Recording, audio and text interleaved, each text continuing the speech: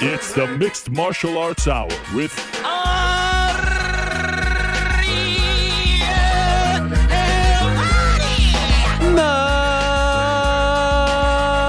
Mixed Martial Arts Hour is back in your life on this Wednesday, June 19th, 2024. Hello again, everyone. I sure hope you're doing well. It is great to be here on a lovely Wednesday afternoon in New York City. Psyched for this one, my friends. Pumped for this one. This is going to be a fun day on the program. So I hope wherever you may be, if you are joining us live, you are locked in, ready to go. If you're joining us after the fact, well, buckle up. I hope and suspect this will be a fun episode of the program. Let's get into things here. As always, we are presented by our good friends over at DraftKings Sportsbook, official sports betting partner of the UFC and this program. More on them throughout the program as well. Much love to Shopify, BetterHelp, tons of sponsors on today's show. So more on them throughout the day as well. Thank you very much for the support. Okay, what are we talking about on today's show? Back into the show, as always, we will get the picks from the Parlay Pals, who we told you on Monday are rolling as we speak. They are just, they're flying high. The vibes are high. The vibes are good. Everyone's feeling good. It's a great time to be alive. In addition to that, we will answer your questions back into the show. So Wednesdays, we like to shoot. I took a quick gander at the questions, and I think there was like 160. Now, I suspect 70% of those are either Matt Moe or Ant Evans responding to other people. But nevertheless, a lot of activity on the Substack. arielhelwani.substack.com is where you can get them in at the last minute. More to come there. I look forward to getting into things with all of you. I see some spicy questions, so we shall do just that. Prior to that, we're going to be joined by the Jiu-jitsu phenom himself, Kade Ruotolo, who's just 21 years young, who was born in 2003. Oh my gosh. 2003? Are you kidding me? 2003? What? He was literally in his father. Like 2003? That is nuts. Yeah. No question about that, Frankie.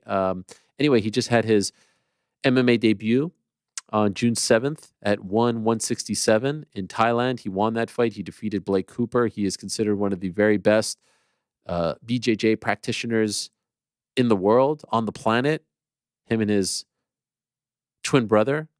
And he is going up against our new pal, Mikey Musumeci, who we had on Monday's show, who's a great guest. All of a sudden, you know what? Why not?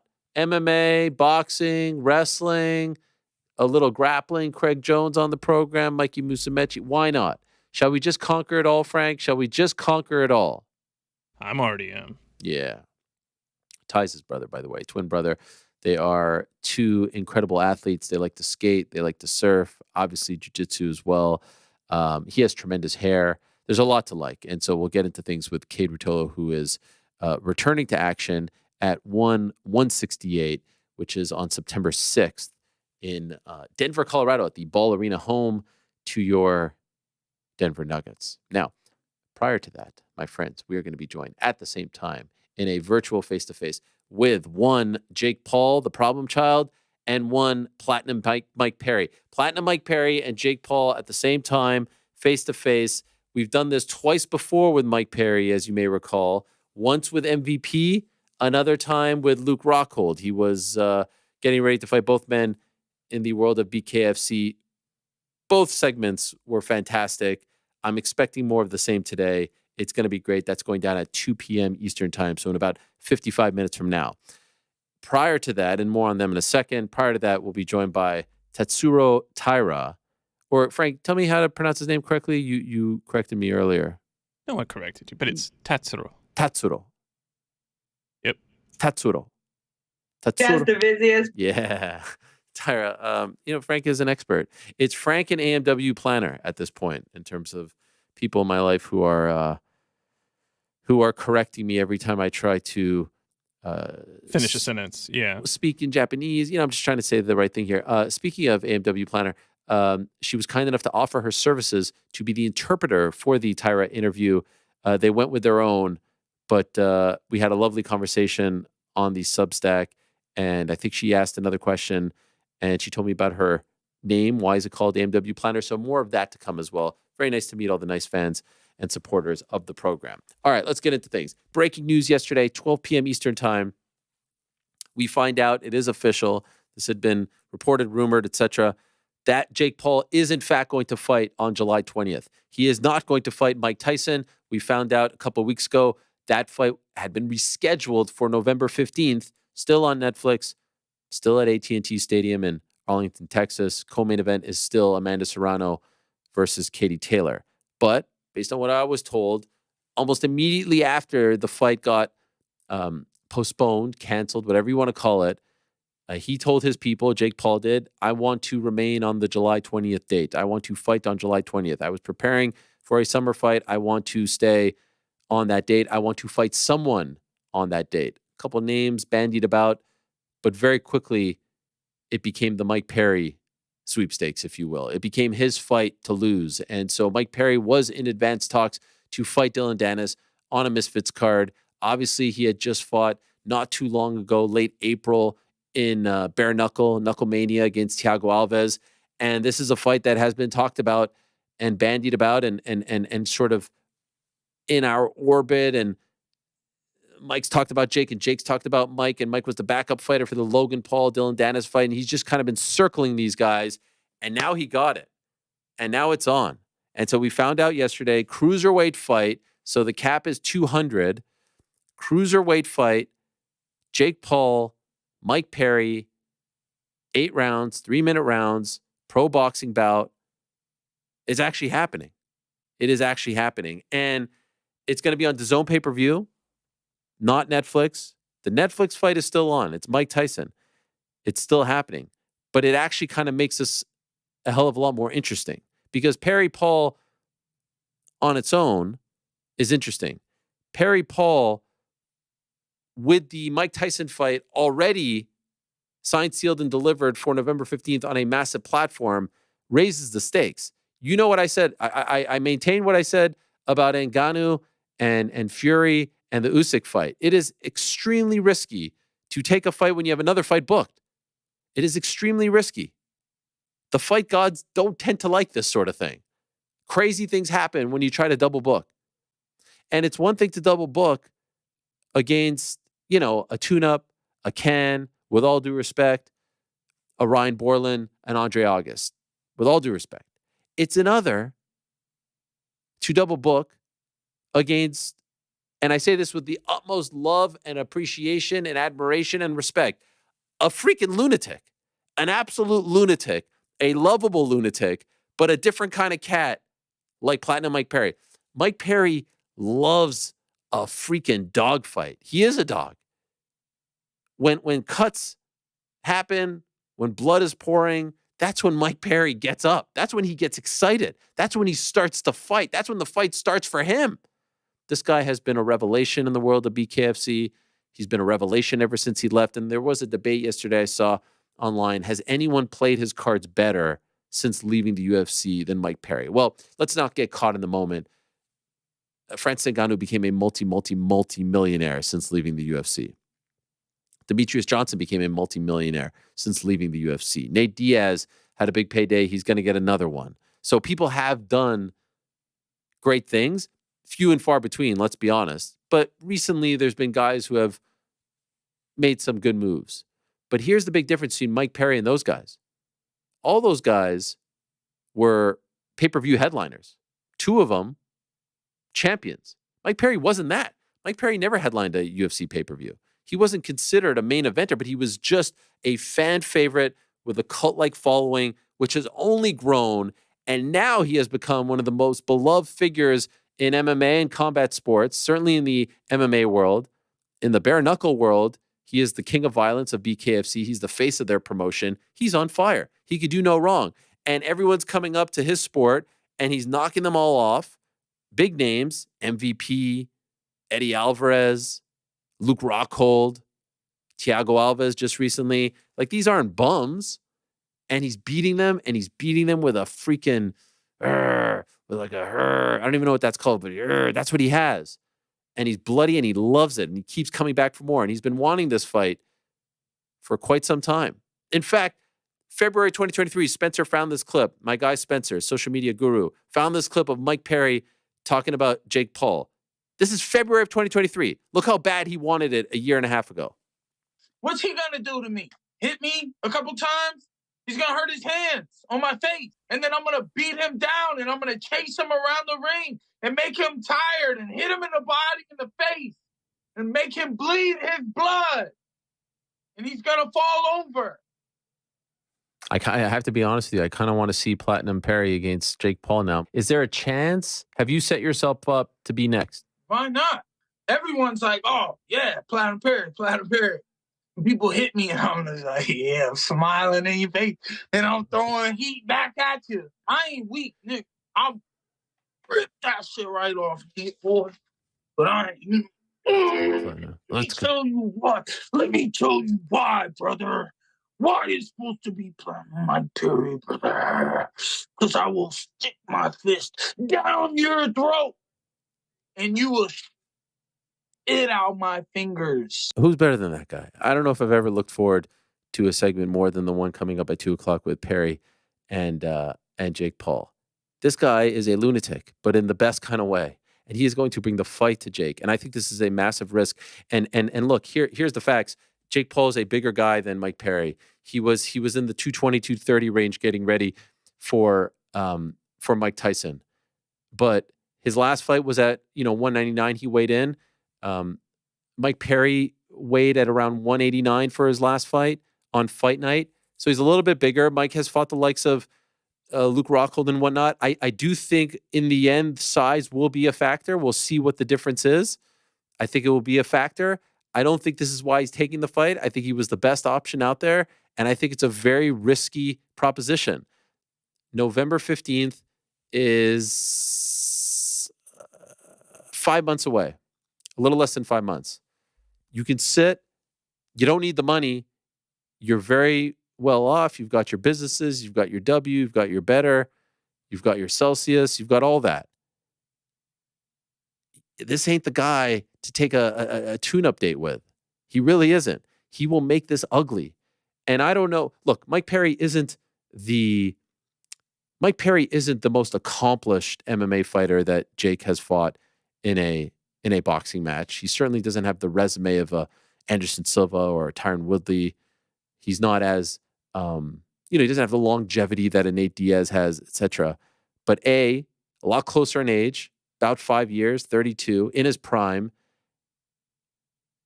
And this guy likes a freaking fight. He likes it dirty. He likes it bloody. He is going to bring a different kind of look than Jake Paul's ever seen. Way more different than the Tommy Fury jab fest. It is going to be different. And I know that most Jake Paul fight announcements are met with, 50% liking it, 50% not. I have to say, I thought the vast majority of the responses that I saw were positive. People were excited. People were like, oh, shit. All right. Respect to Jake for taking this with the Tyson fight still on, with it right there. And, of course, respect to for Mike Perry for stepping up. And I'm seeing a lot of, please, Mike, do it for us, do it for the sport, end this guy, end this fraud, cook this guy. I think this is going to be fun. $64.99 in the U.S. Tickets are on sale right now. They just went on sale. You can buy the pay-per-view on DAZN.com. It's available in Canada, UK, Ireland, Australia, New Zealand, 200-plus countries. There's the poster. It's a good-ass poster. It's July 20th, Tampa, Florida, Amalie Arena, the site of where Jake Paul knocked out Tyron Woodley a few years back, 2021, December of 2021. Mike Perry gets his fight. I'm hyped. And the cool thing about it is it's a month away. It's literally a month from tomorrow. It's 31 days away. That's it. This is going to be a sprint, and this is going to be their first interaction, and it's coming up in 45 minutes on the show. Let me bring in GC and Rick and see if they're on the same page as me. I am very excited. I like the reaction to the news. I like the risk. I like the storyline of, Jake putting it all on the line, and the whole Tyson fight could go up in smoke, because I think it does if he gets knocked out and looks horrible in this fight. I like the opportunity that Mike Perry is getting to represent MMA and shut this guy up. I like the Mike Perry story in its own right. Anytime he's fighting these days, it's must-see TV. I like it all, Rick. Your thoughts? 15 out of 10. There it is. I'm all the way there, baby. Now, I want to say transparently, I don't buy for 1 second that Jake Paul has anything at risk here. Like, I don't buy for 1 second that the Mike Tyson fight is in any way related to this You don't fight. think if he gets brutally knocked down in the first round? No. Oh, you're crazy. What do you mean? I just don't think, as I've always said and continue to say, Jake Paul is not subject to wins and losses. That is not how his career is. Mike Tyson versus Jake Paul is a fight between two celebrities, not between combat sports athletes. And so, you don't think it takes a little shine off on the line? No, I don't think it affects Netflix plans one bit. That said, I don't think that matters. I don't need that part to be folded into this fight to care about it. I care about this fight as a fight. I care about Mike Tyson and Jake Paul as a spectacle, and my levels of that are adjusting on the fly. But I care about that as a spectacle. Mike Perry versus Jake Paul, I care about as a fight. It's one of the first fights that I really, truly do care about the outcome when it comes to Jake Paul, because you mentioned Anderson Silva, you mentioned Nate Diaz, you mentioned Tyron Woodley.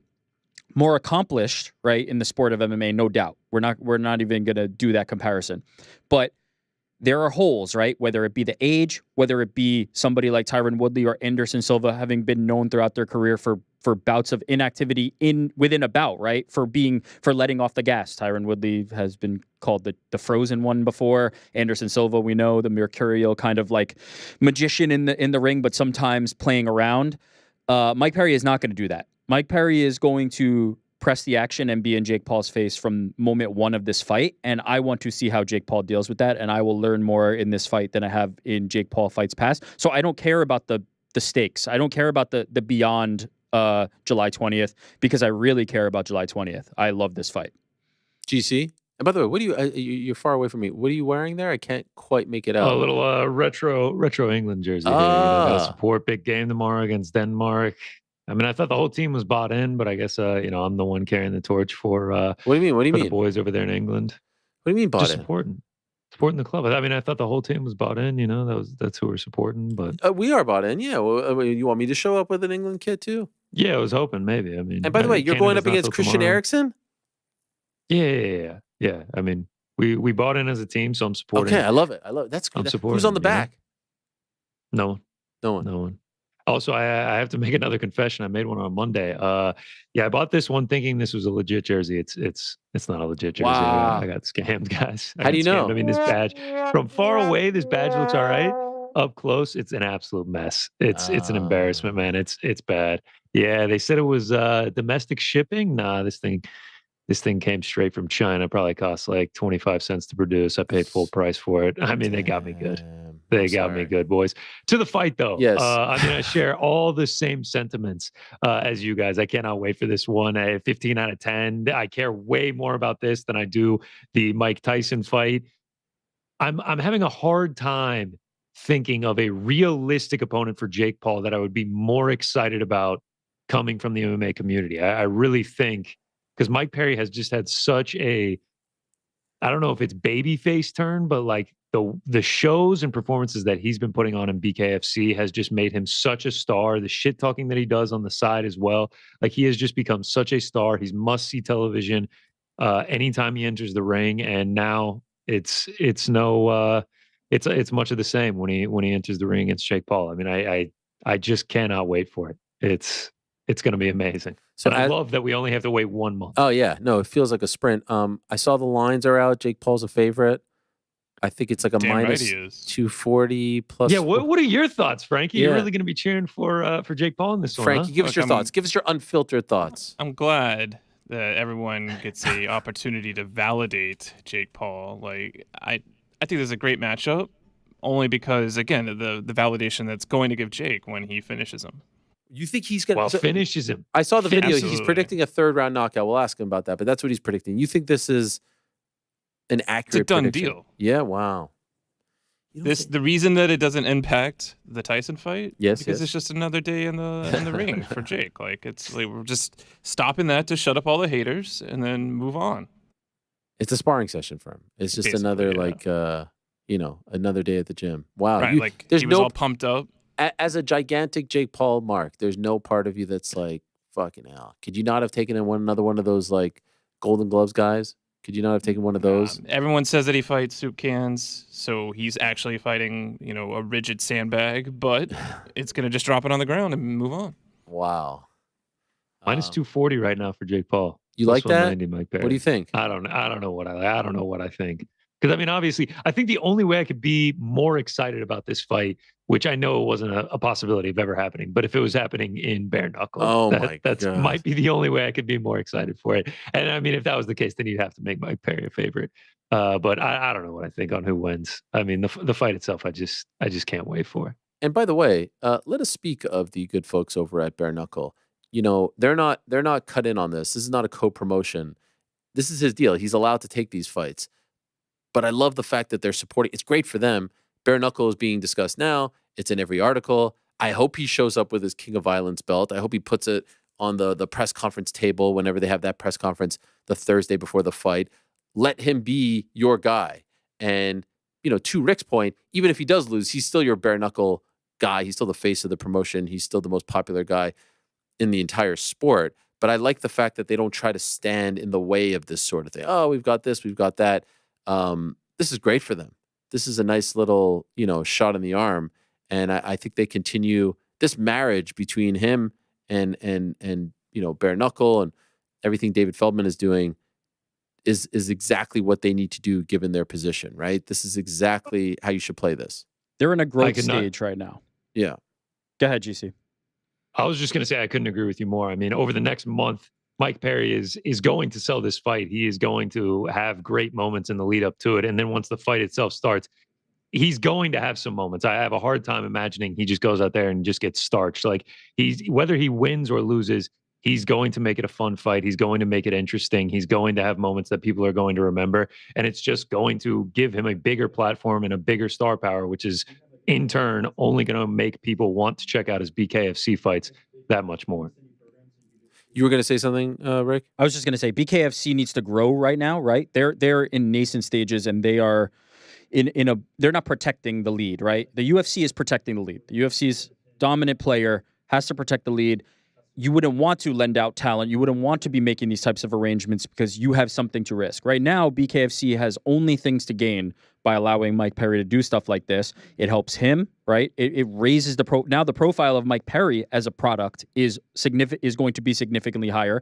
He now fights for you at BKFC, so that's one thing. And then, as GC said, as more people are exposed to Mike Perry, more people will be exposed to BKFC. Those are eyeballs you might not have gotten otherwise, and there's no downside. Even if he loses, he is now on people's radar. You are now on people's radar. It's smart. I really like what BKFC has been doing lately, especially as it comes to Mike Perry. Okay, I'm not holding you to this, but right now, Rick, right now, who are you leaning towards? Mike Perry. Wow. How? He's just...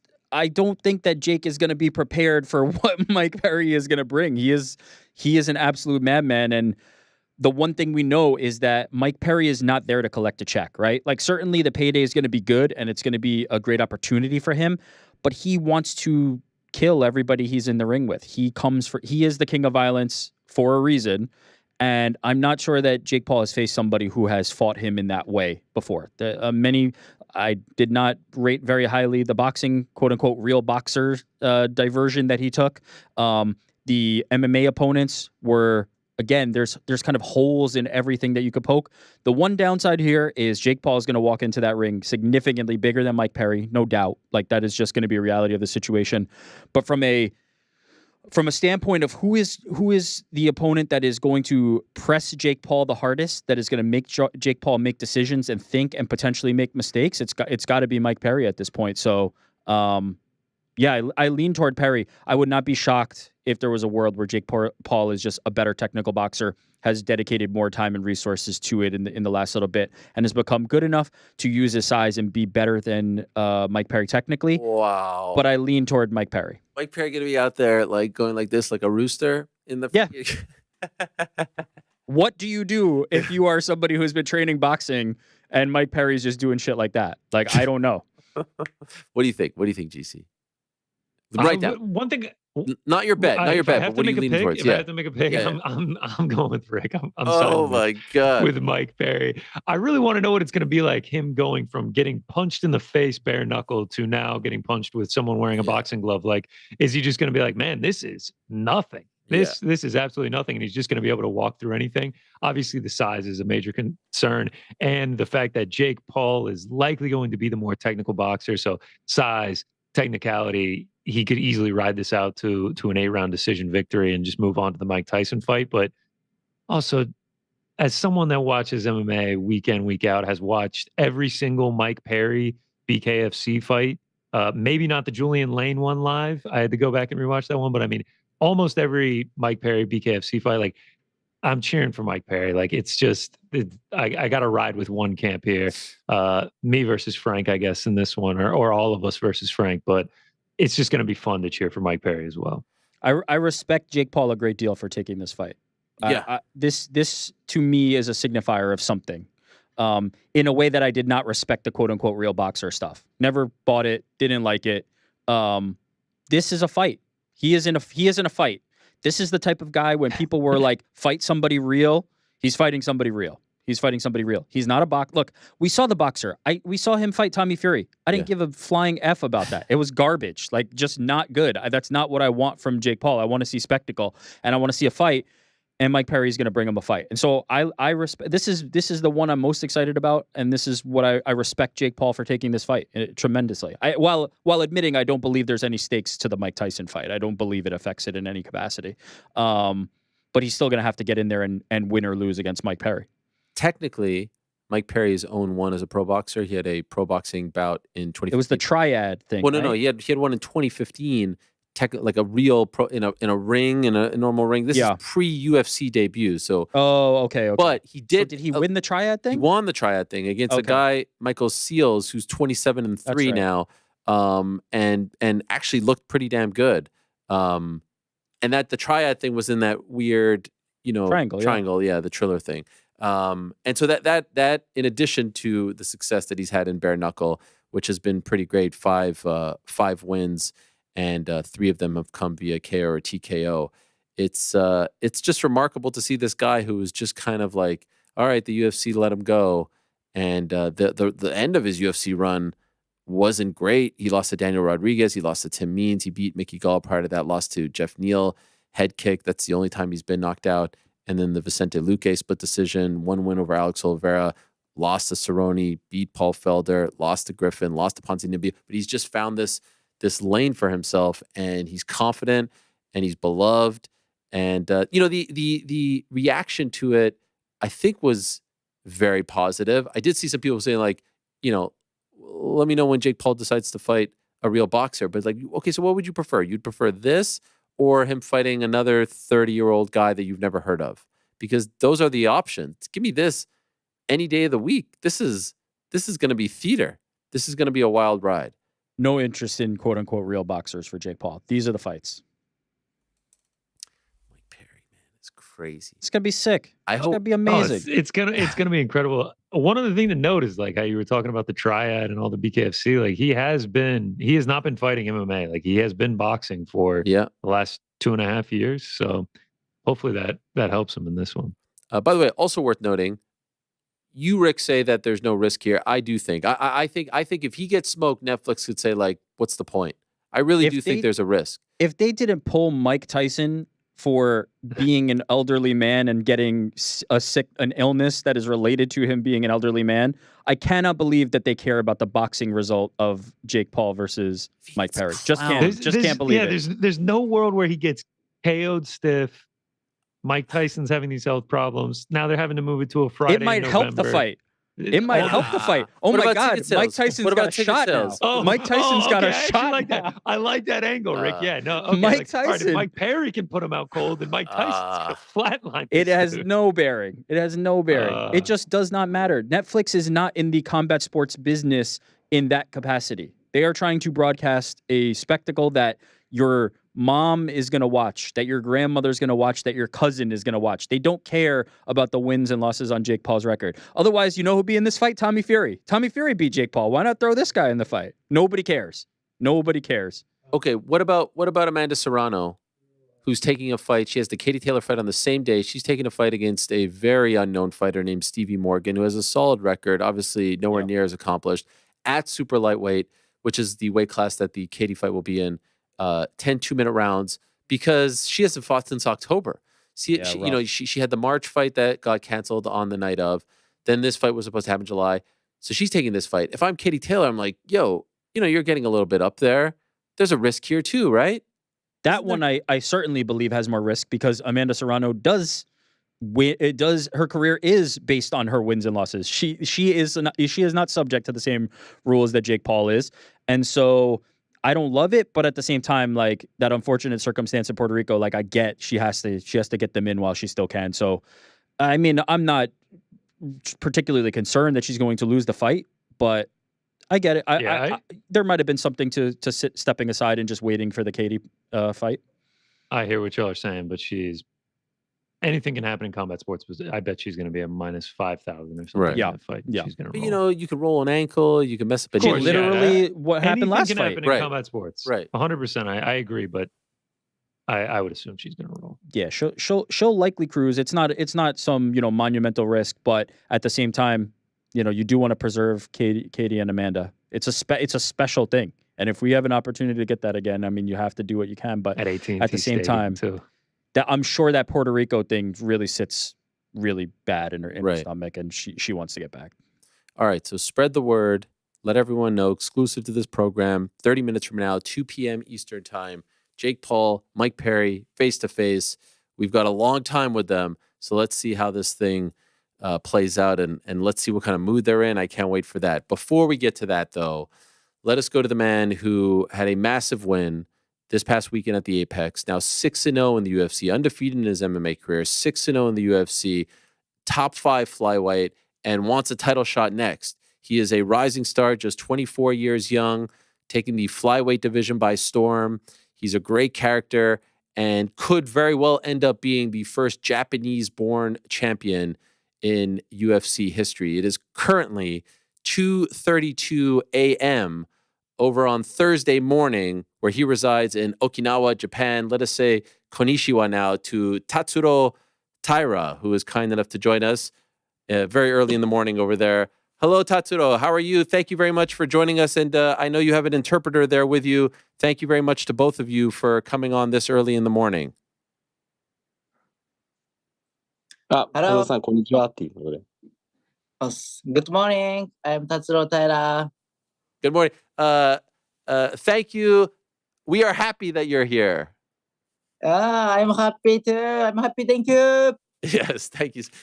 Was this annoying for you to do the interview at 2:30 in the morning over there in Japan? Are you upset? Are you tired right now? 2時半だけど大丈夫ですか？大丈夫です。I'm great. You're all good. Okay, you're all good. Congratulations on the win, and congratulations on being ranked number 5 right now in the UFC. I saw the photo of you with the rankings. When you saw that you're now in the top 5, how did it make you feel? おめでとうございます。ランク5位になりましたけど、なんかその5位を写真に上げてるのを見ましたけど、今の気持ちを教えてください。みんなからおめでとうって言われて嬉しいです。ベルト目指します。Everyone's saying congratulations. I'm so happy. I'm looking for the belt. Okay. And I'll ask you about that in a moment. You are such a fun fighter. You're such an exciting fighter. You get on the microphone after your wins. You say, "I'm happy. Thank you." It's a great scene. But 4 out of your fights have been in the Apex. Are you hoping that the next 40 or 6? Are you hoping that the next one will be in a crowd so that you can feed off their energy and they can feed off of your energy? 素晴らしい選手ですし、素晴らしい戦いをいつも見せてくれます。I'm happy, thank you っていう言葉でいつも締めてくれるんですけど、一方で APEX の試合が多いと思うんですけど、やっぱりお客さんの前で、ファンの前でやりたい気持ちも強いですか？そう、次はナンバーシリーズとか大きい会場でI'm happy, thank you 叫びたいですね。Yeah, I'd love to shout, I'm happy, thank you in a number series or in a big crowd. Some people have been saying they want T-shirts, like merchandise with I am happy, thank you on it. Are you working on that? I'm happy, thank you T シャツの要望が強いと思うんですけど、作られる予定はありますか？いつかっていうか、早く作りたいです。はい。Yeah, I'd love to. I'm working on it. Okay, good. I think you would sell a lot of them. I think a lot of people would like this. 結構売れると思いますよ。はい、売りたいっすね、じゃあ。Yeah, we should definitely do that then. Okay. By the way, where did that come from? That being your catchphrase. How did that start? I am happy, thank you. I'm happy, thank you ってどこから来たんですか？どういうなんかゆかりとかあるんですか？最初のデビュー戦で、英語でなんか、伝えたいって思った時に自然と叫んでました。Honestly, it just came out the first fight in UFC. I wanted to tell something in English, and that was the word that came out. I love it. And I love that you continue to say it. And so, could I ask, how do you feel about the fight on Saturday? Because obviously it ended with Alex getting injured, but I think the injury happened because you were on his back and the pressure and, how he handled you being on his back. And so some people said, oh, it's unfortunate. Oh, it's an injury. But do you view it in a different way because you were the one that caused the injury? 改めてこの間の試合を振り返っていただきたいんですけど、最後アレックスを背中に、乗っかって、最終的に怪我だっていうことで、不運だったねみたいないろんな意見があると思うんですけど、ご自身としてはどう振り返っておりますか？ポジションは結構得意な技で、アクシデントの一つではあるけど、アレックスが耐えすぎると、ああいう展開になることもあるっていうのは分かってました。The position, I am used to it, and it probably is one of my strengths that I can work on. It is an accident, but if he wants to keep that position long, that's the result that's going to happen. What do you think he should have done in order to defend that and not fall to the ground in pain? あの状態になった時にアレックス側としてはどうするのが正解だったと思いますか？そうですね、もうケージから離れてたので、グラウンドの展開で処理するのが、良かったんじゃないかなって僕は思います。Yeah, it's true. It was away from the cage as well, but I just had to bring it to the ground somehow. Could you feel that he was getting unstable? Could you feel that the knee was going to give out on him? 背中に乗ってる時にやっぱこの膝狙いに行けるなとか、このままじゃこのアレックス続かないだろうなみたいな気持ちもありましたか？そうですね、背中に乗ってる時に、やっぱりバックチョークのディフェンスは上手だなって感じて、もうそこからはグラウンドに持っていこうって考えてましたね。Yeah, when I was on his back, I did feel he was defending his back choke pretty well. So the only option for me was to really take him to the ground. Okay. Was there any part of you that felt bad that he was in so much pain, despite the fact that you were happy about the win, seeing him in pain like that? もちろん勝利嬉しかったと思いますけど、ああいう怪我をしてしまった辛い状況を見て、ちょっと申し訳なかったなみたいな気持ちもありましたか？Yes, of course. 本当は後、最後のラスト2分で、パウンドか、そのバックチョークをすごい練習してたので、本当はそれで決めたかったです。Yes, of course. For my strategy, I was thinking the last 2 minutes in that round, I would work on more pounds. And also, I was practicing a lot of back chokes. So that was what I was imagining. And the judges gave him the first round. And I noticed in the post-fight interview, you said that there were some things that you wanted to work on that maybe you weren't happy with. Could you tell us what those things are? ジャッジの評価的には1ラウンドは相手側に行ってたと思うんですけど、いろいろ取り組みたいことあるみたいなこともおっしゃってましたが、今振り返ってる。振り返ってみてジャッジ、1ラウンドは対戦相手が取ってて、まあ僕の手応え的には、その自分がやられてるっていう感覚はなかったんですが、まあ相手の手数もあったので、まあ後からそれは、コーチとかと反省しました。True. The judge did take the first round for Alex. I never felt like I was in trouble or anything, but it's true that he was actually getting some points. So that was something that we talked over with the coaches after the fight. Okay. Realistically, in your heart, do you think that you can get a title shot next, or do you think that they will have you fight at least one other person? What are you feeling right now? ぜひ現実的に捉えていただいて、次の試合がタイトル戦になると思いますか？それかさすがにまだ早いかなっていう気持ちもありますか？まあタイトルの準備はできてますし、急にトップ5に入って、トップ5誰とやっても面白いなって、すごいワクワクしてます。I would just say I am ready, but I know everyone would think I'm suddenly top 5. And just looking at the top 5 other fighters, I'm excited to fight anyone. When you first came into the UFC, were you thinking that you would have this much success early on, or are you exceeding your own expectations? UFC 最初に決まった時にここまで来れると思ってましたか？それとも正直自分でも自分がびっくりだなっていうぐらいの気分ですか？正直 UFC で6試合したらどこかで負けるだろうなって来る前の自分だったら思ってたかもしれないですね。でも来る前からベルトを取るっていうのは変わってないですね、目標は。Very, very honestly, after fighting 6 fights, would I be 6-0?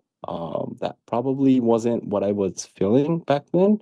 But again, at the same time, when I first came to UFC, my goal was to take the belt. So the goal has always never been changed. I like that honesty. I appreciate that. Are you getting more attention back home in Japan? I saw that you were on the cover of the very famous Gong magazine. I know that's a great honor for a Japanese fighter. Do you feel like more people are starting to notice you and getting, more fan and media reaction as well? 正直なご意見ありがとうございます。あと、日本での知名度的には上がっていってると思いますか？言学の表紙飾ってるのを見ましたけども。そうですね、雑誌の表紙なんて初めてだったんで、UFC ファイターだったらすげえなって、嬉しかったです。Yes, being on the cover of a magazine was very honored and very happy. Could I ask, who is more famous in Japan, you or Naoya Inoue? 井上尚弥とあなたはどちらが日本では有名だと思いますか？もちろん、直哉井上。Of course. Nah, Naoya Inoue. not for me. Not for me. For me, you're number one. 僕からしたら君の方が一番ですよ。Appreciate. Thank you. And have you been to any of his fights live? 井上尚弥選手の試合見たことはありますか？生で。はい、生でフルトン戦とかドネア戦は生で見ましたね。すごく興奮しました。Yes, I did. Fulton and Donald, it was a very exciting match. Have you ever met him? 会ったこともありますか？いや、直接会ったことはないです。Not like personally. Okay. There was an announcement recently that Kaya Sakura had been signed by the UFC, and I see some fans saying they want to see you fight him. How would you feel about that matchup? 朝倉海選手が UFC っていう話も、情報として出ますが、対戦したいっていうファンの意見も、対戦してほしいっていうファンの意見もあると思いますけど、いかがですか？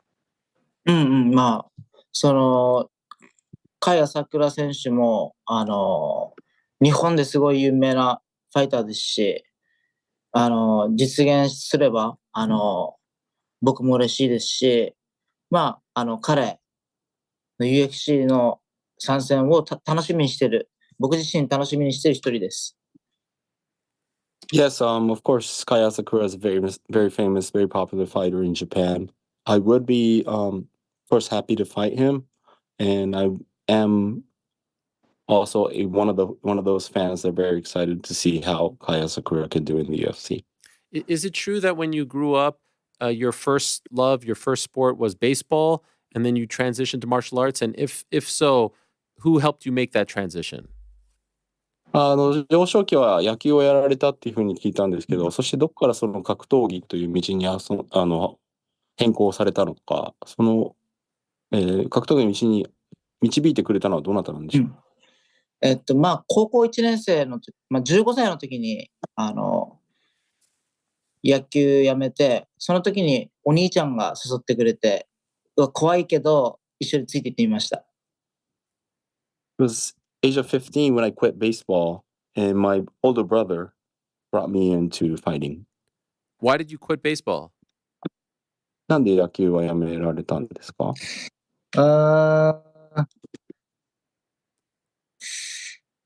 コーチが怖かったからやめました。Because the coach was pretty scared. What? Scary. That's it? Did you それ love だけ it? ですか？ Were you a good player? いや、野球選手としてはどうだったんですか？ベースボールはもうめちゃくちゃ、もう I love baseball、だけどなんか、やっぱり体がちっちゃくて、ホームランとか打てなかったから、野球をやめました。Yeah, I really love baseball, but I'm not so big. I couldn't really hit a home run, so that's why I quit. Which position did you play? ポジションどこだったんですか？ショートとセカンドを守ってました。Shortstop and second stop? Okay, shortstop and second base. Yeah, second base. Yes. Yes. Do you ever think about baseball now, or you're very happy with your transition? You don't feel like you could have been maybe a big superstar in baseball? 野球続けとけばよかったなみたいに思うことってありますか？それとも今の選択肢に後悔はないですか？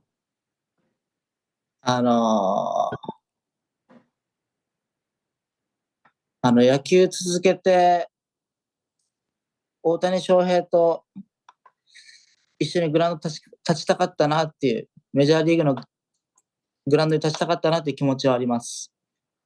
Yeah, very honestly, I wish I continued baseball and be on the same ground as Shohei Ohtani. Oh my gosh, that would be so. You do think about a lot of money over there in baseball, right? Do you think you could, if you'd have stuck with it, do you think you could have been a international superstar like Ichiro Suzuki or Shohei Ohtani, Hideo Nomo? Do you think you could have been like them? まあやっぱ野球選手ってお金もいいですしね、本気で続けてたら先上がった選手みたいになれましたかね。絶対慣れてなかったので、野球選手にすごく憧れはやっぱりあったんですけど、僕は絶対慣れてなかったので、すごい MMA には感謝してます。Well, honestly, I'm very sure I would not be able to make it to that level. So I totally appreciate MMA and the decision I made. Was your brother into martial arts? Like, why did he convince you or tell you to go into kickboxing when you quit baseball? お兄さんはやっぱり格闘技はかなりやられてたんですか？お兄ちゃんは誘ってくれた時はちょうどスタートして2年目とかでそうですね、初めて2年ぐらいの時にお兄ちゃんも僕を誘ってくれましたね。When my brother asked me to join fighting, he was only like 2 years in, so it was early stage for him too. And is he still fighting? Is he still training? まだお兄さんも格闘技やられてるんですか？いえ、はい、スティルトレーニングです。Yes, sir, still training. But is he a pro fighter like you?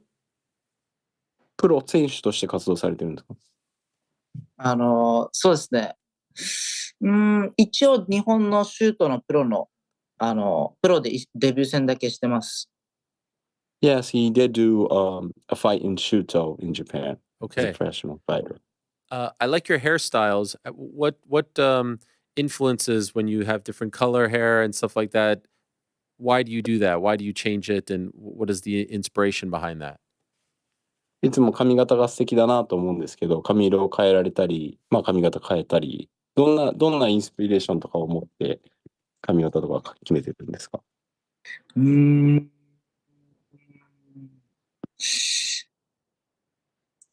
まあでも、最近気づいたことは、やっぱり髪の毛を短くして、その、明るいカラーを入れることによってすごいモチベーションが、あの、上がって、すごい燃えてる感じがするっす、体の中が。I recently noticed that for me, the shorter and the brighter makes me a lot more motivated and feels like I'm ready for the fight. What about training? I know that you trained at Elevation Fight Team. Are you going to do more of that? Train full time in America? What are your plans in terms of your future for training? 今後のトレーニングの予定としては、もちろんエレベーションとかも行かれてると思いますが、まあフルタイムでもアメリカに移住されるのか、今後どんななんですか？そうですね。まあ日本と、アメリカを行ったり来たりのような、生活をしようと思ってます。すごい、まあエレベーションとか、のコーチやチームメイトとかにも、すごい感謝してますね。I like and prefer that I travel to Japan and America, so like half and half. I do totally appreciate and love all the elevation team. I heard that you love In-N-Out Burger. Is that your favorite American food? インアンアウトがアメリカの一番の食べ物ですかね。そうですね。まあ、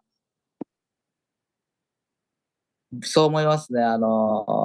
初めて UFC と契約した日に、イリディアムのオーナーのジェイソンに連れてってもらって、それが忘れられないです。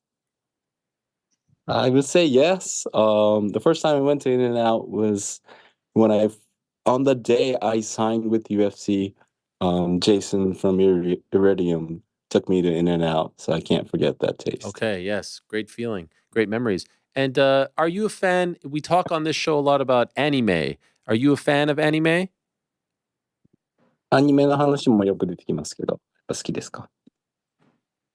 I love anime.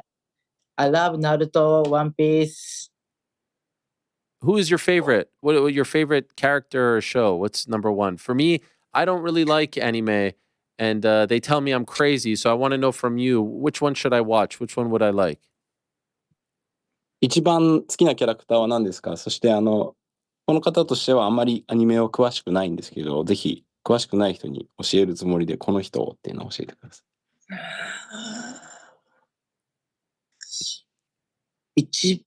うーん。My most favorite character is Naruto. めちゃくちゃナルトが好きで、最初は落ちこぼれから、ホカゲっていう、みんなを救う立場になるのがすごい大好きです。Naruto from Naruto is my favorite character. He's originally not like a superstar, but he then becomes. So the growth is what I like seeing in the Naruto.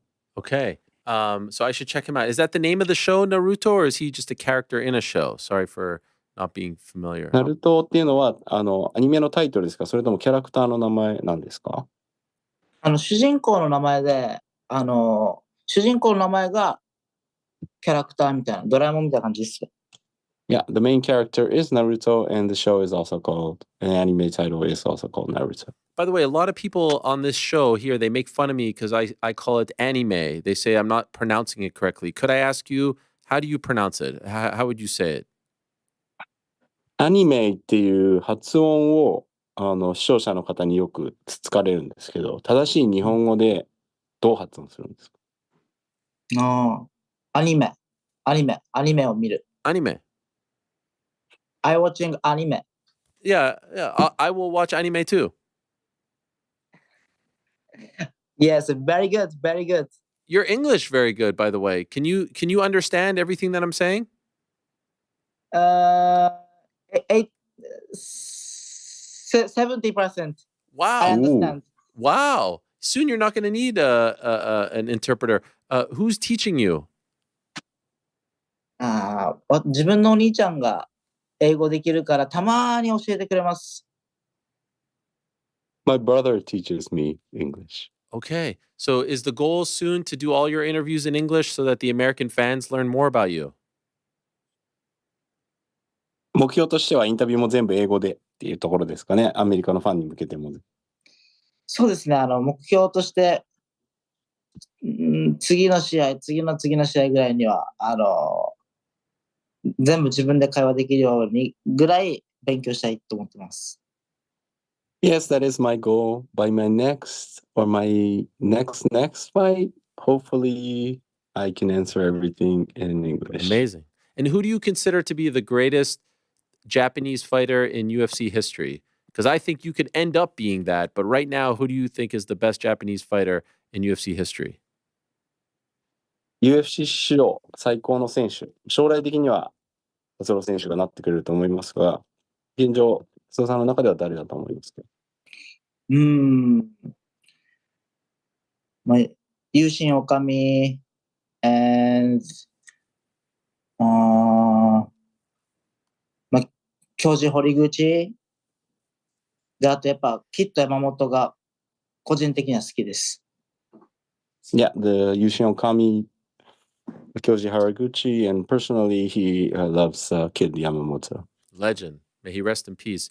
Kyoji Horiguchi, Kao Uno, Hayato Sakurai, Kenichi Yamamoto, Yushin Okami, and Yuki Kondo, they have all fought for UFC titles, but unfortunately they never won a UFC title. So for you, I'm wondering, is this a big dream of yours to be the first Japanese-born fighter to win a UFC title? Is this something that you think about a lot? 今挙げた方々はやっぱタイトルの挑戦権っていうのは獲得してるんですけど、タイトルには出いないという中で、やっぱり夢、ゴールとしては初のタイトルと、日本人タイトルということですかね。そうですね、やっぱりベルト、日本人初のベルトを巻くのが目標です。Yes, to become the first Japanese UFC champ is definitely my goal. And Tokyo Dome or Saitama Super Arena, which would be your preference where it happens? 東京ドームと埼玉スーパーアリーナ、どっちでその瞬間を迎えたいですか？ I want to fight in Tokyo Dome. Yeah, I love that. Legendary. And what is your message to Alexander Pantoja? Right now, there's no number one contender. What do you want to say to him? You want a title shot next. You think you're ready. You're 6-0. You're ready to go. You have a whole country behind you. You're looking to make history. He's a fighting champion. What is your message to Pantoja? ぜひパントージャに向けてメッセージを、今もう6勝0敗、日本という国も背負ってこの状態を迎えてますけど、ぜひメッセージをお願いします。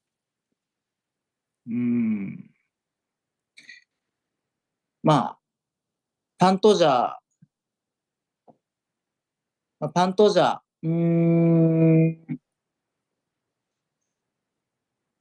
僕と日本で戦ってくれませんか？でも、本当にタフの頃から見てて、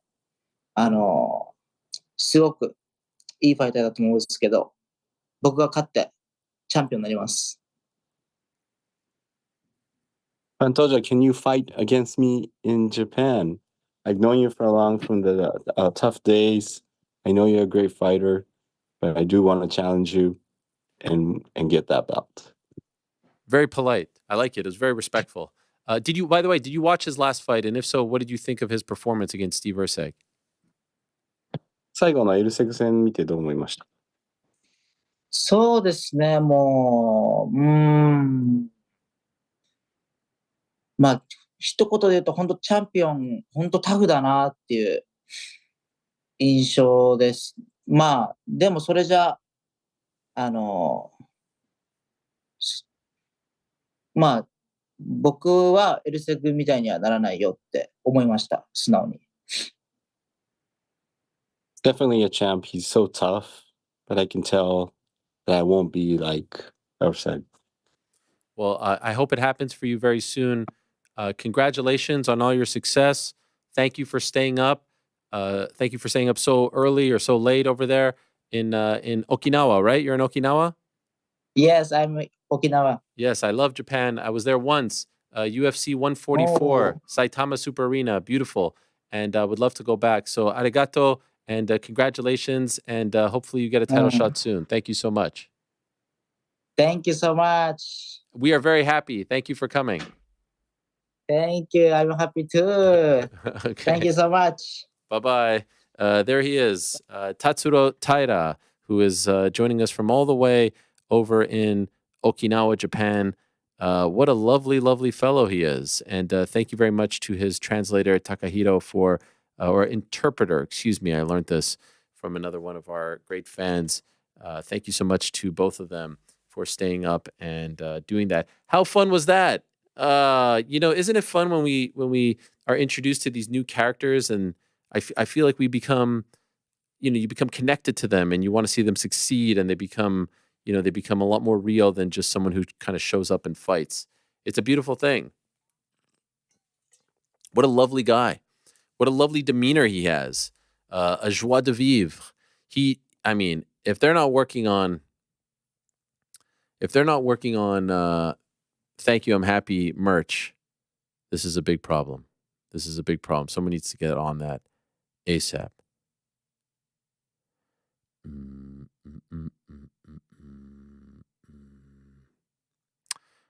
So I don't know if he gets the next title shot, if I'm being honest. I know there's the Manel Cape Mohammed Mokaev fight coming up. So let us see. Let us see if they actually oblige. But I think he's maybe one away, right? I would think top 5, one away. What are we on here? UFC rankings, flyweight, Pantoja, Brandon Royval has already fought. Moreno fought. Albazi, Kaikar France fought. Taira 5, Mokaev 6, Cape 8. Maybe I'm wrong. Does Albazi have a fight yet?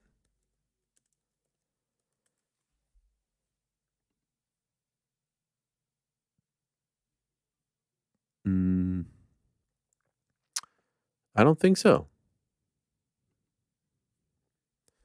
Wait, does he? No, yeah, he was supposed to fight Brandon Moreno in February. So I don't think he's more than one fight away, to be honest. And if they did it in Japan, I feel like Pantoja would do this in Japan.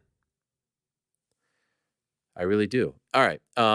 Great stuff there. And now let us get into the fun stuff. Yes, I was saying at the top of the show, we are extremely excited about this news. We're excited about this fight. Rick said he was a 15 out of 10, which is just unprecedented territory. There's so much at stake here. There are so many storylines.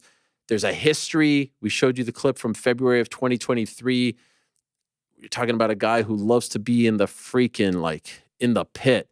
A dog who just likes to bleed, who likes to be cut up. The face of bare knuckle fighting, the king of violence himself, going up against the problem child who has a fight already booked on November 15th on a massive platform called Netflix. You've heard of it, yes? He's taking another fight, not a tune-up fight, not against an unknown, not against an up-and-comer, not against a Ken or anything you want to call. No, against Mike freaking Perry, against Platinum Mike Perry, who has never shied away from a fight. And it's going down in 31 days from now. Tickets are on sale right now on Ticketmaster. It's going down in Tampa, Florida, Amalie Arena. You can buy the pay-per-view right now on DAZN.com.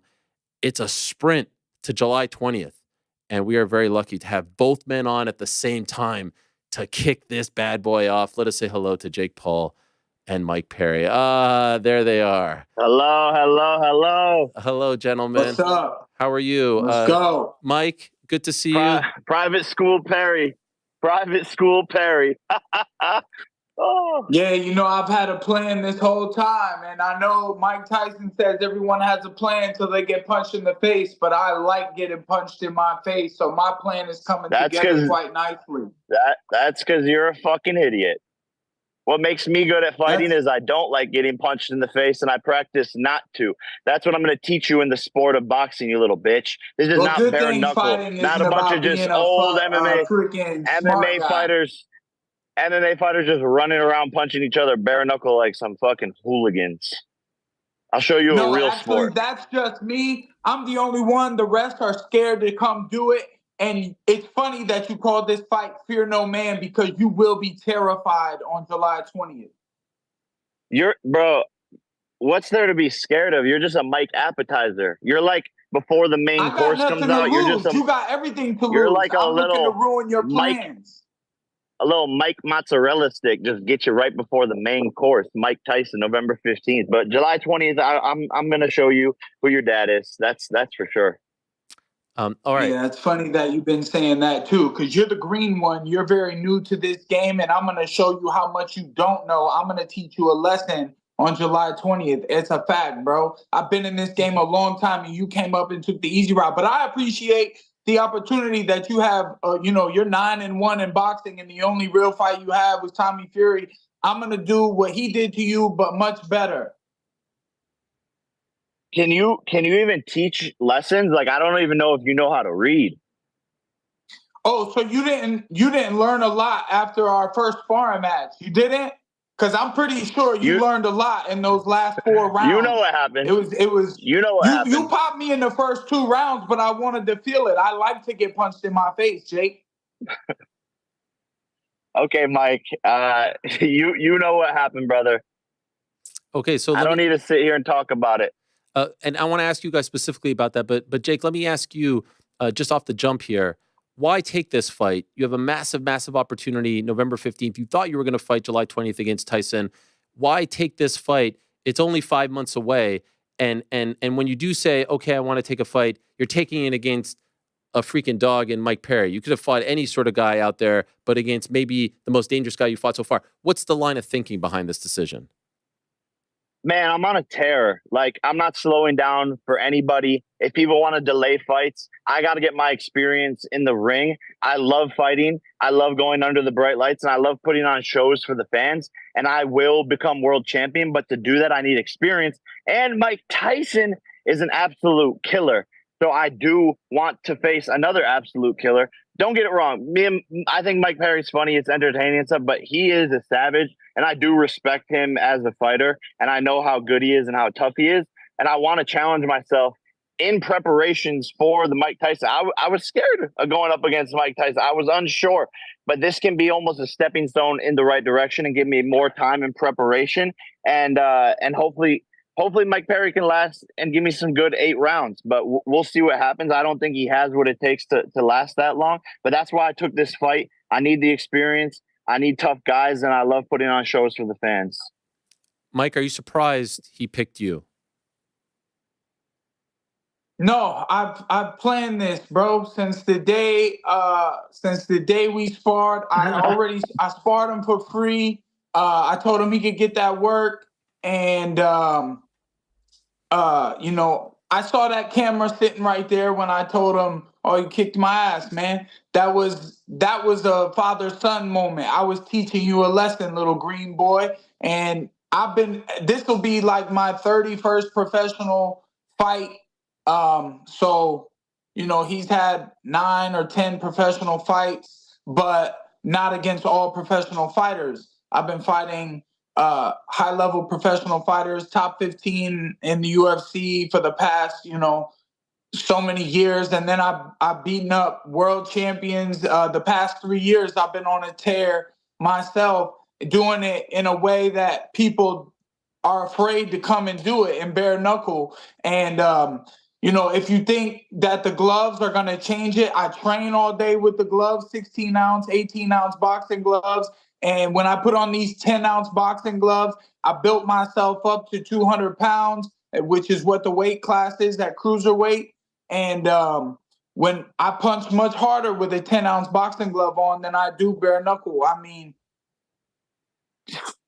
I'm going to hurt Jake. Jake, can I ask you, when was the sparring session, and what is your recollection of this much talked about session? Yeah, look, I mean, it was probably 3 years ago now, and I was still just learning boxing, probably in my second year of boxing, and worked him all 5 rounds when I was just a jit. And now it's going to be even crazier. July 20th, tickets are on sale. And that's why I know I'm going to be able to knock him out, because I'm just a completely different fighter. And I already beat his ass in sparring and made him my son. And he's even admitting to that. And he's saying he has the plan, but we don't believe it. We just don't believe it. And July 20th, I'm gonna show the world the sparring session live. Is that what happened, Mike? Well, first of all, it seems I hit him hard enough, because I know he was ducking and running that the whole 6 rounds. So it seemed when I made him duck into my uppercut, he must have forgot that last round, because he had an 8-round fight coming up. And they told me after the 5th going into the 6th, hey, Mike, this will be the last round. Rounds 1 and 2, he hit me with a good sniper right hand. And I smiled in his face and kept putting the pressure on him. And the next 4 rounds was me smothering him and punching him in his face and making him duck into my uppercuts. So he must have forgot that 6th round. And I was even like, dang, why, you got an 8-round fight. Why ain't we sparring 8 rounds? So he quit on the sparring early because he knew where it was headed. And rounds 7 and 8, that's where I'm looking to put him on the plate, put his head on the skillet. Jake, can I ask you? You said that you were afraid to fight Mike Tyson, given who he is. Are you afraid to fight Mike Perry? No, look, I mean, there's always a bit of fear with every single fight, and it's about harnessing that into your advantage and using it to motivate you and train harder every single day. I know that Mike Perry ends people. He knocked Luke Rockhold's teeth out. I mean, I have to take this guy seriously. And yeah, every fighter would be lying to say that they're not slightly afraid to go into the ring regardless of the opponent. Fighting in front of a crowd like that brings a certain energy, but you just have to harness it. And I can do that and get the W, baby. July 20th, I'm getting the W available at Walmart. And you guys can get tickets on sale. DAZN pay-per-view, Tampa, pull up, get your tickets. We already sold a bunch this morning, so hurry up, get good seats, and I want to see y'all there. And I'm going to get another knockout of the year like I did the last time I was in Tampa. Mike, go ahead. You want to say something to that? No chance. Tampa is my town. This is my state, my city, and if we got home court Michigan. advantage, You're from hometown Michigan. advantage. You're from Michigan. Yeah, but I'm a Florida boy through and through. I got the fuck out of Michigan, and now I've been living in Florida a long time. I like the heat. I got my stuff here. I bought my homes here. My people are here, and Tampa's gonna turn up and watch me beat on you with all the experience that I have. And I'm gonna get that damn Mike Tyson fight. That should be me. But I don't even want to fight old Mike, bro. I know he's still a killer, and it's I ain't trying to take nothing away from Mike. If that's his opportunity, that's his opportunity. But like the problem is, you got to get through me July 20th and then make it to that November 15th date. And I'm trying to take that away from you. No problem, I'm really bro. good at this, and you can downgrade me any way you want. I've had really tough fights, 15 UFC fights. What's that? You're an appetizer, brother. You're an appetizer. You're a Mike appetizer. Did you move to Florida after private school? Is that when you became a Florida boy? I'm a public school. I'm a public school goon. I'm a public school goon, bro. I haven't always been the most upstanding citizen. I'm trying to be better in my life. And it's crazy because I fight people for money. I fight people for money, and it's not a game to me. This shit is my whole life, and this is everything.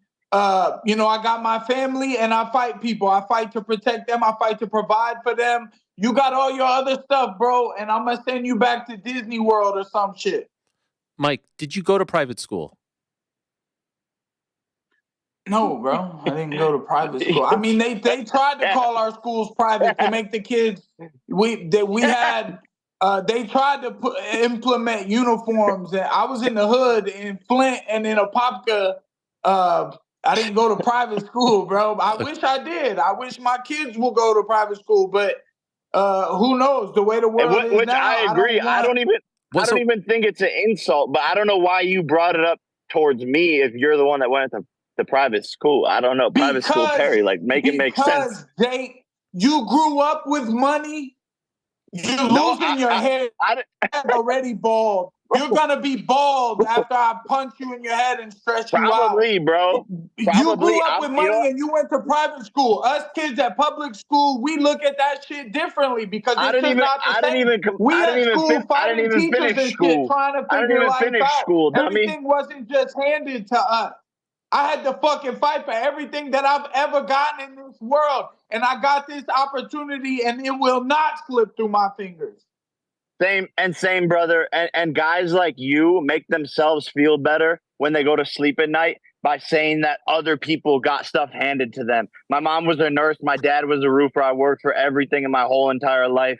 Blue collar background, probably similar to you, but don't try to make yourself feel better at night by saying, "Oh, this guy got handed things to him." I poured those walls. I was doing construction since I was 13 years old. Same. I did it since I was 8. Your dad owns the roofing company. It's different.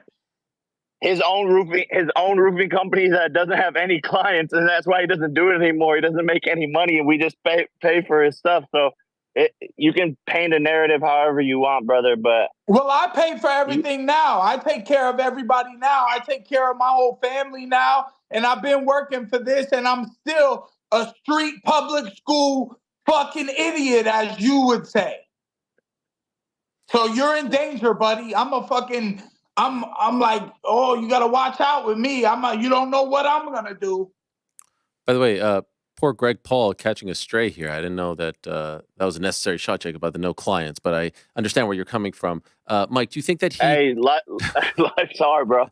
Life's hard. Mike, do you think he respects you? Do you think he respects you as a fighter? He's fought Anderson Silva and Nathan Diaz and Tyron Woodley twice and Tommy Fury. Do you think that he considers you to be as great of a test as those guys? Of course, the next one's always the best one, and it doesn't matter. You can respect me. You can try to disrespect me. You can be afraid of me. You ain't got to be afraid of me. I'm going to put these paws in your face, and I'm going to hurt you bad. That's my game plan. I'm bringing the pain July 20th. I'm bringing it with me. You can hit me as hard as you want, and I will smile in your face, and I will bleed down your freaking throat.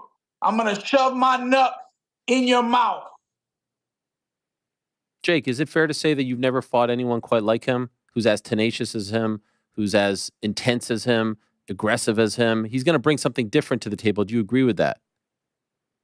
Yeah, but in the sport of boxing, toughness will get you killed. So all that hoopla, all that bare knuckle, idiotic shit coming that ball forward. Trainer you got, BJ Flores, he's selling you some bullshit Girl Scout cookies, boy. All the tough this, tough that. Y'all can sell any story you want. But the real fact is, when I'm in your face July 20th and I won't get out of your face, there's nothing you can do about it. I'm in there all night long. You're going to get married to my fist. I kind of like that. Get all up in there, bro. I do. Yes, I do, bro. I want to be married. I want to be entangled with you forever. I'll even hit you with a little reach around, brother, if you want that. Yeah. I like that. Because I'm ready to go all the way. You say your hands are bisexual. My hands are all types of sexual: trisexual, bisexual, asexual, pansexual. But that's what I meant. You when can I get it any way you want. Any way you want. Let's get married, bro. Get up all in my face. And I kind of would like it if you put your nuts in my mouth. I'm not even gonna lie. We already signed the papers, man. It's already written. Let's go, bro. What about the size factor, Mike? We mentioned the Luke Rockhold fight. That was the biggest opponent that you have faced. Typically a 185er. You fought at 170 in UFC, but this last fight, I think you weighed around 189 on fight night for this last fight.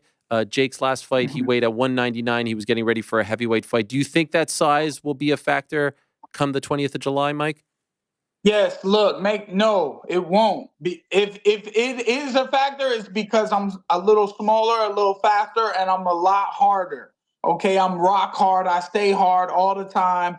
And make sure y'all buy y'all's I respect tickets that. at Ticketmaster. Tickets are on sale now at the Emily Arena in Tampa. It's on the Zone pay-per-view. Make sure y'all check it out. July 20th. I'm beating up Jake Paul so badly. And, size, I'm up 200 pounds right now. I've been fighting at 185. I made sure that there is no weight discrepancies 385, for wow. Jake. There is no hydration clause for Jake. I wanted him to feel as confident as he possibly could. So when I take all this out from under him, there's no excuses. Jake, can I ask you, one of your biggest detractors, UFC President Dana White, he has said that you fight guys who are too old, past their prime. That is not Mike Perry. What do you think he would say about this fight? Well, he's always going to discredit me and do what Dana does, make up rumors about me. He's the one that started the rumors about my fights being rigged. He's the one that started the rumors about me being on steroids. I'm his Achilles heel. I'm who is fighting and advocating for fighters and is working on a fighters union to help UFC fighters get paid more. They're the most underpaid athletes in the world. So of course he wants to limit me, limit my platform. So he would say whatever bullshit he could about this fight. But what I listen to is the court of public opinion, and everyone and their mom, Jay Glazer, Brendan Schaub, everyone talking about how this is a better fight than Tyson.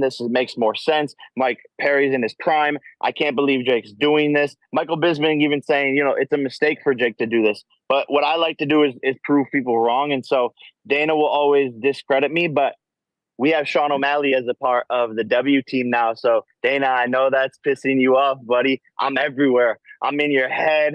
I'm in your bathroom. I'm up your butt. You can't get rid of me, baby. And by the way, you mentioned the union there. Are you still working on the union? Yes, me and Anderson Silva. And granted, it takes so much effort, and money behind the scenes that we're investing. And it's a very, very large undertaking, and it's going to take quite some time, but we haven't stopped pushing. Mike, do you think that Jake's interest in starting a union and interest in fighter pay, do you think it's sincere? He's been called insincere in this regard. Do you think that he really wants to help the fighters? Well, I mean, what's good for us can also be good for him too. And as far as the union, I don't know how that works really in boxing, and I know MMA doesn't have one. I feel like boxing and promoters, they have a little bit more or a less pay discrepancy where the promoters are paying out the fighters a much higher total and percentage. And apparently that lawsuit that they had that just got paid out for like $300 million when it would have been like $5 billion or something like that. But they paid off Kung Lee, who was like the leading factor in it. And I mean, that guy's been in the fight game for 40 years and been leading the way on the call for the union. So it's like they settled in court, and not sure anything's going to happen with that anytime soon. And that's what we're fighters for, though. We got to fight. That's what makes us fighters, is we continue to put ourselves in positions to grab hold of an opportunity and make the most out of it that we can. And, I've always fought hard, and that's why I've been reaping my rewards. And this is just another chance to showcase that. Do you feel like you are representing MMA, Mike, when you go up against this guy who is undefeated against MMA fighters, who has said a lot about the UFC and the sport? Are you doing, because I see a lot of fans saying, like, do this for us, do this for the community, do this for the sport. Do you feel like you are doing that when you're going up against him? And if you win, do you feel like you are doing it also on behalf of the mixed martial arts community? A little bit, right? Because I mean, when you look at the pro record, I still have that 0-1, and this is an opportunity that I have been working for my whole life to get back after going through MMA and knocking out all these MMA fighters. It's like I've always kind of been a boxer, but I never had the route to take boxing. And I was like the best boxer that's ever been in an MMA cage, because I was knocking out MMA fighters. And to have this opportunity you know, I just need to, You can do it. you know, because I was You got not gonna this. look. What the fans were saying also online. You know, the fans online, the people who write comments, they're like, "Who the heck is that guy?" Or he's just an MMA fighter too. But I've been boxing, even though it's bare knuckle boxing, it's freaking dangerous type of boxing, and I've been doing it for the past few years, and I've been highly successful because I've always been this brawler who loves to punch and don't mind getting punched. And you know, I've been beating these great MMA fighters and champions as well. And the fact that he beat Tyron and the fact that he beat Anderson, those guys are commendable. But I think Anderson was playing around and he let the time slip through his fingers. And I don't know what the heck happened to Tyron in the second fight. The first fight, you know, he did better, more defense or whatever. But I just feel I'm much different in the boxing ring when it comes to brawling and mano y mano. And, you know, I'm doing this shit for me. And if it's for MMA or UFC or, you know, I have my fan base and I'm hoping Yo, to gain some new fans and we get some real fight fans. And that's probably long enough to be talking there. That was a lot. That was yeah, like, I don't know, bro. That was way too face. much. That was yapping. You were just yapping. just looking out for you, bro. The attention spans are short these days with these kids. You gotta fucking speed it up, buddy. Jake, 3 rounds? Is that what you said on your video yesterday that you released? You really think you knocked this man out in 3 rounds? Max 3 rounds. I think it could end in the first, honestly. Really? He has so many holes, terrible defense, much different fighter. Nobody's even seen me fight for a year and a half, which is bizarre to think about because I've just gotten 2 first-round knockouts in my past fights. Haven't even been able to get warmed up. But I have a lot of tools in the bag. And this guy has so many holes and openings in what he does.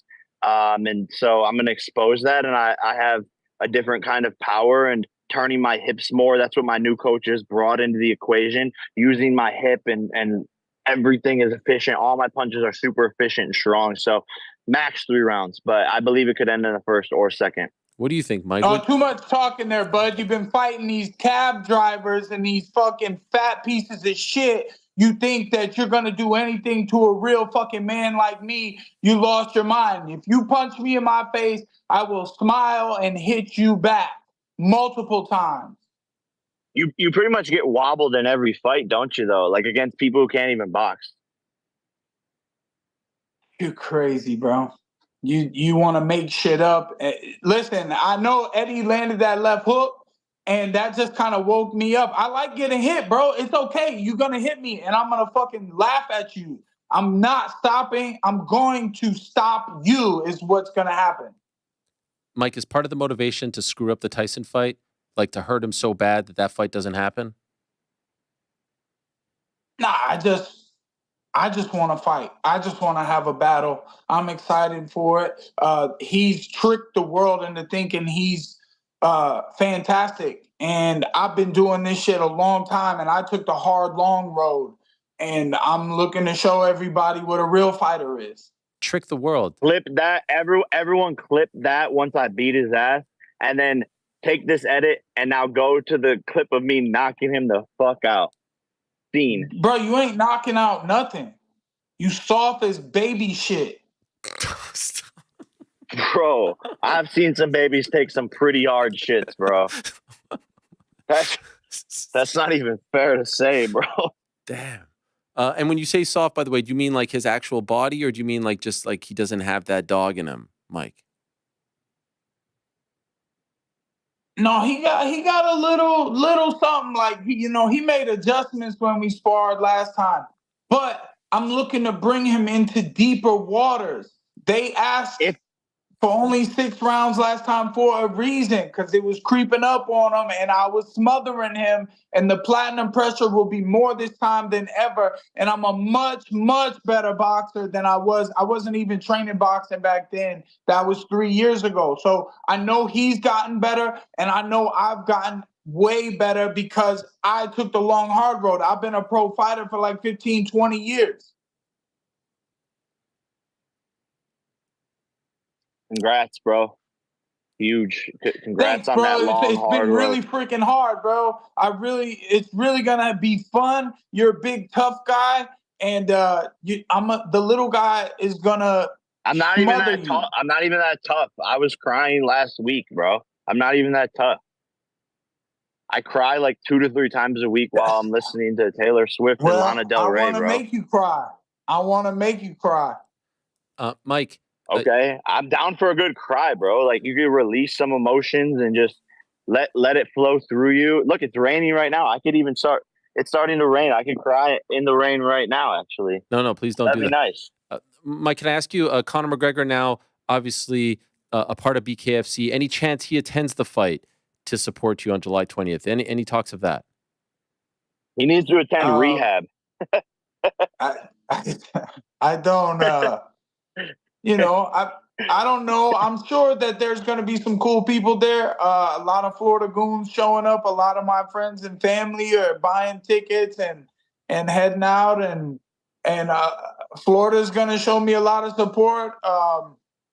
Jake always has a great crowd, and I'm looking forward to giving them the fight that they deserve to see. Like when I saw his brother and Dylan Dennis fight in England, I saw that crowd, and I was like, wow, man, this crowd deserves a much better fight than the co-main and main events that they got. It would have been great if I was on that fight and showed them, what it's like to be a real man. Jake, any invitation for Conor? Maybe he could be in attendance. Would you like that? Would you not like that? Representing BKFC. Pull up, Conor. Yeah, look, I mean, we can get him a 4th or 5th row ticket, but he's kind of lost his celebrity and star power. Like, I don't think people really care about him, but I'm sure I could comp him a 4th or 5th row. Come on, what do you mean people don't care about him? He's still the biggest draw in the game. $20 million gate. I would disagree, brother. I would disagree. There's new sheriffs in town. He hasn't won a fight in 6-7 years. I don't even know how long it's been. He's embarrassing himself. He's ruining his legacy with all the drugs and the way he looks online. He's lost his mind. He's a maniac. And like at one point, Conor was great. Everyone loved Conor, but man, I feel bad for the guy now. And so you could say all these things about him, but he hasn't proven it. He hasn't backed anything up. And that's the way I look at it is from the facts and the numbers. Can I ask you, Jake? I see a lot of people saying, man, I'd love to see these guys in a bare knuckle fight, like a 1-on-1, sort of like the stuff that you were talking about with Nate. Any chance, perhaps if Mike wins on 720, or even if he doesn't, that you do this in bare knuckle, or maybe PFL, like you were talking about, Nate? Is there any chance we get a 2-fight deal here?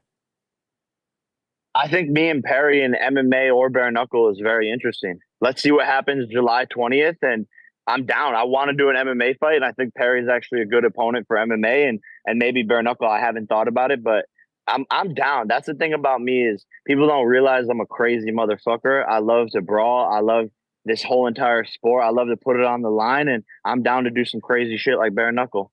Mike, do you believe him? Do you believe he'd do bare knuckle against you?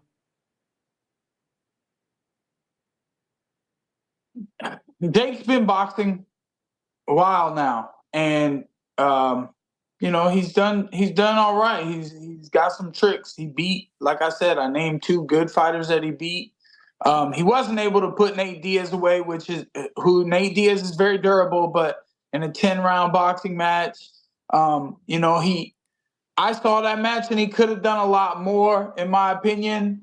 I just don't think he's had the challenge yet that I plan on bringing to him and making him open his eyes and realize, the long road that he has chosen to get on. It's much longer than he anticipated, and he's taken these shortcuts, but I've been on this road for freaking 32 years. This has always been what Platinum Mike Perry was going to do and be in life. And I could kind of say the same for Jake. It's always been written that he was going to be this boxer, but the road is much longer than he knows it is. So and I know that, you're and I kind can of see that. You're kind of starting to yap again.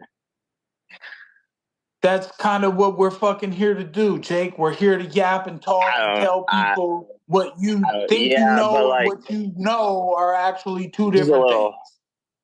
it's a little long, and you've been talking about roads the whole time, and long roads and short roads and all types of roads, but I don't think this is a fucking GPS conversation, brother.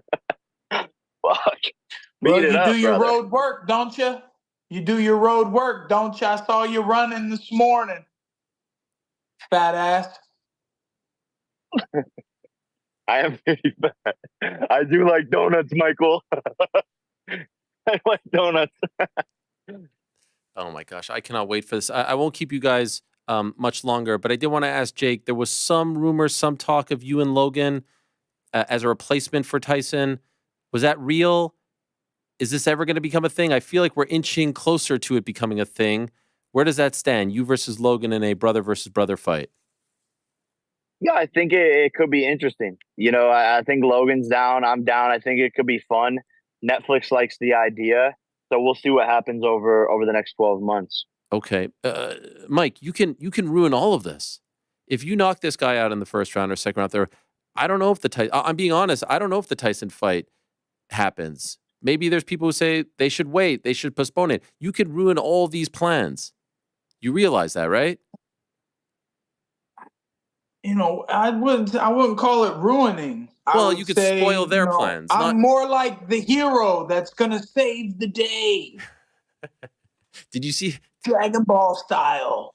Jake, did you see his video with the sword and the crown? Yeah, I responded. I said, don't bring a sword to a gunfight. Excuse my language. Oh. I know my language but it was real.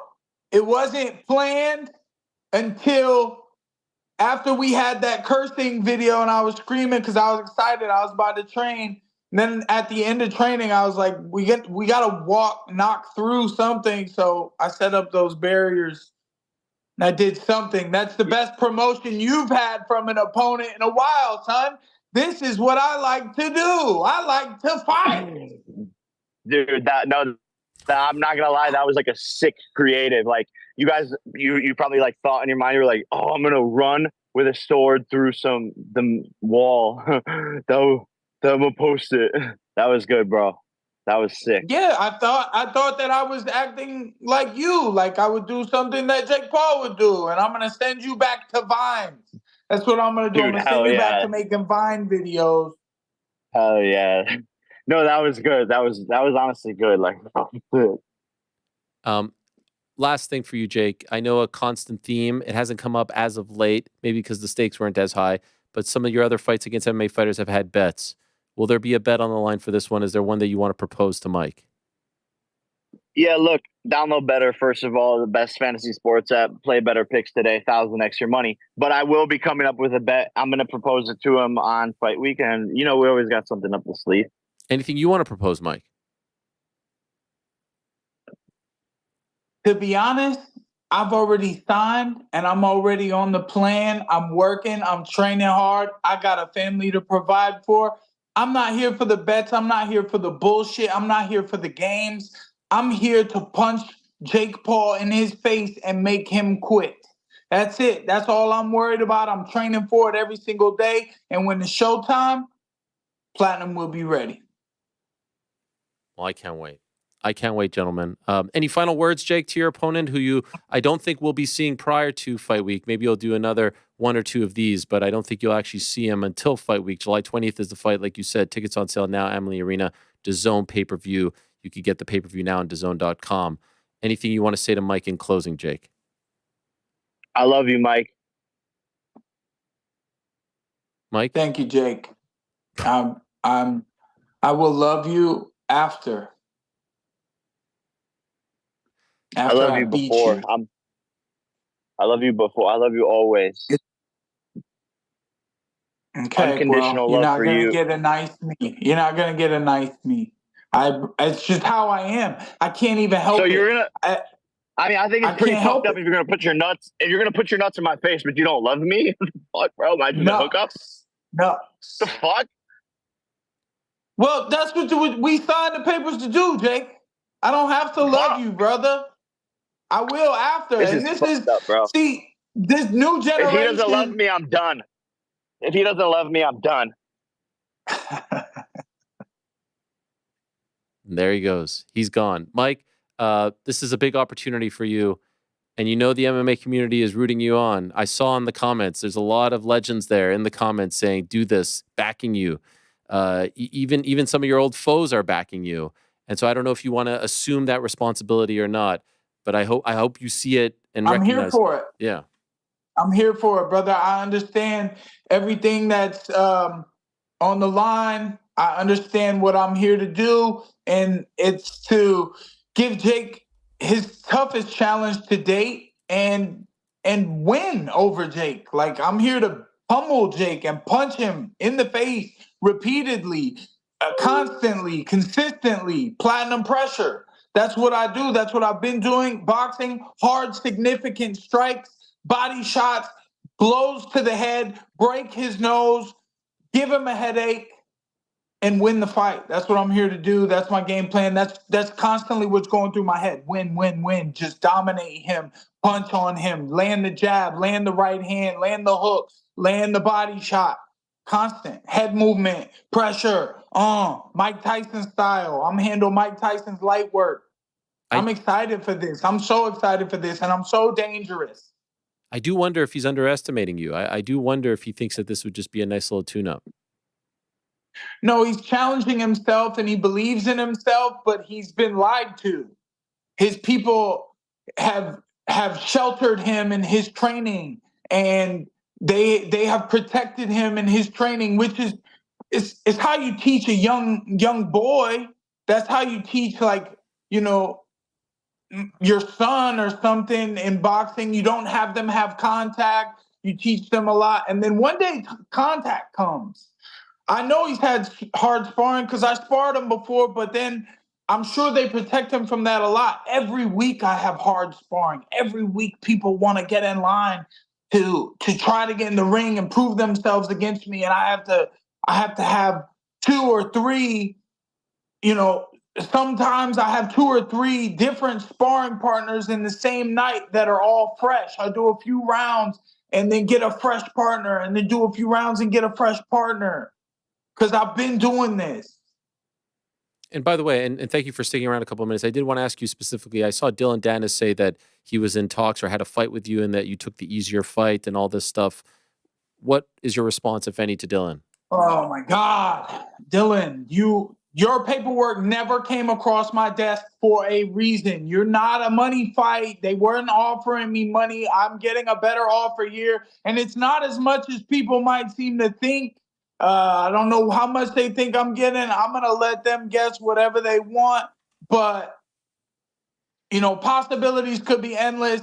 The Dylan Dennis fight, there was some, and it's not necessarily not going to happen. Like, I was told that after I beat Jake in July 20th, that the Dylan Dennis fight is a possibility to make, or there's a BKFC fight coming. That's a big matchup.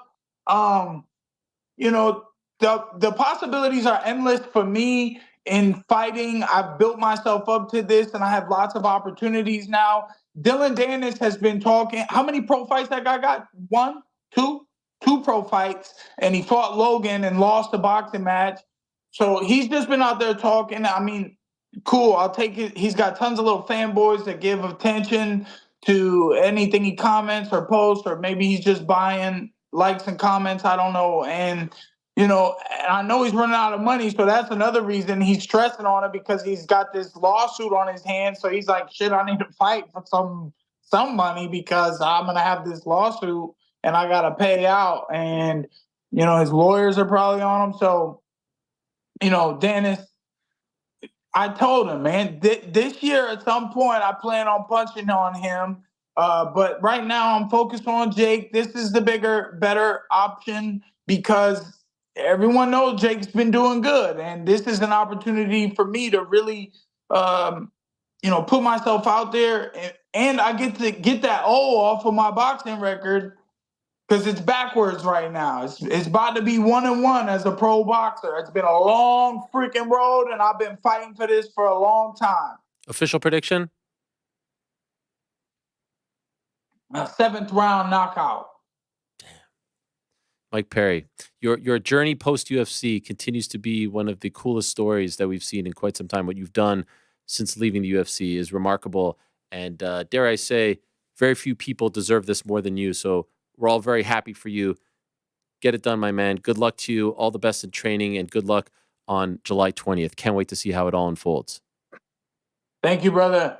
Shout out to everyone involved. Thank you for everyone that's going to come out and enjoy the freaking show, man. I'm going to give it everything I got. I'm going to give the world the fight they want to see, and I'm bringing it to this kid. I'm going to break his nose the other way. He's got a crooked little nose now, and I'm going to send it the other way. You can't do it to mine no more. You can't fucking do it to mine no more. Thank you, Mike. Much love. Good luck to you. There he is. Thank you. Bye. Platinum Mike Perry. Golly. Sign me up. July 20th, the Zone pay-per-view. Tickets on sale right now. What a time to be alive. Platinum Mike and the problem child, Jake Paul. Let's get reaction to this. New York Rick, GC. I didn't know that Frank. Mike was 385 pounds. 23 out of 10 now. I just love their dynamic. It's a good dynamic. They're funny together.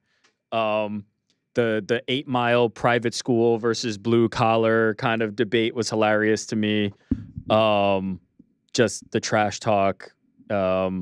Jake kind of trying to belittle Mike at every opportunity that he can, and Mike telling him he's going to break his face. It's just good. It's just perfect. Why didn't we do this sooner? What were we waiting for? Why was this not the fight? Yeah. That's what I'm wondering. We could have done this anytime we wanted.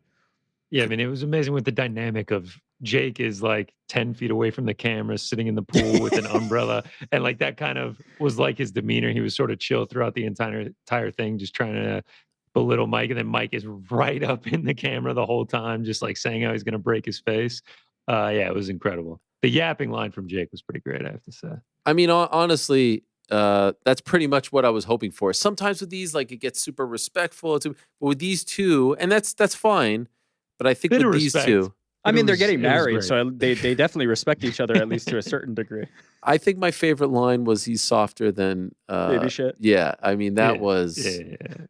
And Mike would know he's got a couple himself. I don't know if he's a change the diaper type, but there's just a lot that when we saw this with Dustin, right? We saw this with Dustin with 302. When the people feel like they can rally behind something, it starts to become something special. And in this case, you'll have people who are rallying around Mike because they say, all right, I'm an MMA fan. I hate the way this guy talks about MMA. I hate the way he talks about Dana White. I hate the way he talks about the UFC, et cetera, et cetera, et cetera. And then there's people who say, I hate the Tyson fight and I want him to end it. I want Platinum Mike Perry of all people to end it. And then there's people who love Jake and say, like, I hate the disrespect. Oh, this guy? You think this guy? You think this dog is going to bring it out in him? You think this dog is going to stop all of this? You think this dog is going to ruin November 15th? And so I feel like both camps will have something to rally around, as opposed to, what we've talked about in the past. Like, what are the stakes here? What's attached to this? What does this all mean? What are we fighting for? I think that was part of the problem with the Diaz fight, right?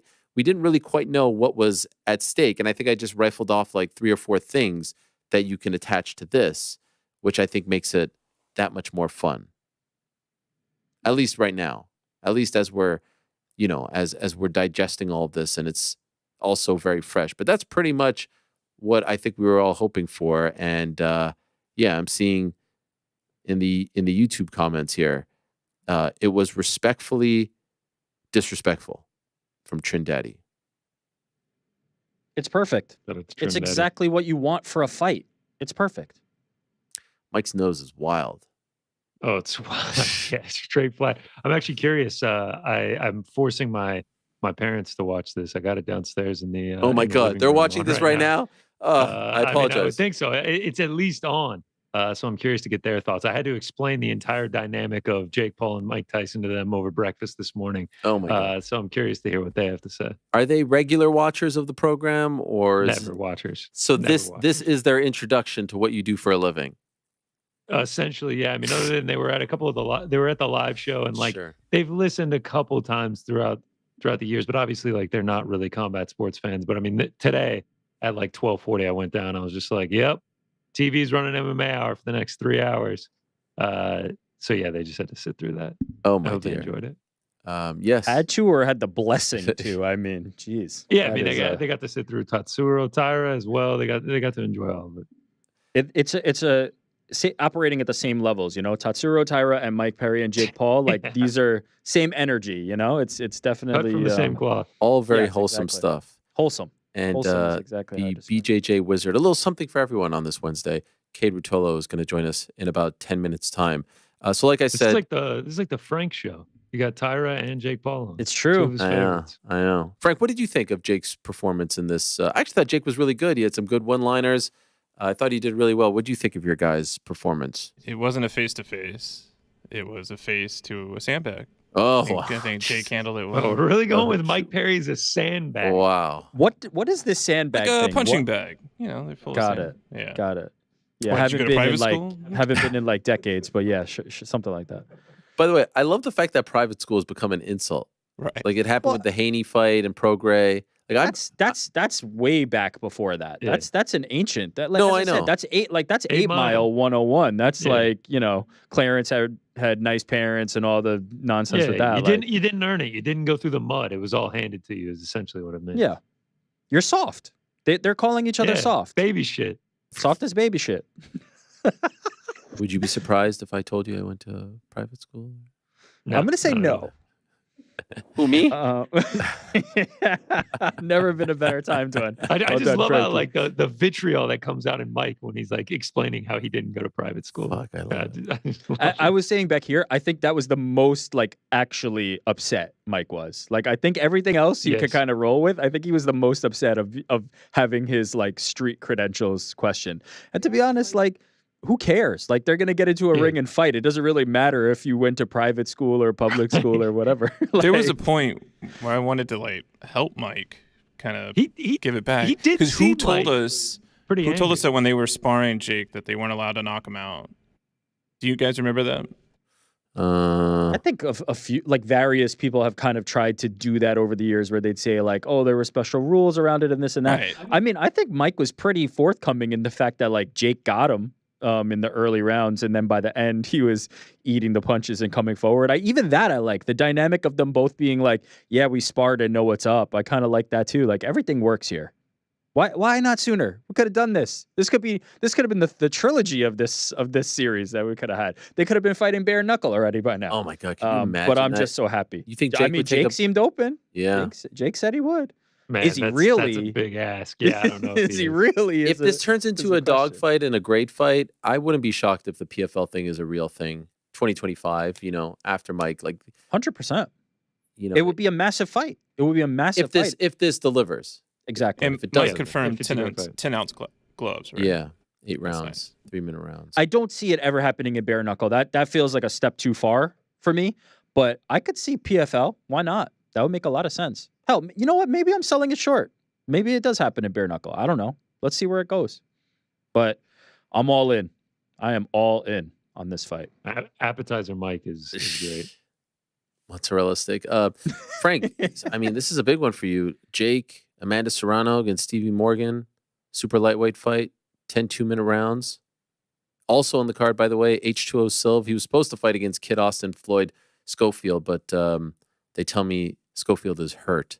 So he is going to be on the card against an up-and-coming fighter, or a to-be-announced fighter, I should say.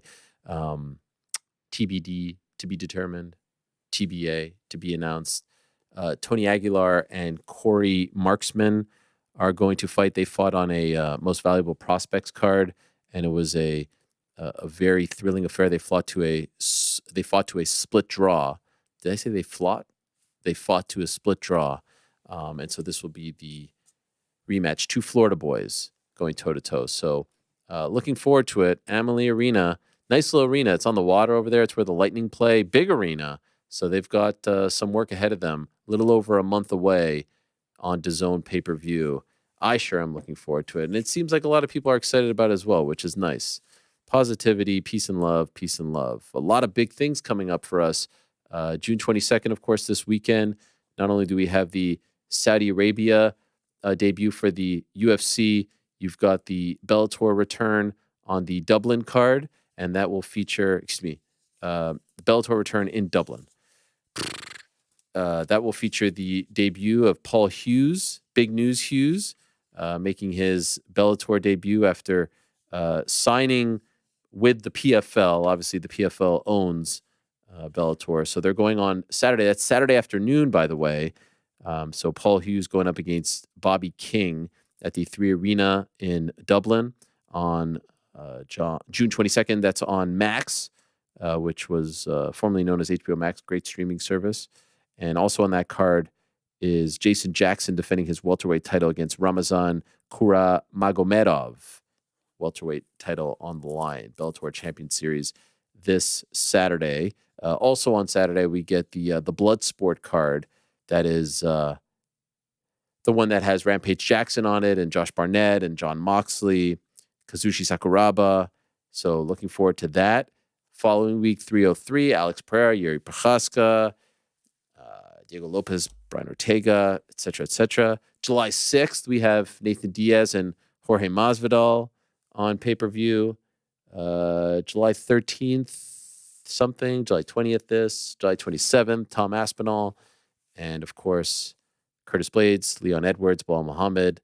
August 3rd, Abu Dhabi card. August 10th, something. August 17th, Israel Adesanya against DDP. I mean, there's a lot going on this summer. So, fun times. Now, still to come, Kade Ruotolo in 5 minutes. Going to answer your questions, picks. Don't go anywhere. But a quick word from our good friends over at Shopify. Support for this episode of the program comes from Shopify. Shopify is the global commerce platform, flexible enough to help your business sell at every stage of growth. From the launch your own, well, why not any music for this? Yeah, there we go. From the launch your own online shop stage to the first real life storage stage, all the way to the holy cow, did we just hit 1 million order stage? Shopify's there to help you grow. In fact, I can tell you right now that we are in the process of finally building out our merch store, and we're doing it with Shopify. This is a fact. This is not on the ad read, but it is a fact, and you will be seeing it very, very soon. So whether you're auctioning off autographed apparel or selling sleek skis, Shopify helps you sell everywhere, from their all-in-one e-commerce platform to their in-person POS system. Wherever and whatever you're selling, Shopify's got you covered. Shopify powers 10% of all e-commerce in the U.S., and Shopify is the global force behind Allbirds, Rothy's, Brooklinen, and millions of others of entrepreneurs of every size across 175 countries. Plus, Shopify's extensive help resources are there to support your success every step of the way, because businesses that grow with Shopify. You can sign up for a $1 per month trial period. $1 per month over at shopify.com/MMA Hour. All lowercase. Go to shopify.com/MMA Hour now to grow your business, no matter what stage you're in. Shopify.com/MMA Hour. I need to use that. I hope we did use that. I look forward to seeing that come to fruition. I'm very excited about it. Also, want to let you know that support for the MMA Hour comes from BetterHelp Online Therapy. All of us can fall into this trap where we're just relentlessly focused on improvement. We get locked on to the things we're doing wrong or the stuff we still have to cross off the list, and we lose sight of what we've already accomplished. And look, pushing yourself to get better, do more is great. I'm all for that, but it's also important to take a second to appreciate your wins. You can have little personal wins. You can have business wins. You can have career wins. You can have just little, I want to go on a 1 mile run. I want to spend time in the park. I want to put my phone down. I want to read a book. I want to read 2 books. I want to go work out. I want to go eat better, etc., etc. If you'd like to celebrate your own wins and make some adjustments for the rest of the year, BetterHelp Online Therapy is a great place to start. It's entirely online, which makes it more convenient and more affordable than traditional online therapy. That is BetterHelp Online Therapy. I think there should be. Yes, take a moment and visit BetterHelp.com/MMA Hour today to get 10% off your first month. That's BetterHelp, HELP.com/MMA Hour today. Thank you very much to BetterHelp for, this came out twice, for their support. I love their service. I'm a big fan of theirs. They are great people, and they provide a great service to help each and every one of us live our best lives. So thank you very much to both Shopify, BetterHelp, and DraftKings for their support on today's program. Kade Ruotolo is going to join us in a matter of moments. Young man, just 21 years old, black belt under Andre Galvao, got that in 2021. He's the one submission grappling lightweight world champion, ADCC 2022 world champion, youngest ever, 19 years old. Multiple time IBJJF world champion, Pan Am champion, European youth and juvenile champion. Won his MMA debut at 167 on June 7th in Thailand. Defeated Blake Cooper, who was 2-1 as a pro, via submission, rear naked choke. Very impressive stuff. Chatri Sitrotong called it one of the greatest MMA debuts ever at the post-fight presser. And you remember Mikey Musumeci, we had him on Monday's show, Darth Rigatone? They're going to be going toe-to-toe in a super fight of sorts. Musumeci coming up from flyweight, going up to lightweight to challenge Kade for his belt. This going down, by the way, in Denver, Colorado, 168, September 6th of this year. Going to be a great affair. And I saw Kade's interview with Demetrius Johnson. I saw his interview with Rampage. I like this kid. Born in 2003, taking the combat sports world by storm. He's kind enough to join us right now. There he is. Hello, Kade. How are you? What's going on? I'm doing great. Thanks so much for that intro. That was epic. Of course, man. Congratulations on all your success, and really great to have you on the show. By the way, is your hair just wet, or did you cut it? Because it doesn't look as big as usual. That's a good observation. No, I just got done surfing right now, so we're still. My manager was freaking out. He was like, "Bro, I thought you were gonna shine me," but no, it just came in straight in from the surf. So stoked to make it. What a life you have. You live in Costa Rica, right? Home base for us is still Southern Cali, but we're out here as much as we can. I'm out in Costa Rica right now. You know, we got our gym and we have a house out here. So back and forth, but home base is still Cali. So what is like your typical day like? You were just surfing. I believe you guys are an hour behind us, something like that, you know, early afternoon. What is your typical day like over there? Out here, usually almost always surfing. You know, if the waves are small, then spearfishing. That's something we've, like the last couple of years, really been getting into. It's like one of the best cross trainings for MMA and jiu-jitsu and things like that. But yeah, spearfishing, surfing, motorcycles, pretty much just anything that just builds that adrenaline, you know, makes that adrenaline go. And skating as well? Love skating. Yeah, for sure. We need to get some sort of park out here because there's not too much skating and we're out here in the middle of the rainforest, you know, but fair enough. Hopefully we could build a little half pipe or something soon. By the way, I asked, do you know Peyton Talbot? Are you familiar with him? You kind of have a similar vibe as him. You know him? That's classic. Yeah, we've gotten that. It's funny. I've been just out on Main Street, Huntington Beach, where I live, and people are, is that Peyton Tablet? And then, yeah, we've gotten and vice versa. We were actually just a couple weeks ago. I was with him before my last fight, and we were talking story. It's a cool kid, super rad guy. So I asked him this question. I'm curious your take on it. I'm a big fan of Nike SBs, but I don't know how to skate. Am I a poser? Do you hate me? Do you not like my type? Be honest with me. I won't take offense.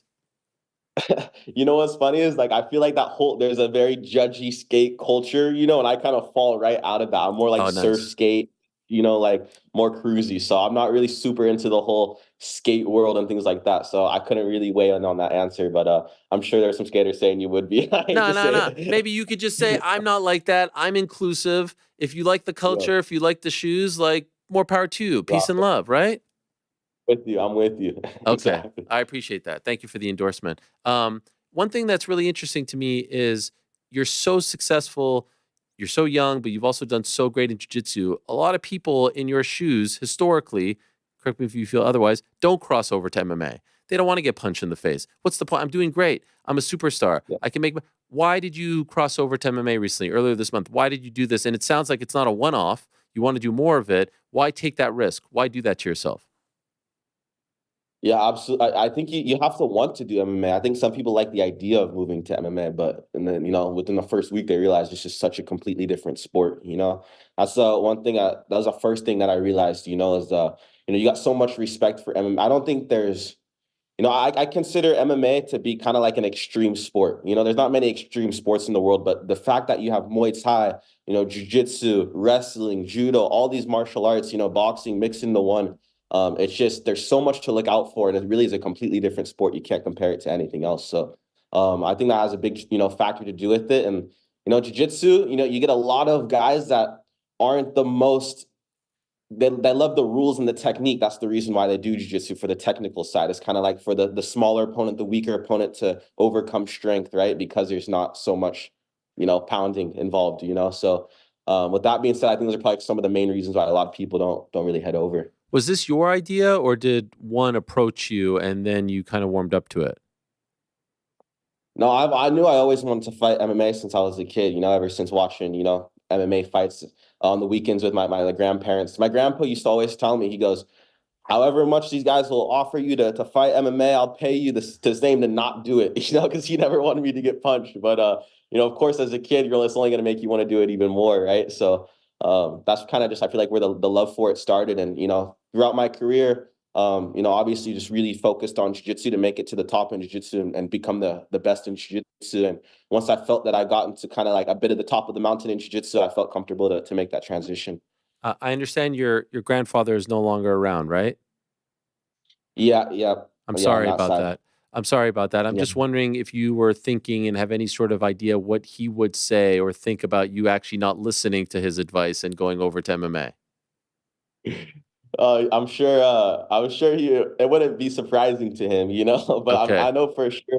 I could only imagine how antsy he gets, because I remember he would almost get more antsy than my parents would get for just jiu-jitsu competitions, So adding the element of MMA, I'm sure he's up there just biting down on his teeth for sure.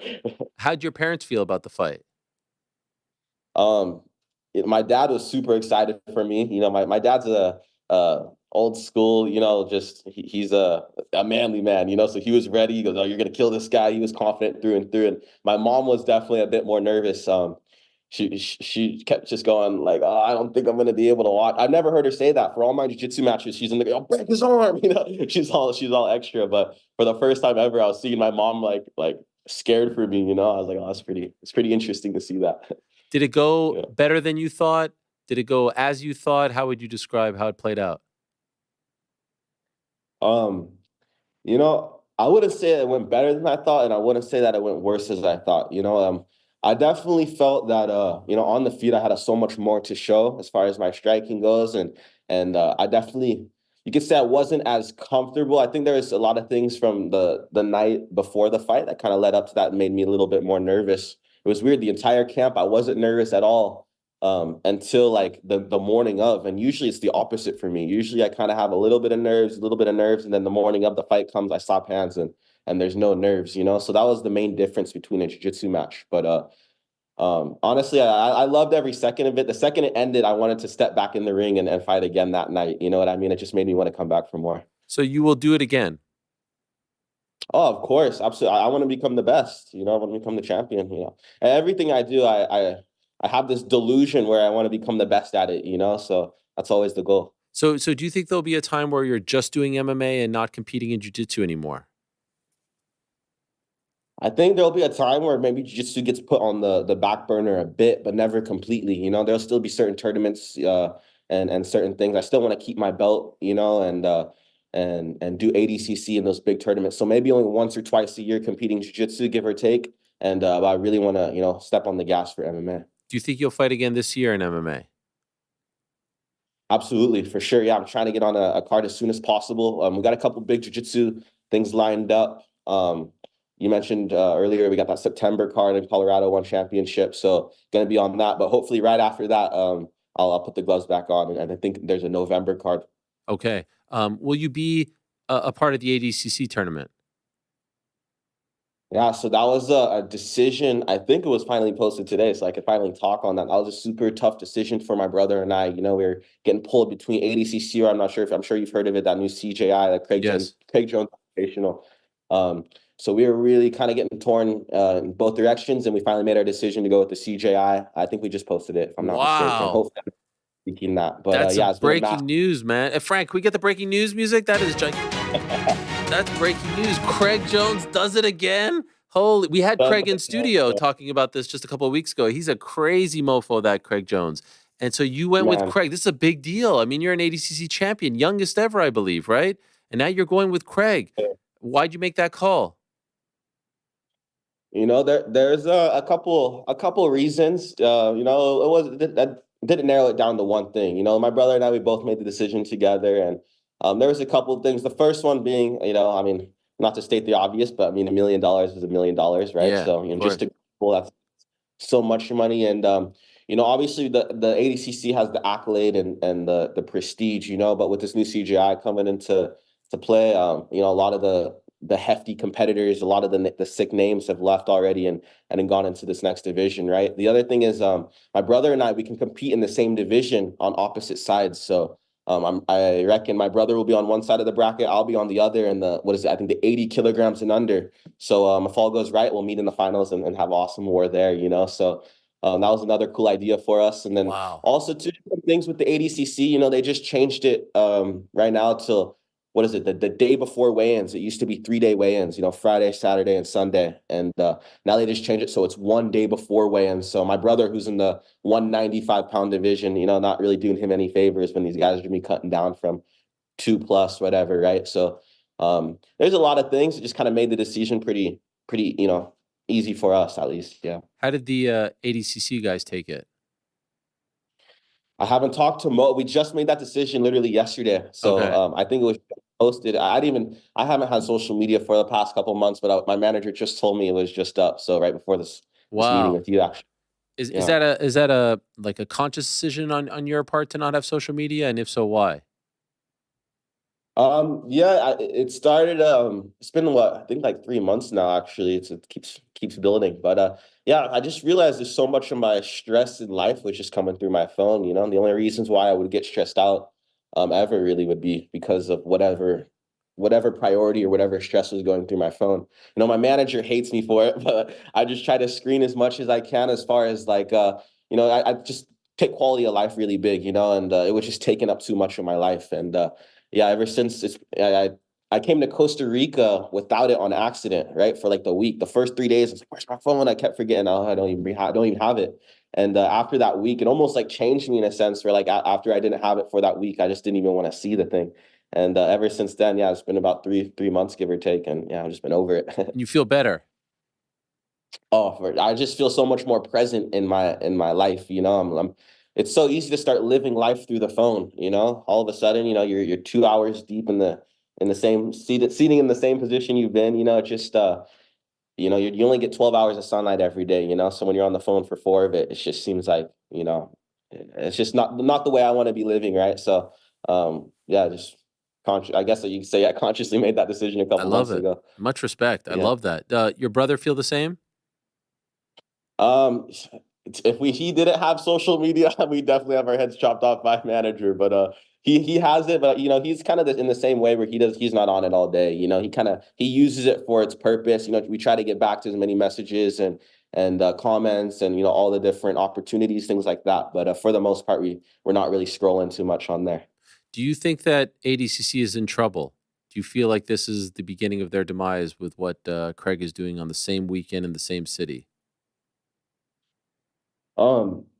ADCC's been such, it's been the most prestigious no-gi tournament since they started, right? There was it 30 years ago, give or take. So I wouldn't say that they're in trouble. I would say that they should probably try to listen to the athletes in a sense where, they're seeing a lot of these guys move to CGI for one of the main obvious reasons is because, what is it? You go to ADCC, you get the gold medal, you go through all the wars and it's only $10,000 for the winner, right? Where I think it's $10,001 for the CJI and then obviously $1 million to win. So, the thing is, if you're coming from money, it's not too big of a deal. You want that prestige, you got that title, but the majority of us athletes, we're not coming from money. We're all trying to be first generation millionaires or even, just put some thousands in the bank, So from a financial standpoint, it really makes sense to do this. So hopefully ADCC in the future can adjust, maybe they use some of the money for that what they spend over $1 million in production and things like that and kind of filter that towards the athletes. I think it'll bring a lot of the athletes right back. And by the way, how about your power? We had Mikey Musumeci on the show on Monday. He said that he was not allowed to compete in either tournament given his contract with one. So you, I guess, have that freedom given your contract with one. Yeah, we're super thankful for Trotcher. It took a lot of phone calls and everything like that, but we have a little clause in our contract to keep certain opportunities open. Yeah. Thanks to my manager again. But yeah, super stoked on that. Yeah, super thankful to the one team for being flexible with us.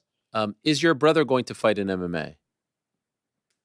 100%. My brother's a maniac. I'll tell you what. 1 minute he wants to fight MMA, the next he wants to fight Muay Thai. I'm just like, Ty, settle down. Let's focus sport by sport, But he's just as mentally tough and wants all the blood just as much as me. So for sure we got these two next big jiu-jitsu priorities, and this year he'll be making his MMA debut as well. No doubt. Wow. For one as well?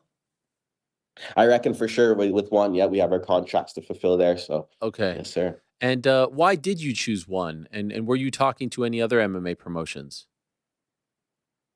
There's been my managers had calls with different platforms and different brands, and we signed with one. It's been a couple years now, I think, and when they first reached out and wanted to sign us, it was just a great fit for us. I love the production. The platform's amazing. They take care of their athletes. They do a really good job of making the experience really first class, and it's an amazing show to be a part of. On top of that, they're really giving with the financials. My brother and I, we've made so many $50,000 bonuses and things like that. So they've just been an awesome platform and a really cool partner. Apologies for not knowing off the top of my head. Have you ever competed against your brother in a tournament or in any kind of match? Not in the gym, but like with actual stakes. Right. So the last time we were brown belts, it was brown belt Worlds final, and it was classic. So the winner of brown belt Worlds finals get invited to black belt Worlds, right? Oh, damn. So there was a bunch on the line. It was a classic match. I was beating him the whole match. I was like up points advantages, kind of smashing him, you could say. And then a minute and a half left, he sneaks an arm bar, nasty arm bar, just hits it, and I'm just like, and then he catches me with the arm bar. Did he mock you a lot afterwards? Did he make fun of you? What's your relationship like in that regard? It was classic. He made sure I was all right at first, and once he realized I was okay, you just see his arms just go out. He's there. But no, it was all good vibes. The way we always think of our competition is, as long as one of us, if we're in a division, as long as one of us gets the gold, we both win. We think of it's not. Even when we fight, it's not like our money is my money, and when he makes his money, it's his money. It's all of our money kind of comes together for the same reasons where we're at now here in Costa Rica, to build the gym, the pool, just the lifestyle for the family, So it's really not like too much, whatever you can say, like guilt or greed or whatever. It's all shared. And what are you guys building out there in Costa Rica? I wish I could show you right here. It's amazing. We just finished a massive gym and basically just building a compound. We're going to start doing jiu-jitsu surf camps out here. So, Wow. Whoever wants to come for the week, training jiu-jitsu, surfing, yoga, just enjoying the rainforest. It's right here next to the beach. It's paradise out here. So wow, that's incredible. And is your whole family there? My dad's full-time here. My sister, my mom, we're back and forth. We're all kind of, as much as we can be here as much as we can. But we're back and forth, and it's definitely starting to become a second home for sure. Does your sister compete as well? Man, my sister's a little savage. She grew up training her whole life. She was basically, born on the mats. And nowadays she's not as consistent. She went through this phase where she was feeling the pressure when she would compete, because she'd show up to these competitions and be like, oh, it's Kade Tai's sister, and she'd feel like the pressure to perform, because my brother and I, in the most humble way possible at that age, we were winning everything, so she felt the pressure that she had to win as well. And for a little girl, it started to become a lot, so she kind of slowed down and started doing a lot of modeling and different things like that, but she still trains. Okay. And by the way, who initially, and I think you were, correct me if I'm wrong, 4 or so years old when you started, who introduced you to this world? Who got you into it? So that's props to my dad. My mom will strangle me sometimes and be like, it was my idea too, but it was definitely, my dad was a blue belt at the time. So he's who started wrestling around with us at the house and, tied the white belt around our waist and threw us in the class. I think we were 3.5 years old. Wow. Did you play other sports as a kid as well, like team sports? It's funny. We love surfing. We love skating. We love sports like that. But when it came up to ball sports, we were just the most uncoordinated. I don't know why. It was the funniest thing. Baseball, it was just the worst thing you've ever seen. We did a year of soccer, but we definitely was more fond of skateboarding and surfing, fishing, things like that. And in terms of schooling, how far did you go? We just graduated high school and then just full-time jiu-jitsu. Okay. Just full, yeah. Did your friends, understand what you guys were doing? Did they support you, or were you guys training so much and so into it that you didn't interact with a lot of kids? I pretty much grew up at the pier right there in Huntington Beach. So I kind of had my jiu-jitsu clique of friends, and then I also had like my surfing clique of friends, So I think that's super important for a jiu-jitsu kid. You can't just be locked in the gym all day. You need to have a different environment to escape from, that's really probably what kept us in jiu-jitsu, was just the whole surf culture. And every time we'd go, train, get our schoolwork, go train, first thing we'd do is go straight to the beach. Sometimes first thing in the morning, get that surf in first, and then, do our jiu-jitsu and our school. So I think it's really important to have that outside, to kind of pull you away from the stress of jiu-jitsu for sure. Were you guys big Tito Ortiz fans? Tito of Huntington Beach, bad boy, Yeah, right? yeah. No, anyone coming out of Huntington Beach, got to represent for sure. Tito, Tank Abbott, like Huntington Beach was a breeding ground for some of the legends. Who was your favorite growing up? Tank was an absolute legend for sure. I just seen a podcast with him recently too. It was super rad to see. But yeah, Tank's absolute legend. Obviously, Tito out of Huntington Beach, those gotta be the two that come to mind. But Huntington, more of neighboring cities, Newport, Laguna, and things like that. So you get a lot of tough people coming out of there. I saw that you recently hung out with DJ. DJ is such a super fan now of jiu-jitsu. All he wants to talk about is jiu-jitsu. I saw him interviewing you, and he's glowing like a little kid looking up to his idol. He was so in awe of being in your presence. It was very cute. And I know you guys trained for like 3-4 hours. What was that like, training with the great Mighty Mouse Demetrius Johnson?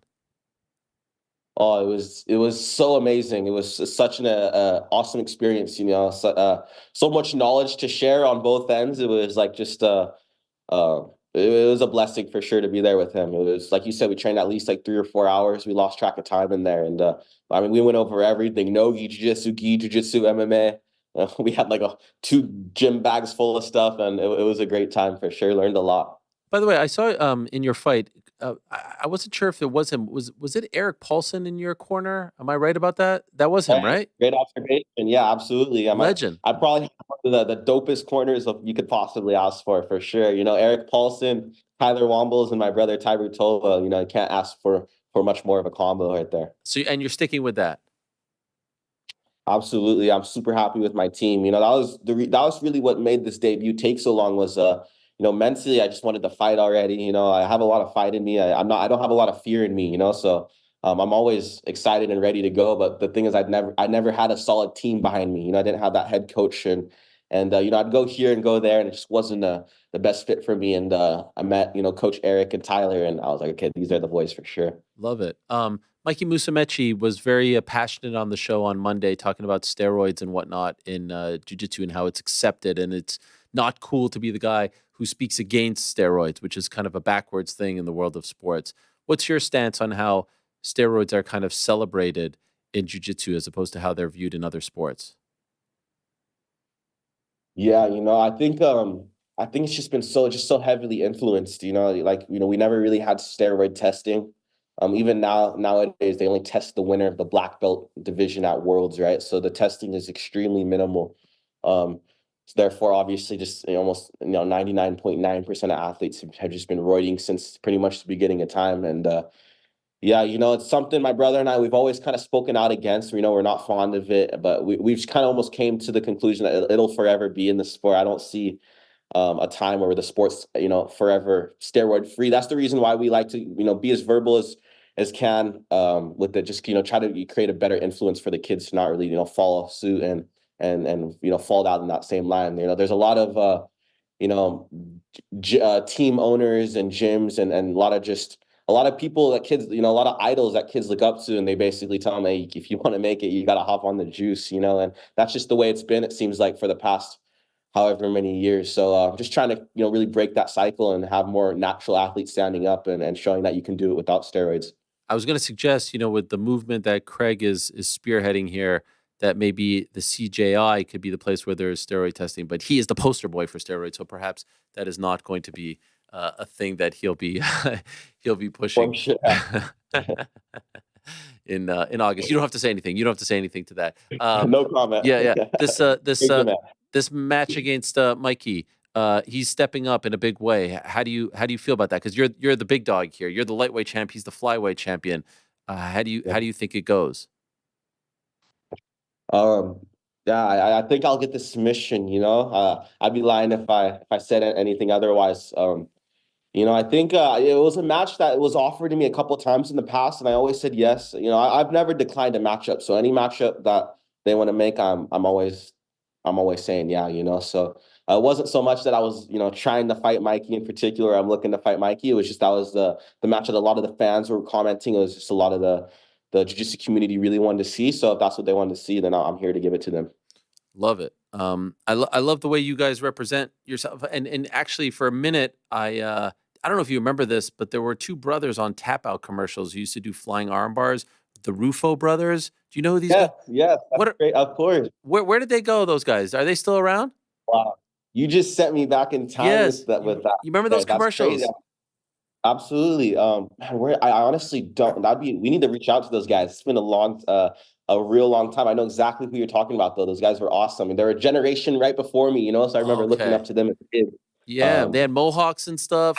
Right? I'm pretty sure I had a match with one of them as kids.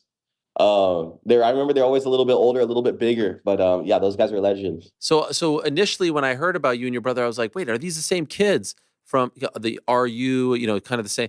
Right. And then it took me down a rabbit hole of those commercials that used to air during the UFC fights of them doing flying arm bars and all this stuff. So I would love to know what they're doing. Your move is the Darce choke, right? That's like your signature. Is that your favorite? For sure, that's safe to say it's pretty much our favorite, signature. What do you think of Islam's Darce against Dustin a couple of weeks ago? Yeah, it was sick to see. I think I definitely think Dustin could have got out for sure. It didn't look like it was a super impeccable Darce.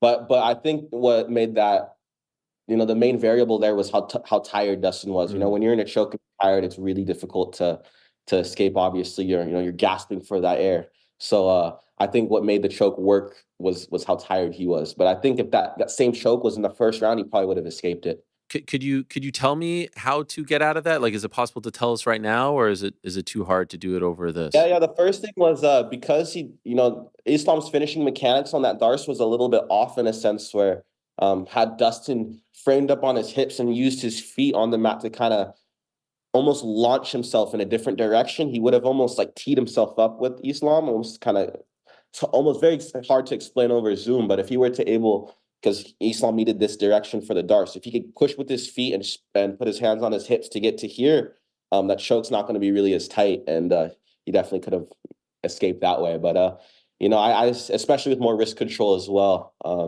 was a bit surprised that he tapped there, but then again it clicked. I was like, oh, he's exhausted. Right. Are you still hanging out training with Kelly Slater?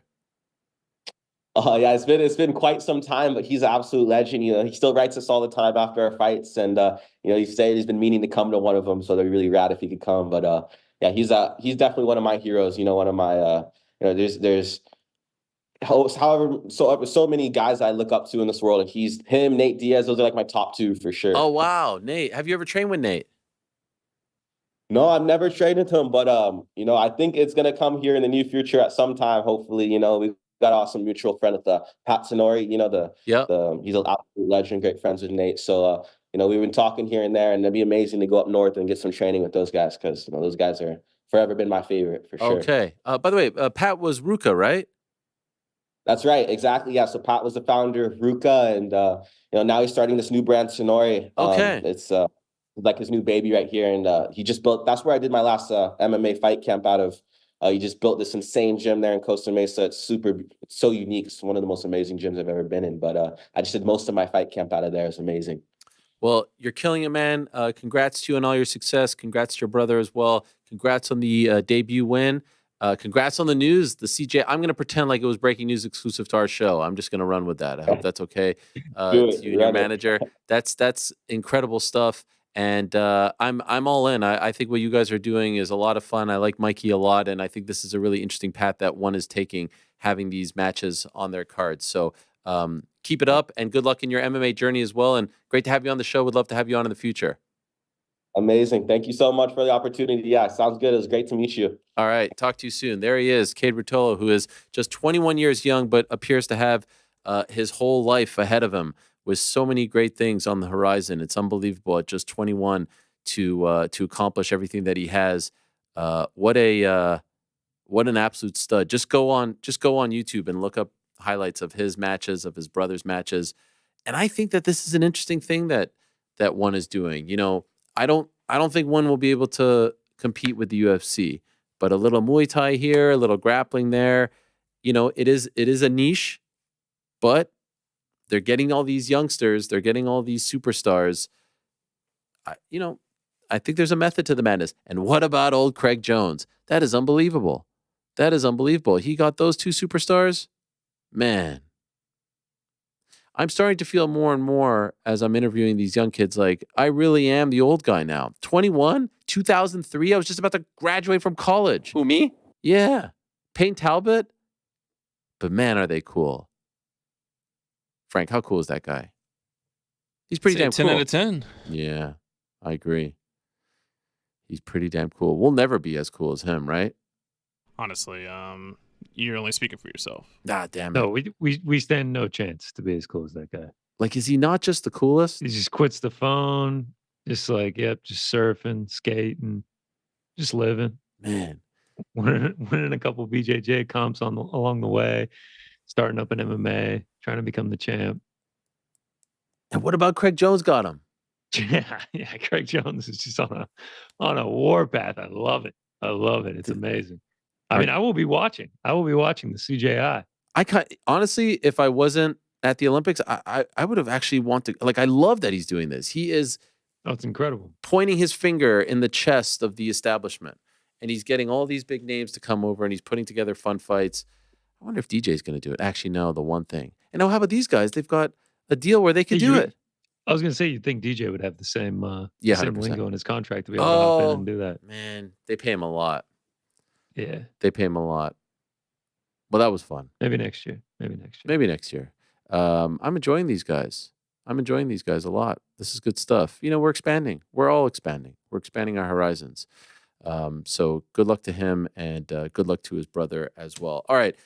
Soon to come, we will answer your questions. Don't go anywhere. But first, the picks for this weekend. And before we get to the picks, a quick word from our good friends over at DraftKings Sportsbook. Oh, yes, there's a lot going on in the world of combat sports this weekend. You've got Bellator in Dublin. That's a great show with Paul Hughes making his Bellator/PFL debut.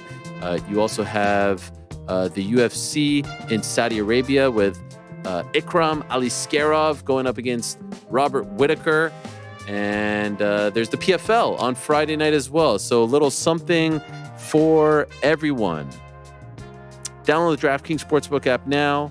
Use the code TheMMAHour. That's code TheMMAHour for new customers to get $150 in bonus bets when you bet just $5 only on DraftKings. The crown is yours. Gambling problem, call 1-800-GAMBLER, or in West Virginia, visit www.100gambler.net. In New York, call 877-8-HOPE-NY or text HOPE-NY. That's 467-369. In Connecticut, help is available for problem gambling. Call 888-789-7777 or visit ccpg.org. Please play responsibly on behalf of Blue Hill Casino Resorts in Kansas. 21 plus age varies by jurisdiction. Void in Ontario. Bonus bets expire 168 hours after issuance. See dkng.co/MMA for eligibility and deposit restrictions, terms, and responsible gaming resources. So yeah, Jason Jackson defending his welterweight title, Bellator Champion Series on Max against Ramazan Kuramagomedov. Plus Paul Hughes, Bellator debut, Bobby King, 3 Arena, Dublin, Ireland, June 22nd, going up against the UFC. So a lot on Saturday afternoon, June 22nd, this Saturday on Max. All right, what do we got? Guys? What do we got? Whole bunch of picks. Yeah. First another winner is what we got. Is Juliana Pena's pick. Just going straight up quoting her here. One-eyed hairy monster, Shara Magomedov. Nice. That's what she's got. Shara Bullet. Minus 258 on that one. This card is taking a bunch of hits, by the way. A bunch of hits. Like I feel like 9 fights have either been switched. If you look at the Tapology, there's, wait for it. Oh, well, it's not loading. I think it's like 8 or 9. Here it I is. know the list 1, you're talking 2, about. 3, 4, 5, 6, 7. 1, 2, 3, 4, 5, 6, 7 right now. Yeah. Okay. Well, Yeah. 7 fights that have been canceled. So It's tough, but yeah. it's still a good card. It's tough. And he is Sharon Magomedov. He is currently a minus 225, right? Minus 258. 250. Okay, interesting. All right. What do you want? Best fight odds? No, I'm on Tapology. That's where I go. Oh gosh. Yeah, that line is archaic at this point. Tapology. gosh. Get on it, Tapology. Disgusting. Get on it. The Tapology just has like the opening lines, maybe the closing lines. It's we got to go to straight to the source for the most updated thing, which is a minus 258 on DraftKings Sportsbook right now. And I was able to bring the randomizer down here in my carry-on. So we got it. I'll go ahead and fire that bad boy up. All right, Frankie will be going first. Rick second, then I will be bringing up the rear here. That's awesome. Well, yeah, man, you ready? I am totally stoked, and I don't know what that is. What is that? That is an alarm going off because it's time for me to do my pick. That time is now. Yeah, man, I'm going to it. Are you not ready? What is happening? No, here? I'm totally Why are you ready. acting so Hey, Frankie, you're just yapping, huh? Yeah. You know what? You're fucking Private yapping school right now, Private Frankie. school. You're just yapping right now, Frankie. Kelvin Gastelum and Daniel Rodriguez are taking this over 2.5 at a minus 260. All right. Love it. Love it. I'll take your word for it. Who's next? There's the music. I am also taking an over. I'm taking an alternate line. Yeah, I like this. I'm taking Nasrat Hakparast and Jared Gordon over 1.5. Bam. Minus 425. You know what? I'll just keep with the totals. And I will go to the co-main event. Sergey Pavlovich, Alexander Volkov. I'll take the under 2.5, minus 320. Friends, co-patriots, both from Russia, but I don't think Sergey Pavlovich can hold back on how much power he has. I think someone's getting finished here. Okay, Let's do 11 for the boys. This is a winning ticket. All UFC. Yeah, all UFC. I thought about PFL quickly, but I didn't see anything I love. I thought about throwing our boy Paul Hughes in there. What is he? I kind of want to switch it up. I mean, big supporter, very large favorite, currently sitting at minus 720 on DraftKings Sportsbook. Yeah, I'll just stick with the Pavlovich under. Yeah, there's PFL, there's UFC, there's a lot going on. Bellator. Those are the main ones, I think, off the top of my head. I could be forgetting about something. All right, so there you have it. What is it? What is the final tally? Plus 211. The final parlay is Juliana Pena, Shara Bullet Magomedov, minus 258. Big Frankie, Gastelum Rodriguez, over 2.5, minus 260. Rick, Nasrat Hakparast, Jared Gordon, over 1.5, minus 425. And then I will be taking Pavlovich Volkov, under 2.5, minus 320. Plus 211. Those jaw pops are just getting louder and louder. You weren't supposed to hear that. Yeah, well, I feel like your jaw's just going to explode one day. A lot of talking. What do you want me to say? You know? If only we had like a mute button or something. Yeah, I feel like, if you know, you know. By the way, I just saw something come through. I mean, I'm just so excited about this. I just saw it come through the wire here. The 20 men who will be in the training camp for Team Canada basketball. They've just announced. This is like I've been waiting for 24 years. Tell me. Okay. Kyle Alexander, Nikhil Alexander-Walker, R.J. Barrett, Trey Bell Hames, Kem Birch, O'Shea Brissett, NBA champion, Dylan Brooks, Lugain Stewart, Zach Edey, Melvin Edgem, Shea Gilgeous-Alexander, Mufiondo Carrier, Trey Lyles, Whoa, what? Jamal Murray, Andrew Nemhart, who killed me on the Pacers, Dwight Powell, Phil Scrubb, Thomas Scrubb, and coming back after years of exile, the Maple Jordan himself, Andrew Wiggins. You also skipped Kelly Olynyk.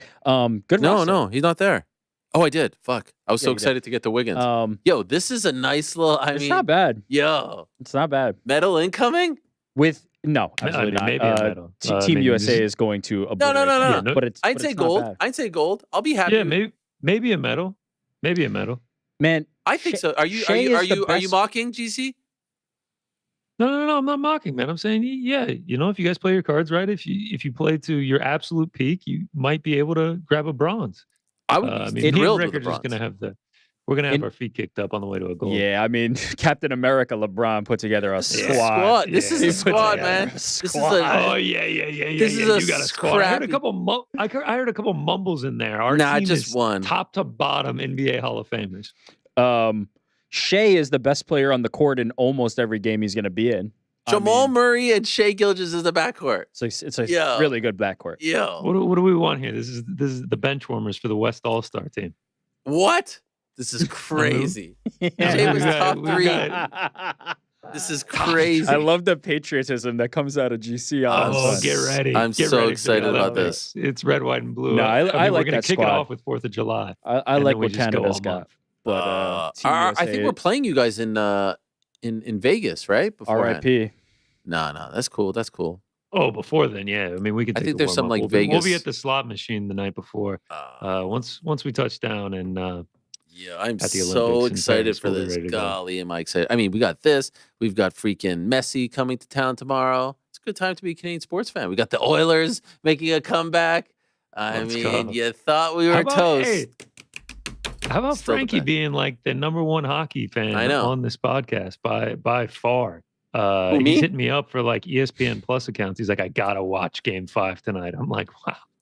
I don't like think you've it. ever watched We're any in the sports in your midst life. of like deep conversation on the chat, and Frankie's like, "You guys see that Connor McDavid goal?" Like, what? What are you talking? Dude, I mean, we're talking about like the weekend. You're just like, oh, so you missed Tank and you missed Tatsuro Taira, and Frank's like, and you missed the Oilers game. Yeah, I'm just like, yeah, I don't think I was gonna watch that anyway, but I love the dedication.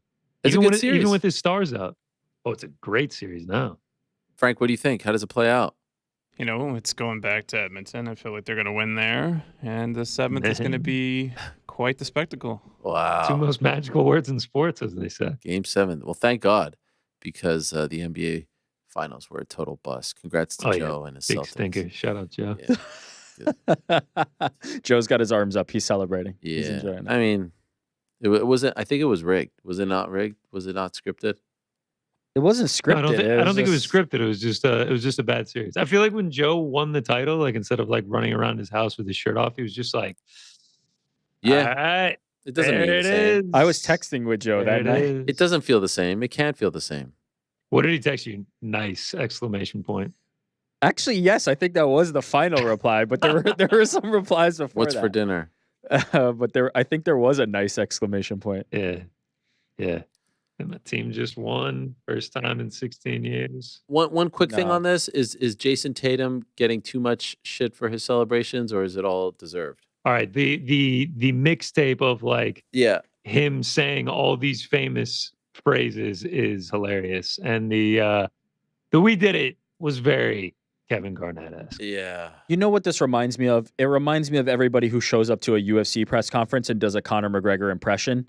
Like they're from the generation, they saw the golden era, they're trying to replicate it, and it's just corny. It's for lack of a better word, cringe. I'm not into it. Do your own thing. I mean, Come yeah, up with something he else.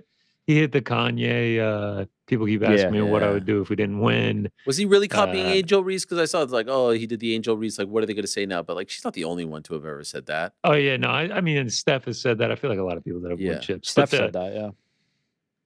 The We Did It thing. The fact that like he like It was a just to a combo. It was T like combo Kevin of Garnett. KG and LeBron, right? It felt impossible as nothing or whatever he said. No. What did LeBron say? Cleveland, we did it for you 8 years ago Yeah, today, by the way. Shout This out is for you, Cleveland. Yeah. Cleveland, this is for you. Yeah. That's just the. I don't want to be a I mean, hater. he tilted the head back and everything. Like It the, felt forced. Anything is possible. Yeah. Oh, it felt very forced. The anything is possible will never get topped. I'm just happy Listen, for my guy man. KP. KP NBA champ, which Shout I out. predicted. I just thought it would be in the orange. and blue. Shout I out did. to I did KP. say this is the guy that's going to bring us a championship. It just happened to be for a different team, unfortunately. It is So unfortunate. congratulations to the Celtics fans. I'm so happy for you. You sound happy. sound So very happy. 18 banners, baby. Yeah, it's amazing. Do you have other picks? Do you see? Yeah, of course, man. Been doing this thing for a while now. I'll rip them real quick here. Kick it off. Road to UFC Championship. You got to have a little bit of action on that. I will be going with Zhao Long in this one. I mean, if you just look at him, he's going to be the younger guy. He's much more experienced. Yes, he's been knocked out, but hasn't been stopped in 7 years. He's also 17-1 in his last 18. If this one stays standing, he's going to have a massive advantage. If Chang Li can get it to the mat, can he keep it there? If the takedowns aren't coming, I think Zhao Long is going to have a lot of success. So I will be riding with him. Next up, another underdog. Muin Gaforov has not impressed me so far in his UFC career. He's 0-2. He lost on the Contender Series to Chad and Hellinger. And meanwhile, Kyung Ho Kong is 8-3 in his last 11. He's super dangerous on the ground. He's got decent striking. He's definitely going to be the more technical striker. I mean, Gafarov just chucks him out there. Mr. Perfect has not been KO'd since 2008, 3 fights into his professional career. I think this is going to be a competitive fight, and I think Kyung Ho Kong is a very live dog. Next up, we're moving already on to the main card. I know what I'm getting myself into with this one.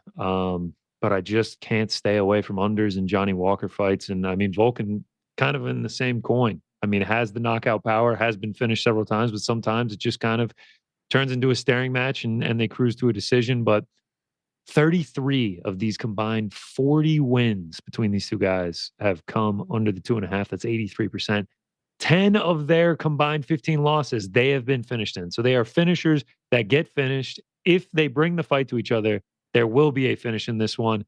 My only concern, shit does happen. Johnny Walker is coming off of a knockout loss.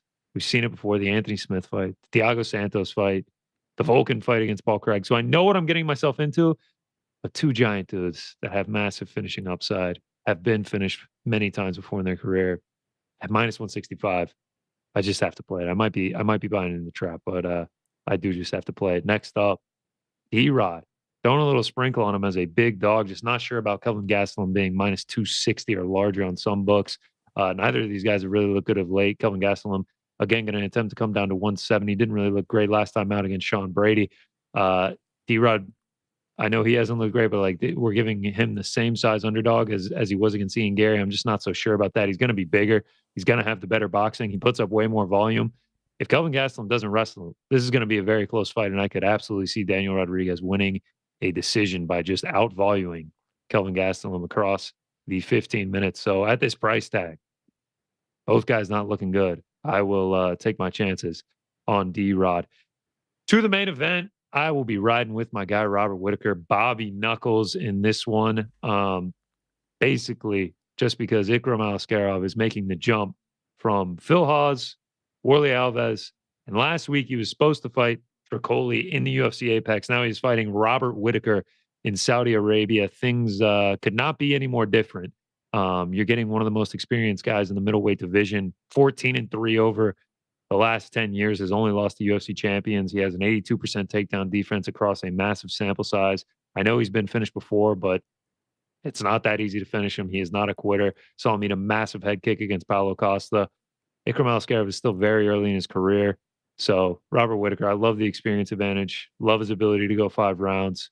And I love the fact that he was planning for Hamzat Chimaev in Saudi Arabia while Ikram Aliskerov was planning for Antonio Tricoli in Las Vegas. So those are the singles.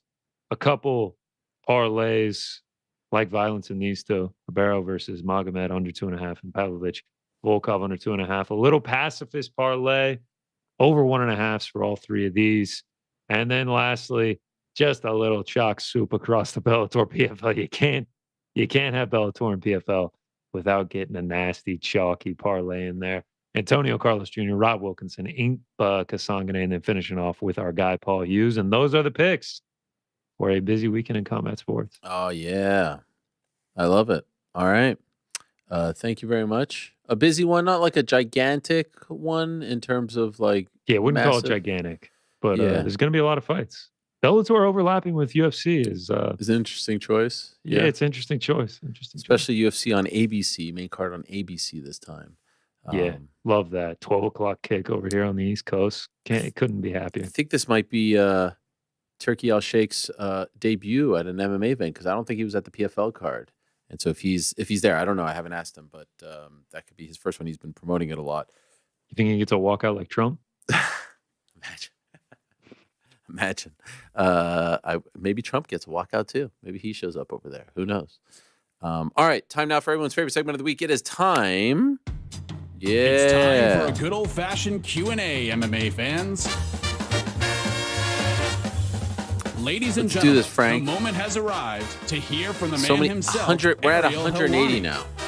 Oh man. Live Yeah. from the Box Studios We're gonna in do 'em all. beautiful New York 65% City. has to It's be on the Ant nose. Evans, right? And now, Yes. to answer your And questions, get out of your seats and Clean. on your feet because By the way, here he is, Trin Daddy Ariel on the Helwani. YouTube channel GC is saying that Canada has the second best odds to win gold, plus 900. Is that even possible? If so, I don't know. I don't know about the Olympic basketball odds. Plus 900 is the second place. That means Team USA is like minus 1,000 or something. where can we find this? I'd like to confirm this. Can we find this anywhere? Nothing on DraftKings right now. Oh. They just got the medals. I can't find it on any offshore books, but I mean, Alright. it's bound to pop up. All right, so maybe he's making it up. I'll take it. I'm not saying he's making it up. I haven't found it. Okay, fair enough. All right, let us get right into it. Connor from Canada is up first. Hey, Ariel, if the roles were reversed and Chandler was the one who had sustained an injury, how do you think this saga would have played out? Despite his patience, I feel like the UFC would have simply replaced him. Yes. And I think he knows that. And credit to Chandler. He has handled this very well, and he said yesterday that he is going to attend the event in Las Vegas. But, I mean, of course, the $20 million gate is not for Michael Chandler. It's for Conor McGregor, and I think he knows that. And obviously, he's played his part, but Conor is the biggest draw in the history of the sport. It's not necessarily Conor with someone else. It's Conor alone. So yes, they would have replaced him. You are right. Leroy Jenkins, Ariel Himwani. Oh, I like that one. Put it on a shirt.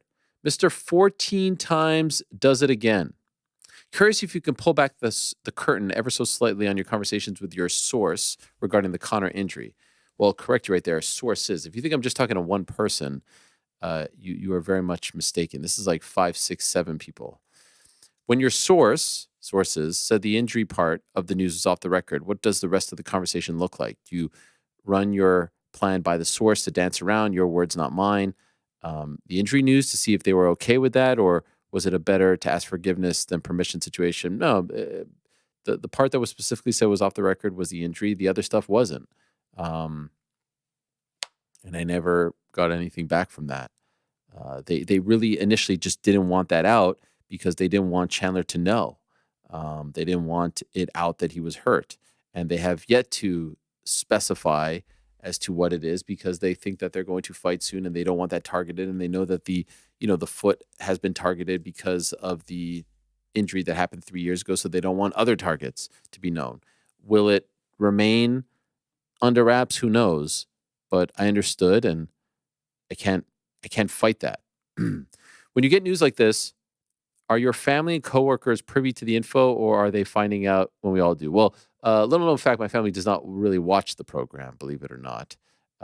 So I do sometimes. Yeah, I do sometimes tell them. I think Frank's wife, the lovely Tracy, probably of all the significant others, probably watches the show more than anyone. Am I right about that?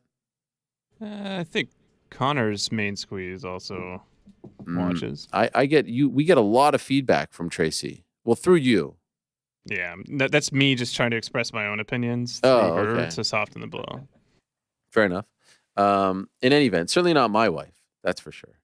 And I don't think Rick's wife either. Holly's an out, a hard out on. I think she actually makes it a strong point to not watch. Yeah, she's like intentionally does not watch. She has nothing to do. She will just make a point not to turn it. Yeah. Which I get. Anyway, sometimes I'll share stuff with the guys here. I think they all kind of knew. They could actually back me up when I say I knew. But when things are off the record, they have to remain that way. Don't let the bootlickers grind you down, bromigo. Leroy Jenkins. Thank you very much, Leroy. Parker, hello, Mr. 10-7 and the crew. First-time writer here. and was wondering about the decision to not move Conor versus Chandler to the Sphere. It seemed like a layup for the UFC to make the once-in-a-lifetime card even bigger by adding the most anticipated fight of the year. Could the reason for this be that tickets for 306 are already on sale, which means that the brass won't be able to adjust the price to Conor numbers, making the cards gate one for the history books? It's not a bad shout. It's really not a bad shout. Are they already on sale without actual fights attached to it?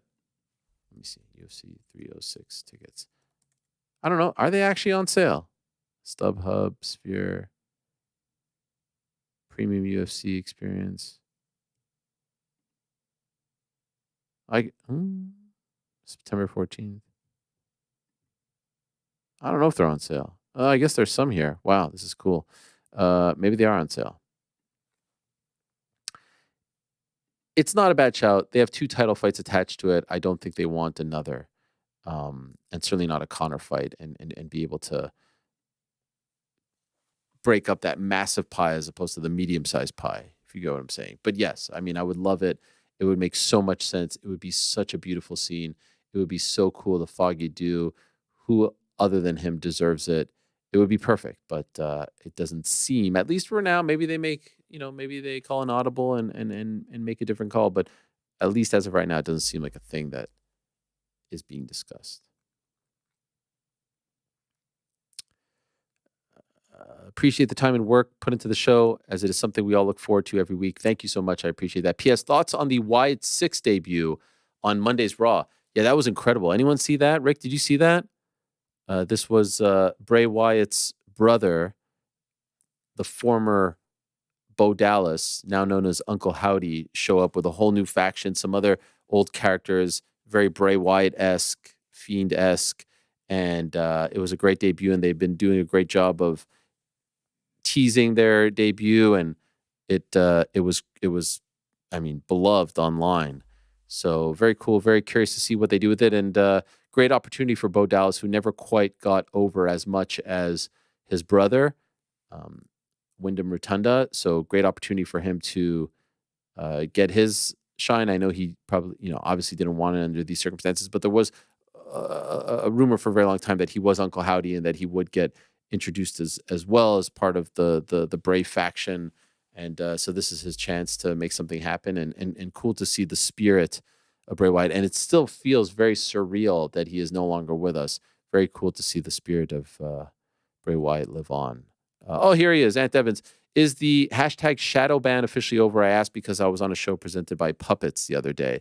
Yeah, it's been tough sledding for Antoine. And no, it's not over. I mean, as long as the insane hot takes continue to fly on his Twitter, how could it be over?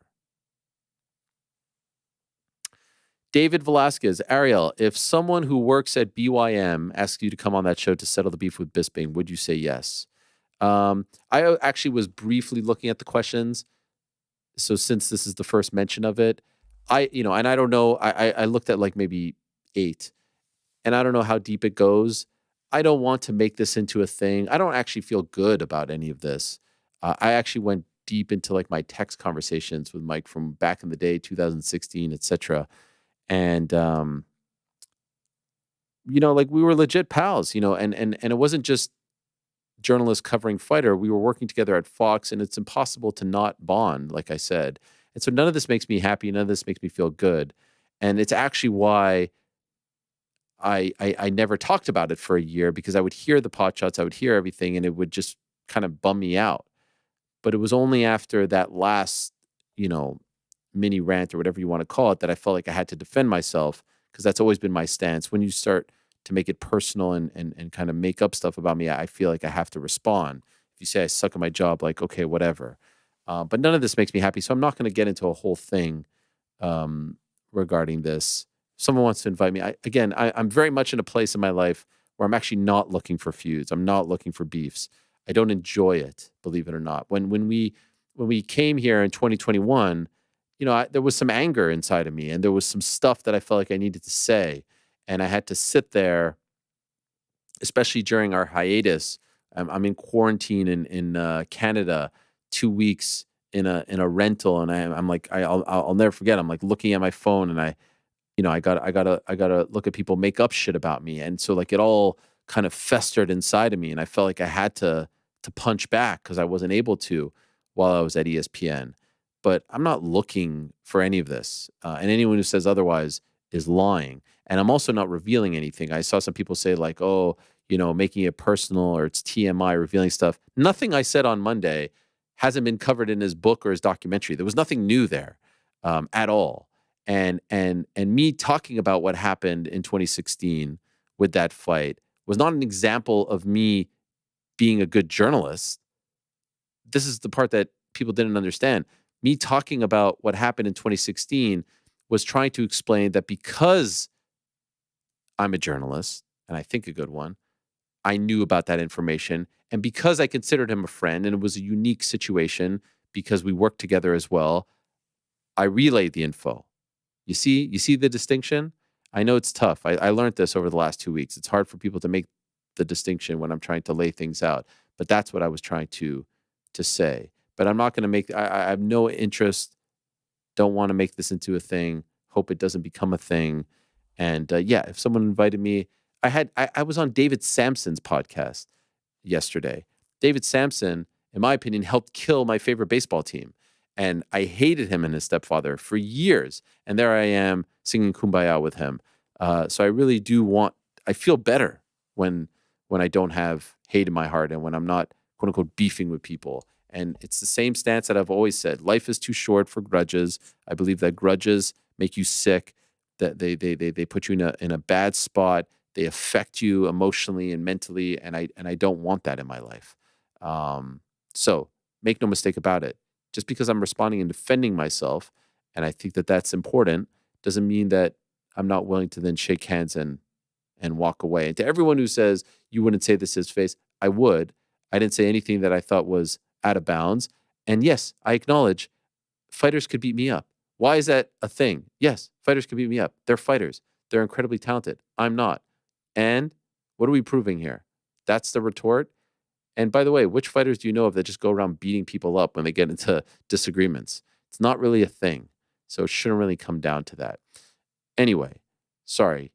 This just was the first question about it. But of course, I'm open to it. I'm not against it. I don't wish harm. I don't wish bad. I don't wish them to have trouble. Like, I want everyone to succeed. I like Anthony very much. I have great respect for Michael the fighter, for what he's accomplished. And I'm not trying to get into any type of thing. I know people like it, but I'm not trying to get into any kind of thing. So don't confuse the two. Kareem, any news on the new Connor Chandler date? Not as of right now. Still developing. Johnny Dew. What up, Hilwani and gang? Long-time listener, first-time questioner. I'm currently on vacay here in the States, traveling from the land down under. I come from my land down under. And my last stop is in Vegas for UFC International Fight Week. Thank you for the work that you've done reporting on the McGregor situation. Otherwise, much like the rest of the world, we would be kept in the dark until the 10th hour. I appreciate it. My question is, will you and the team be hosting a live show in Vegas during International Fight Week, as I'll love to attend and meet the gang, as I've followed your content for a very long time? Unfortunately, no. Even had a chance to take a picture with you at the open workouts in Melbourne, not Melbourne, Melbourne, during Rousey home. Much love. Keep up the great work that you do. And don't let the bootlickers get you down. Powerful JDU. No live show. There was some talk, but we've tabled it. More to come, I promise. We are going to do more of those. A great time was had by all. And very, very happy to say that we are in the process of donating all the proceeds from the event to the Good Fight Foundation, and they've put out their kit for the auction. So Dustin and his wife are doing great things. Senados Gelatos. Ciao, Ariel. Please tell me you've seen the Mix Molly Whopper analysis of the whole Bisping situation. It's so on point. I'm still waiting for the genius behind the channel to get a shout out on the MMA Hour. As an avid listener of the show, he is currently the number one guy I would love to see / hear being interviewed on here. Grazie mille. So I do have to say, this was one of the things that I saw last night as I was perusing. And so I looked up Mixed Molly Whopper because I had not heard of him and was thoroughly impressed by his channel and of his breakdown of this whole thing. I commented on the page. He's great. He's got a great channel. So much respect. Whoever you may be, much respect to you. Reminds me a little bit of Propa Boxing, a little bit different, but has the same vibe. and he does great work over on the boxing side of things. I wasn't sure that this was even a real name, but shout out to this individual, Mix Mollywhopper. Great work, great channel, very, very creative and smart. And I enjoyed it, and I enjoyed his take on everything.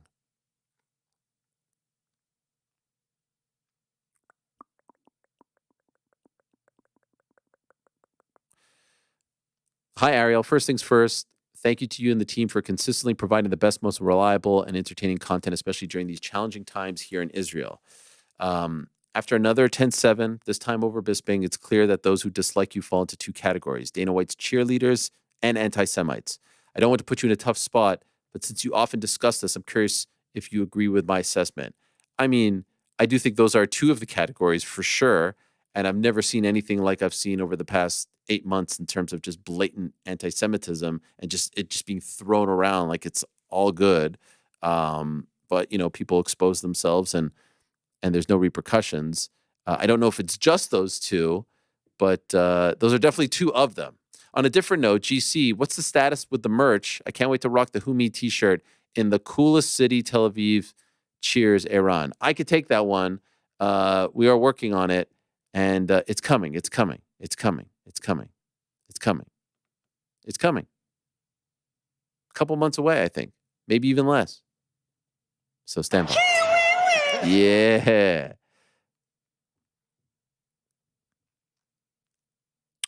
Steve, dear Ariel, I've always considered you to be the best in the game, but am I being naive?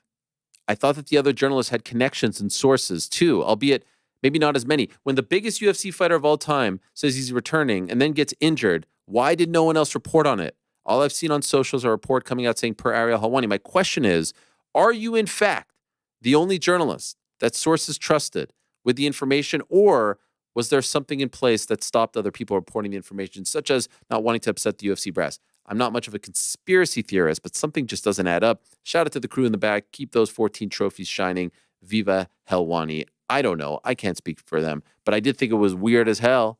I mean, usually there's an off-brand guy there, a Twitter account here, a report there. There was nothing. Absolutely nothing. Guess who's here for you every step of the way? Gosh. No short sleeve Helwani today, Frank, by the way. It's too bad. Yeah. Is this Lululemon? No, it's not. But they saw the shout out. They appreciated my words. They didn't love your words. Mine outshined your words. You know what, Lululemon? I love you. Yeah. Thank you very much, though. Makum Otaku. Hello, Ariel and crew. What's this update on the O'Malley Merab for the undisputed bantamweight strap? Much love. Sphere looks like, but not quite done.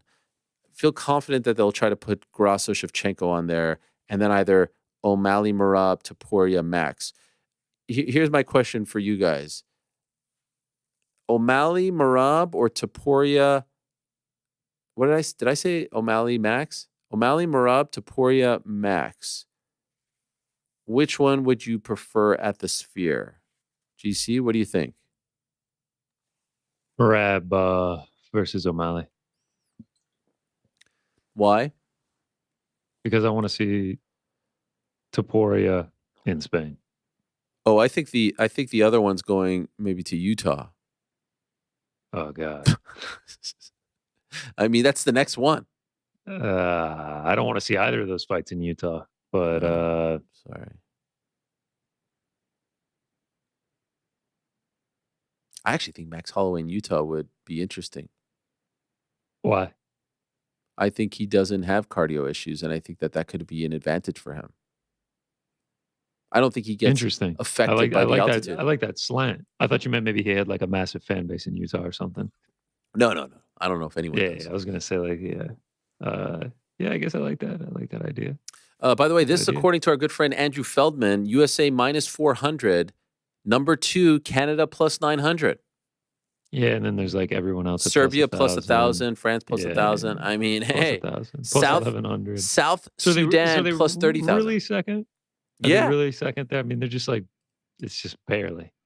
It sounds like a light your money on fire bet though. Like it's USA and everybody. Oh, for sure. Like just there's bet them an to medal ocean or something. between the US and Canada. See, you guys take this for granted. if we got to the gold medal game and ended up playing the U.S. and getting a silver, you know how gigantic this would be for the country? Yes, but then that bet doesn't cash. I'm just saying, regardless I of don't that. care. Just they're the second best team in the tournament according to these people. So I'm let's- fine. Look, I like their team. I see Perceived it. odds, they could potentially be the second best team in the tournament. Odds are wrong Haters. all the time. Man. Haters, we're supporters of our own team, man. No, I mean, you can still give love. I literally Yeah, we gave gave love man. every moment of that we've They talked got a about great this. roster. They play well. They could maybe potentially, go. I'm just saying that maybe a betting shot at them getting to a win a medal. gold medal is like betting the sky to be green tomorrow. Like it's just not going to happen. JJ Boob Hugger. Hi, Ariel. Not to get political, but did you see some of the people Jake Shields was hanging out with last week? I did not. I do not follow Jake Shields. It's much worse than any crazy Sean Strickland type of stuff. Is it a poor reflection on the MMA community to have a UFC vet doing events with people like Sneeko and legit low IQ anti-Semites? Not sure what's going on in his whole funky career, but it's pretty sad to see. P.S. Since last week, you didn't want to use my username.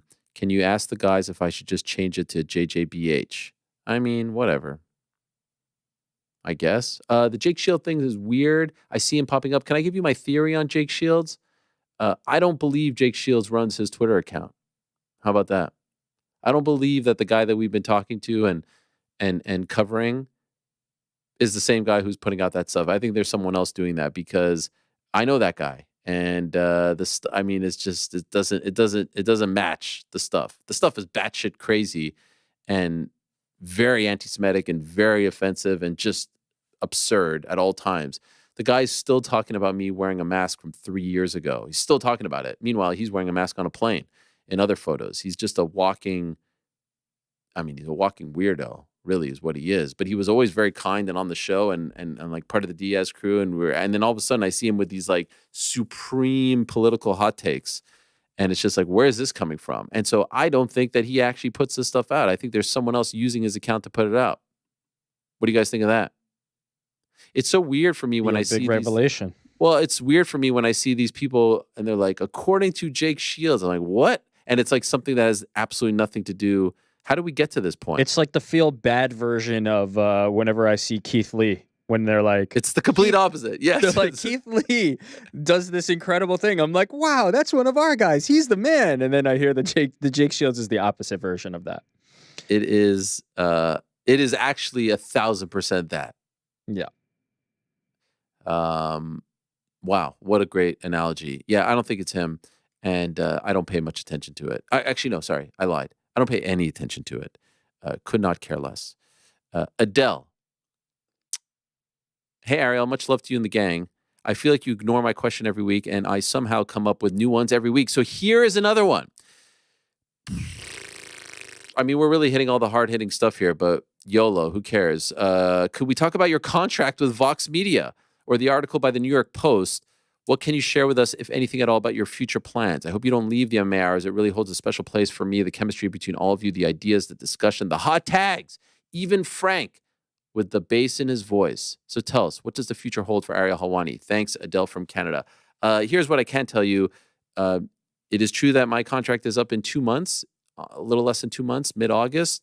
And it is true that I have no idea what's going to happen. That is the 1,000% truth. Still all up in the air, still developing.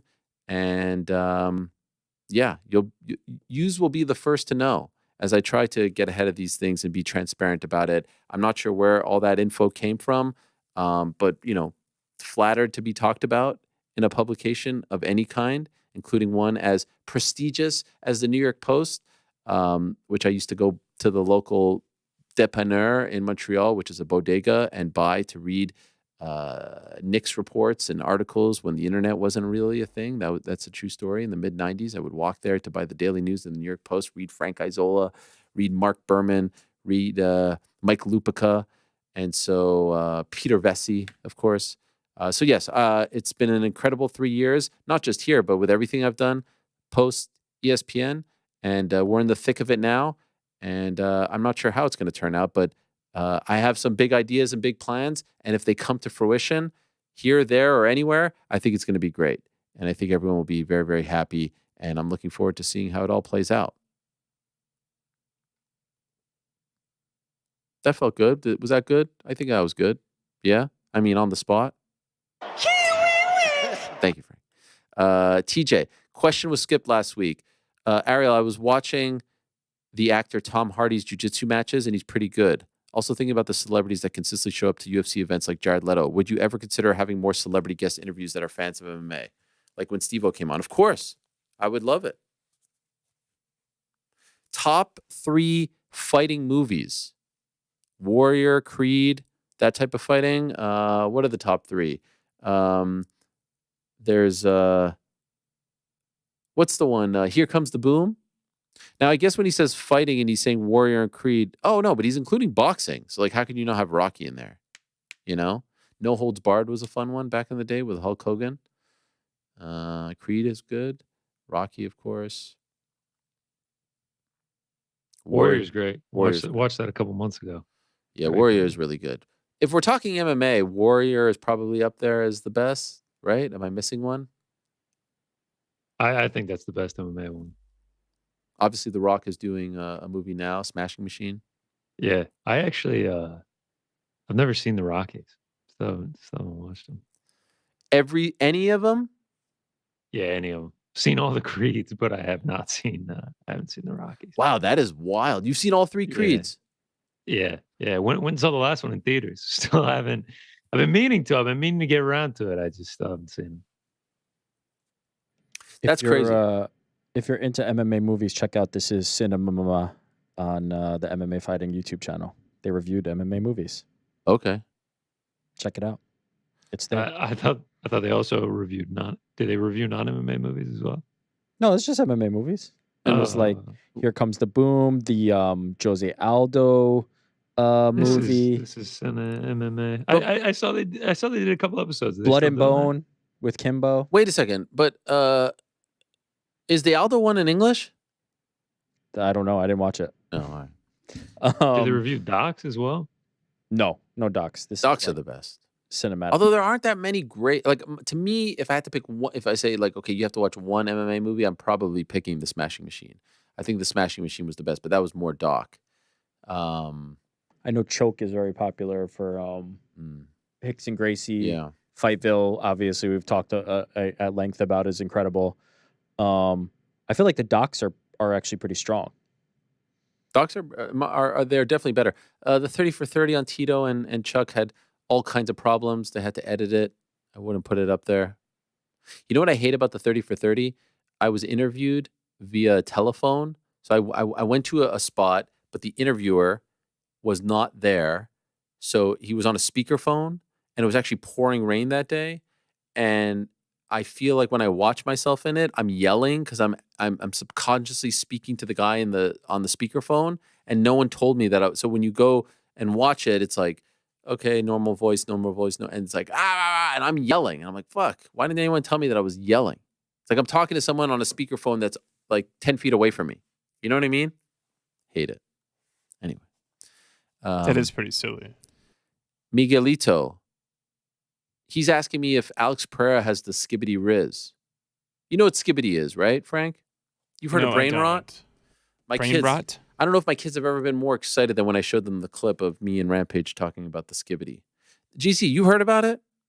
Yeah, I've heard about it. I still don't fully understand it. This is like my first sign that I'm getting old, that I just like don't really know what people are talking about when they say that. But I would imagine if anyone has the skibbity riz, it's probably Alex Pereira. I mean, no, for sure he has it. For sure. Skibbity Ohio riz or just skibbity riz? Well, he definitely doesn't have the skibbity toilet.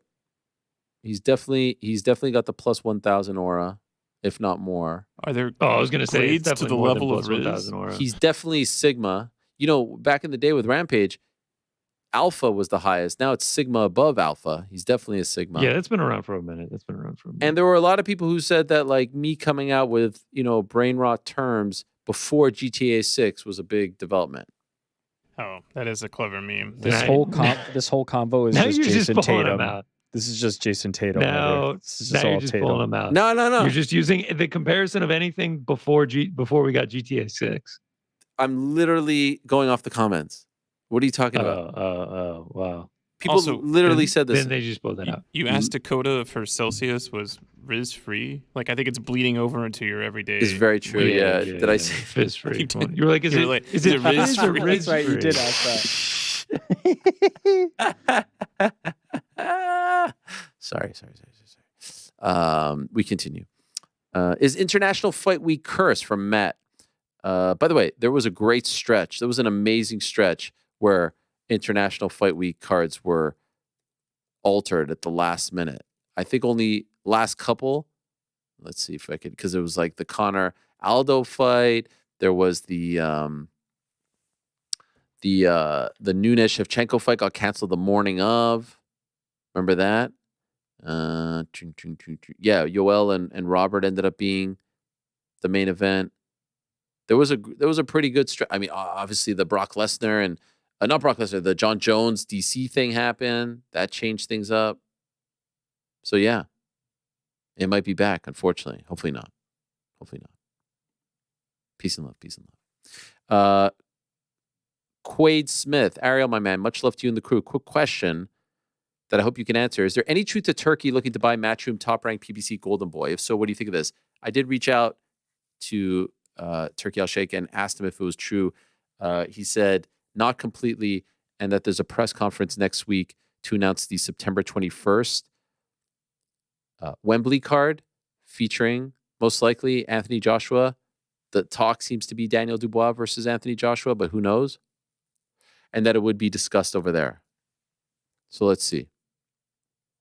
Speaking of Eddie Hearn, I reached out to him yesterday after Dan Rayfield reported that Top Rank won the bid for the Devin Haney Sandor Martin fight, $2.92 million, and then Devin Haney was quite upset on Twitter that it seemed like Matchroom didn't even bid, and that I think there was only one bid, to be honest, for the fight, which is pretty wild.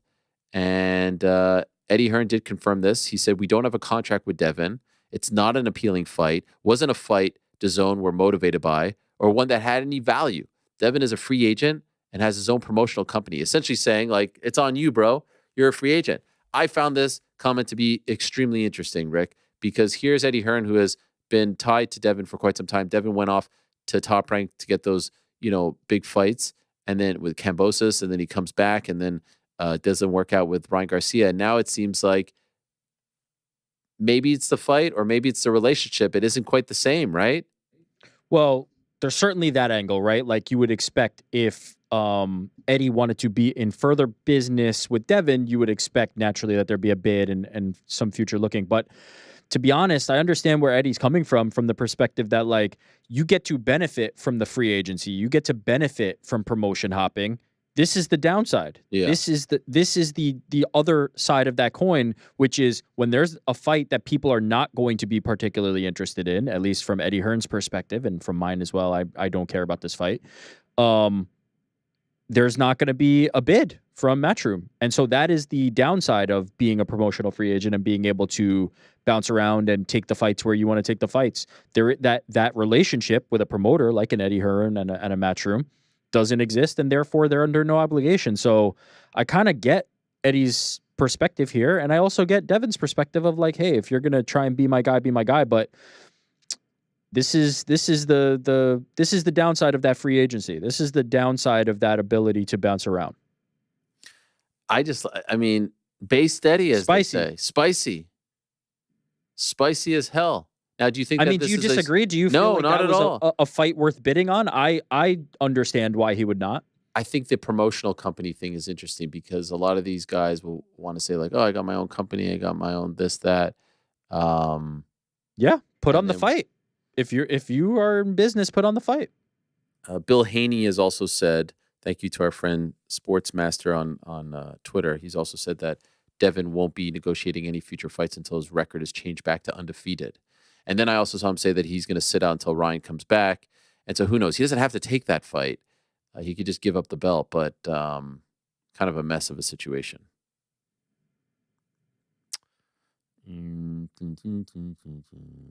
By the way, I meant to say this at the top of the show. Rest in peace to the legend Willie Mays. I loved Willie Mays as a kid.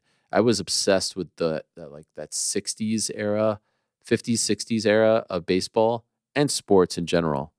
I was really into that, and I loved watching that old footage of Willie Mays with the catch and the Dodgers and the Giants, and so it was very sad to see that he had passed at 93.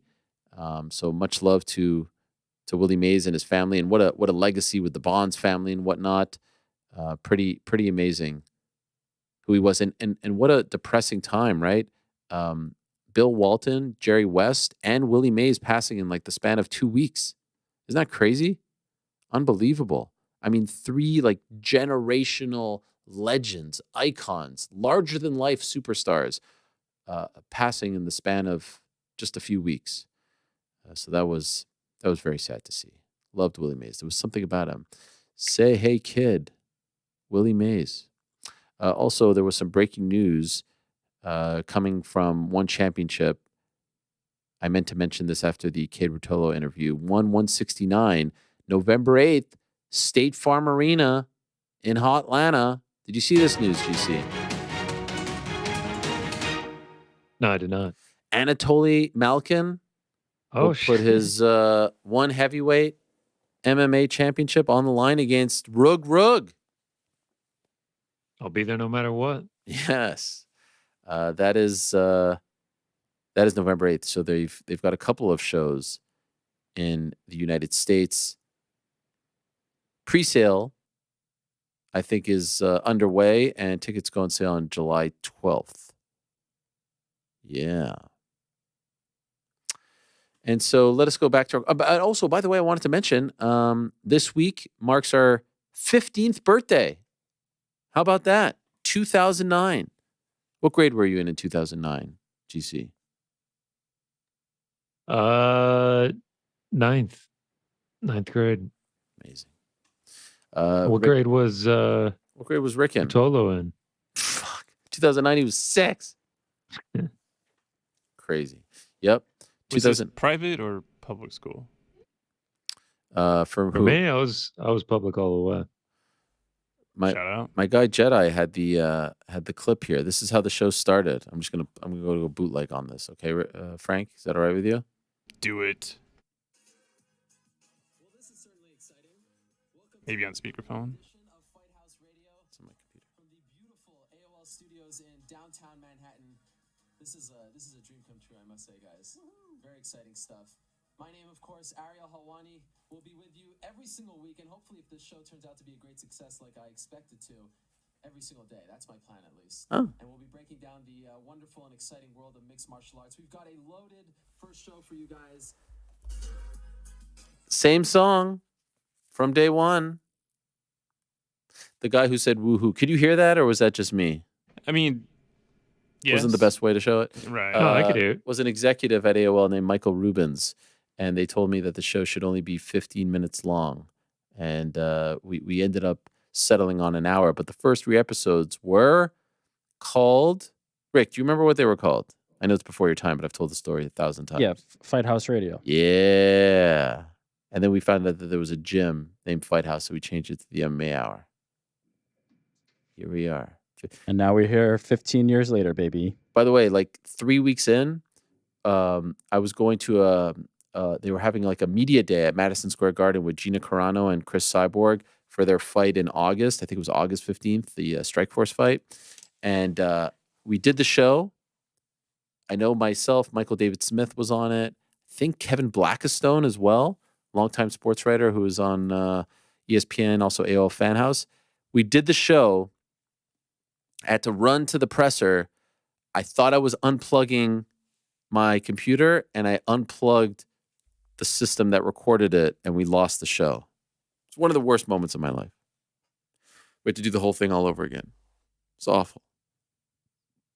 It was actually that moment that I said, we need the show to be live. So this would never happen again. So I can't screw it up. You know what I mean? That lost episode. Who knows what could have been? Right.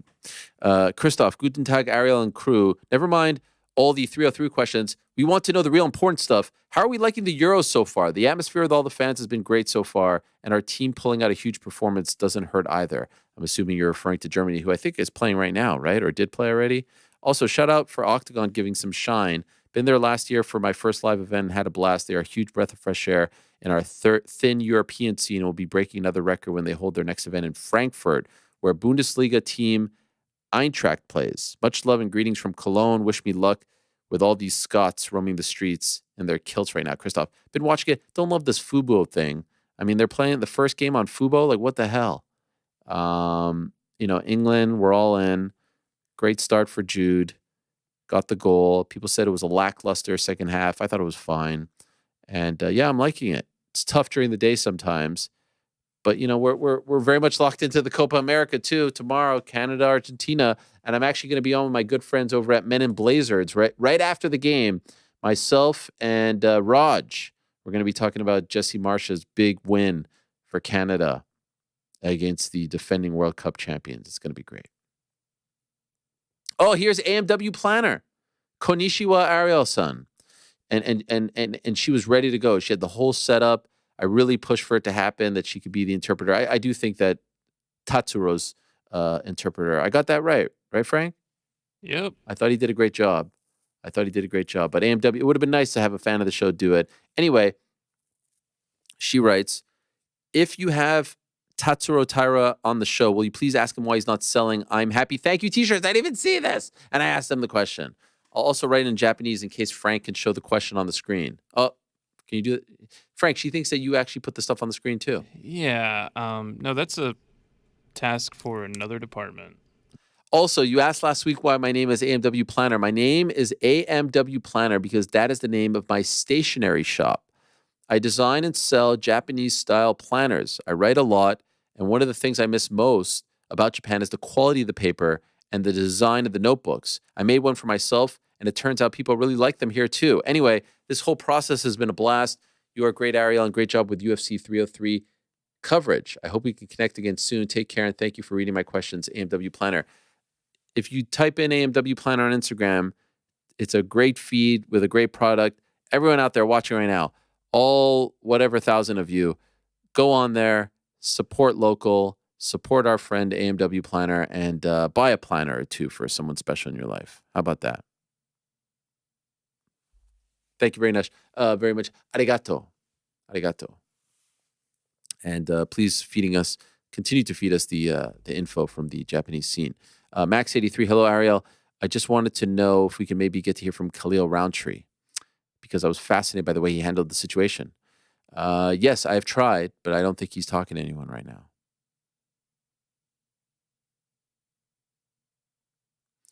Israel D, hello from Idaho. Hot tag, care to comment on the report about yourself in the New York Post? Guess what? You got beat to it. Hey. But nice comment from Matt Mo. Ariel's the most sought-after free agent in the world right now. Wow. Oh, you'll like this, GC. Andy Koufax. Ariel, big shitter this week is Garrett Armfield. Before your yarmulke starts spinning, let me explain. Garrett shared a post-fight social media exchange between himself and Brady Highstand where it was revealed that he uncorked a horrific mid-fight colon cleanser. For using butt methane against his opponent, he must be awarded this week's big shitter. Yeah, I mean, I could never match this enthusiasm for the big shitter segment. So honestly, these weekly updates are much appreciated. I feel like we kind of just let him take the reins. He's owning it. What was his name again? I'm sorry. Andy Koufax. Same gentleman who I saw on the street in Brooklyn. He's like, Ariel, it's me, Andy Koufax. Meanwhile, his avatar is an orange circle. I don't know how you wouldn't have recognized them. All right, so it's officially the Andy Koufax big shitters of the week, just like it's the Andrew Collins big hitters of the week. So shout out to Andy Koufax. You now have your very own segment named after you that you also have to provide who the big shitter is every week. I think this one's going to last. I love it. This one has It longevity. feels strong. Yeah. I don't know if the sales department wants to reach out to Dude Wipes, Charmin. I mean, anything. There's endless opportunities here. So, I mean, Taco the Bell. sales team. I know the sales team's watching, so if they just want to get on the horn, Taco Bell. one too. Yeah. Taco Bell could be a good one too. I think that'd be great. Yeah, I feel like we'll be sponsored in no time for this thing. Enough sponsors today. We don't need more. Persian Apothecary.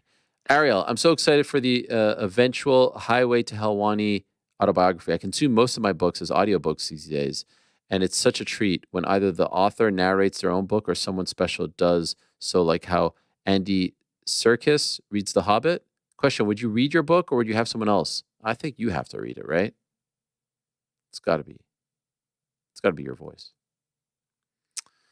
Logan, question for Frank. Will you go through the soundboard and give us your top 5 pound for pound sounds? My number 1 pound for pound MMA hour sound has to be Jasmine. Have a great day. Yeah, I can do that. Who, me? That's number 1.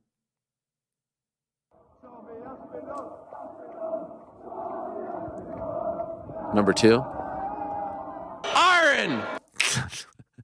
I could. No, that's That's good. the busiest. Yeah. I feel like you stepped away from the cat, Frank. I think it's because No, we. you the wrapping other up the day- show? What are you doing? Wait, what? You're playing the wrap up. Oh, that's also one of my favorites. Okay. It's like, We're done. wow, we're Show's here. over. We're Yes. done. Don't have to do this shit anymore. I was this close to starting with that one, and I'm like, I don't want. No. Yeah. What else? I feel like you stopped using the cat because we finally Yeah. found out that it was actually you who recorded that and it's your voice. Who, me? I mean, we don't have the cat anymore at all.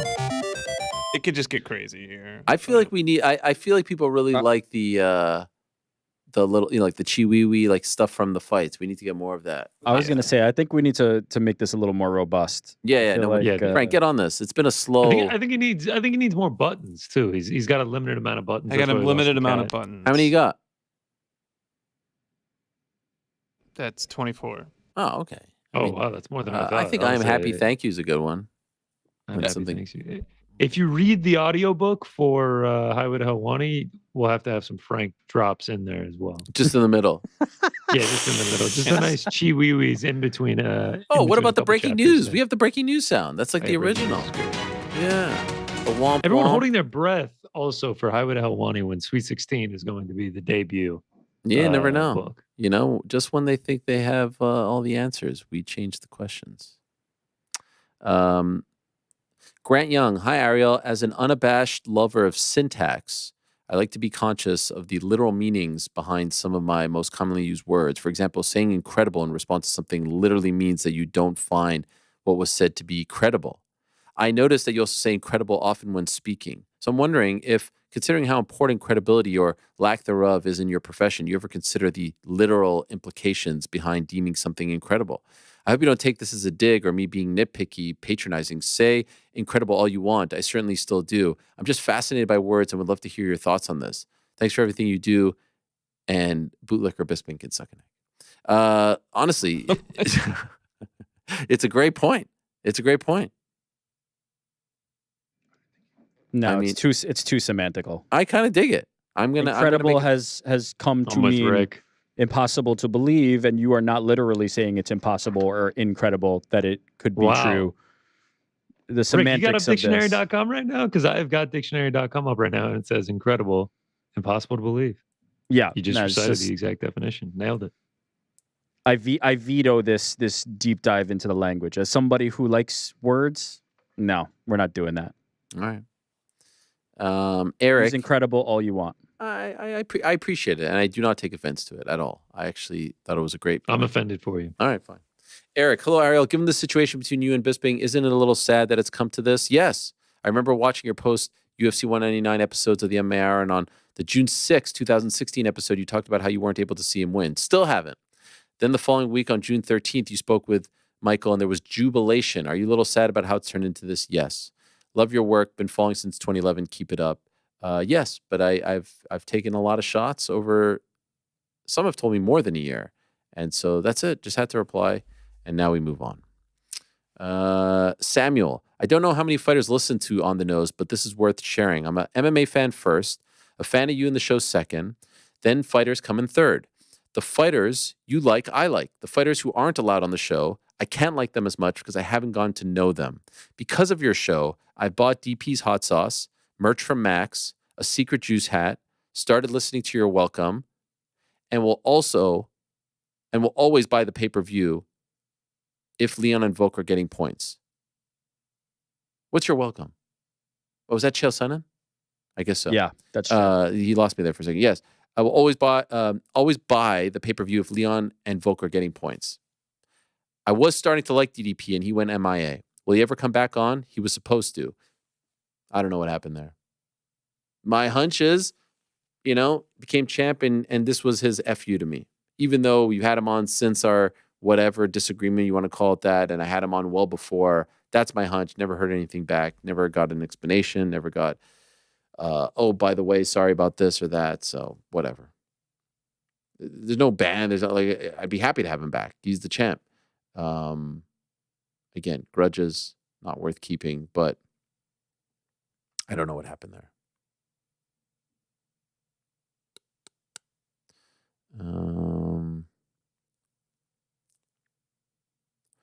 Jesse, curious to know, as I don't know anything about journalism, how many sources did you have for the Connor Chandler situation, and what type of sources? I won't tell you the type, but I'll tell you 4 or 5. I mean, every angle possible. Plus, you can't be wrong with those things. It's better to not say anything than to be unsure of yourself and just throw things out there. And that's the difference. There's a bunch of people who throw things out there and there's no repercussions. I mess up once and I'll hear about it forever. 2, anything you can share regarding your next steps in terms of platforms you'll be covering combat sports? Not yet. Ongoing, developing. Let's see.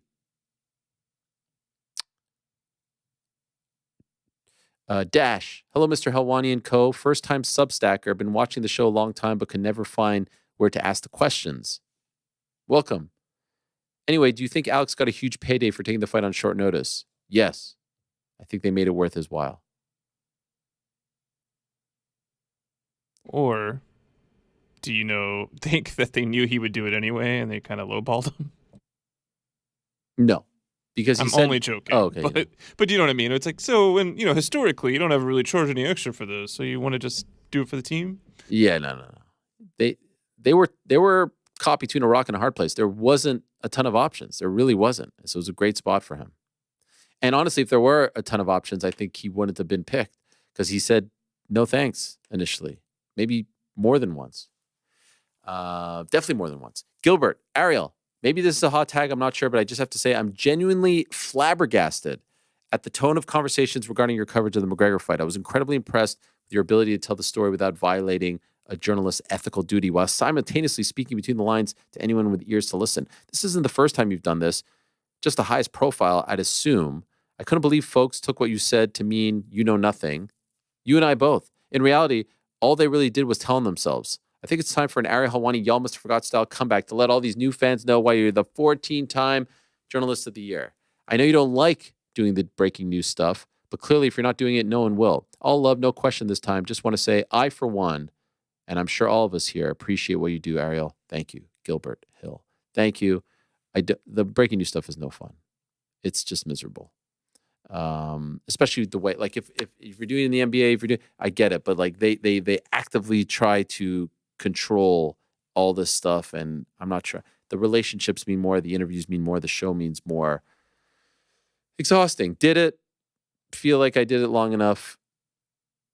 Able to do it, willing to do it when need be, but don't need to.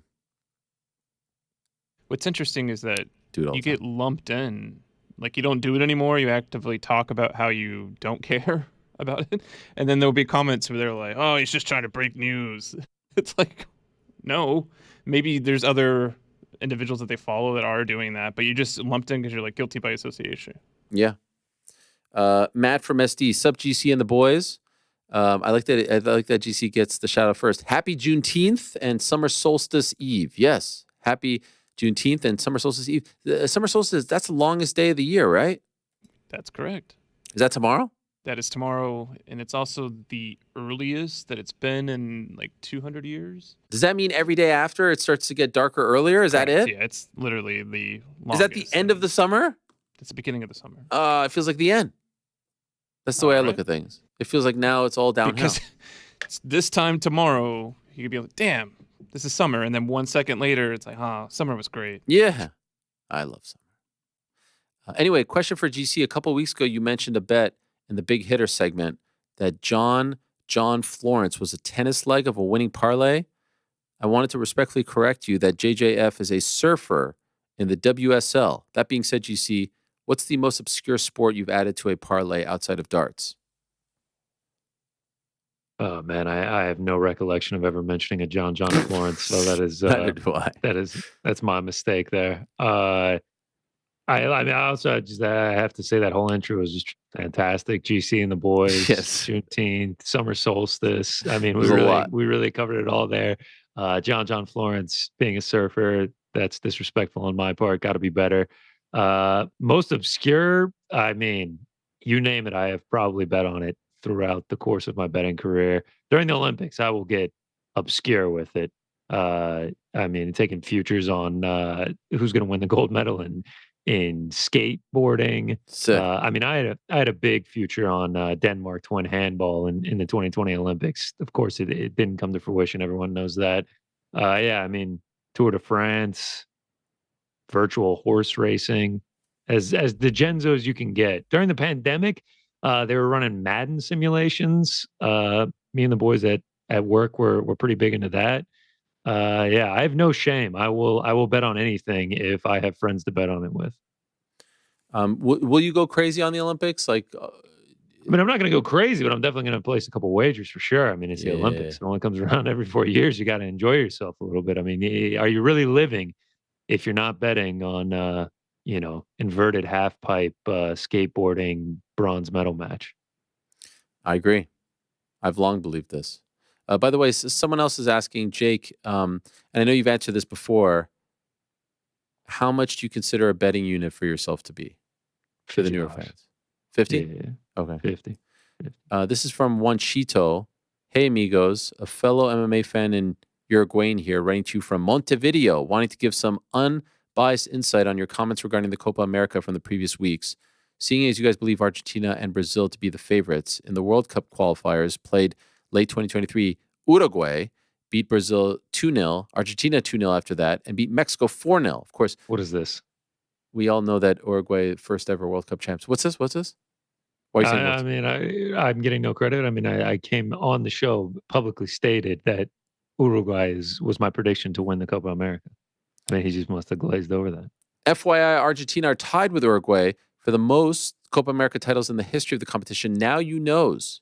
Big fan of the show. Much love. Is this the first time America hosts the Copa America? Because I feel like it's the first time I hear so much about it. Maybe I'm just more locked into the football world. And by the way, I saw an incredible video. I know I just asked a question, didn't wait for a response. Do you know if this is the first time? I'm sure it's easy. I think it is. I think that's why all the North American teams are in it as well. How dare you? We qualified fair and square. What are you talking about?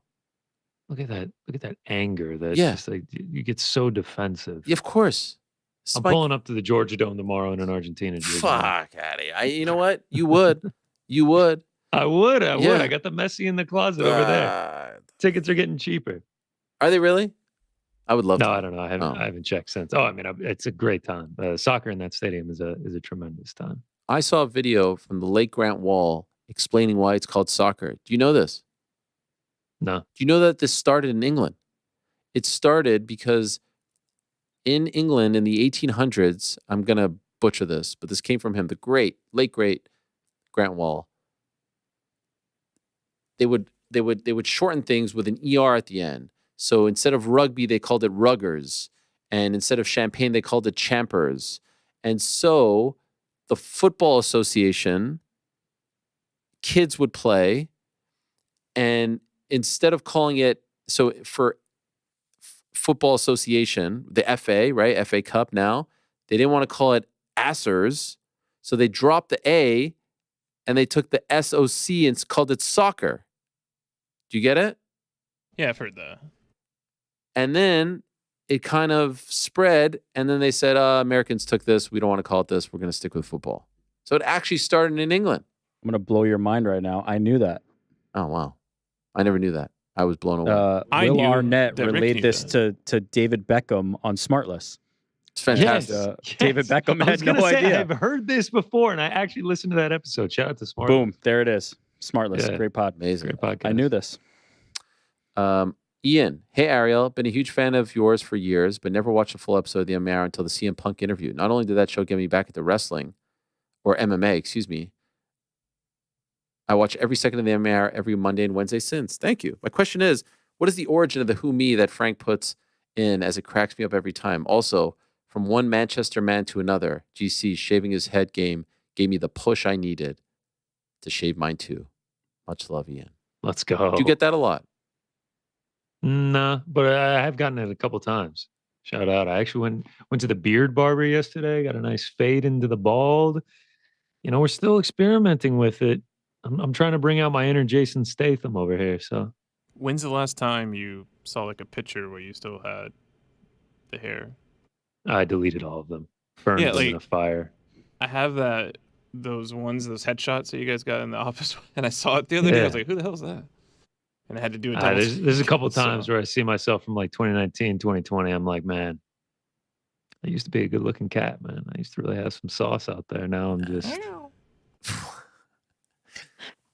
Anyways, who me is from the interview with Usyk and Fury and Turkey.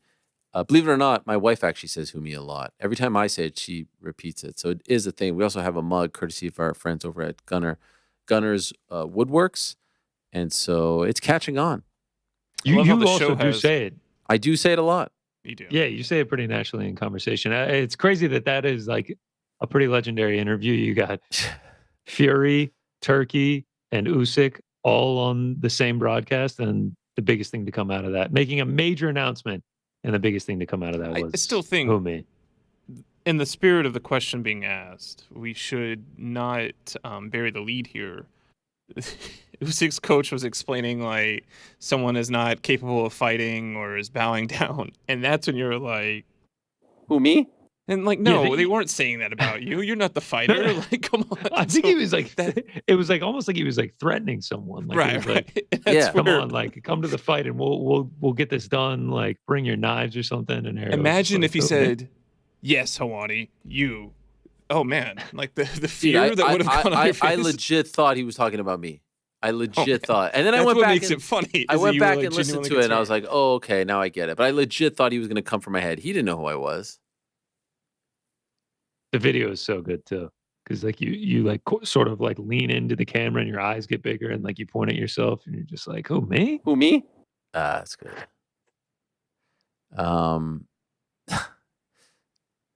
Jaden, a couple more. Hola, our MMA Hour crew, the group that gets me through these cold Aussie winter days. First of all, I just listened to the most recent Ringer episode, and ever since you brought up the fresh Prince of Bel-Air, I can only think of how similar to Carlton you are. Gosh, really? Actually, when I was younger, they used to say I was more Will Smith. I was cool. I was hip. I'm sure you'd agree. What a character. Man. I have a funny life question for you and the gang. Have you ever been doing something wrong your entire life and not realized until 30s or beyond? For me, after moving in with my partner, I've been informed I used bars of soap wrong. Apparently, you aren't supposed to rub the bar all over your body in bits. Oh, no. Lathering up your hands and use them? Preposterous, I say. Hope it's okay to ask and it produces a laugh. Have a lovely day, and I'll be listening along live in the icy morning winds. Hashtag and still. Hashtag 14 trophies. Hashtag don't be a bootlicker. There's no washcloth where he's at? Never heard of a washcloth. People are a special breed. That's wild. I really thought he was going to be like, oh yeah, I thought I was supposed to rub it all over my body, but I just needed to use a washcloth. But he said he rubs it all over his hands and then just rubs his hands all over him. I can accept that outcome, but just like, what were we doing beforehand? Listen, that's what you do, but like, we like a washcloth. Not great.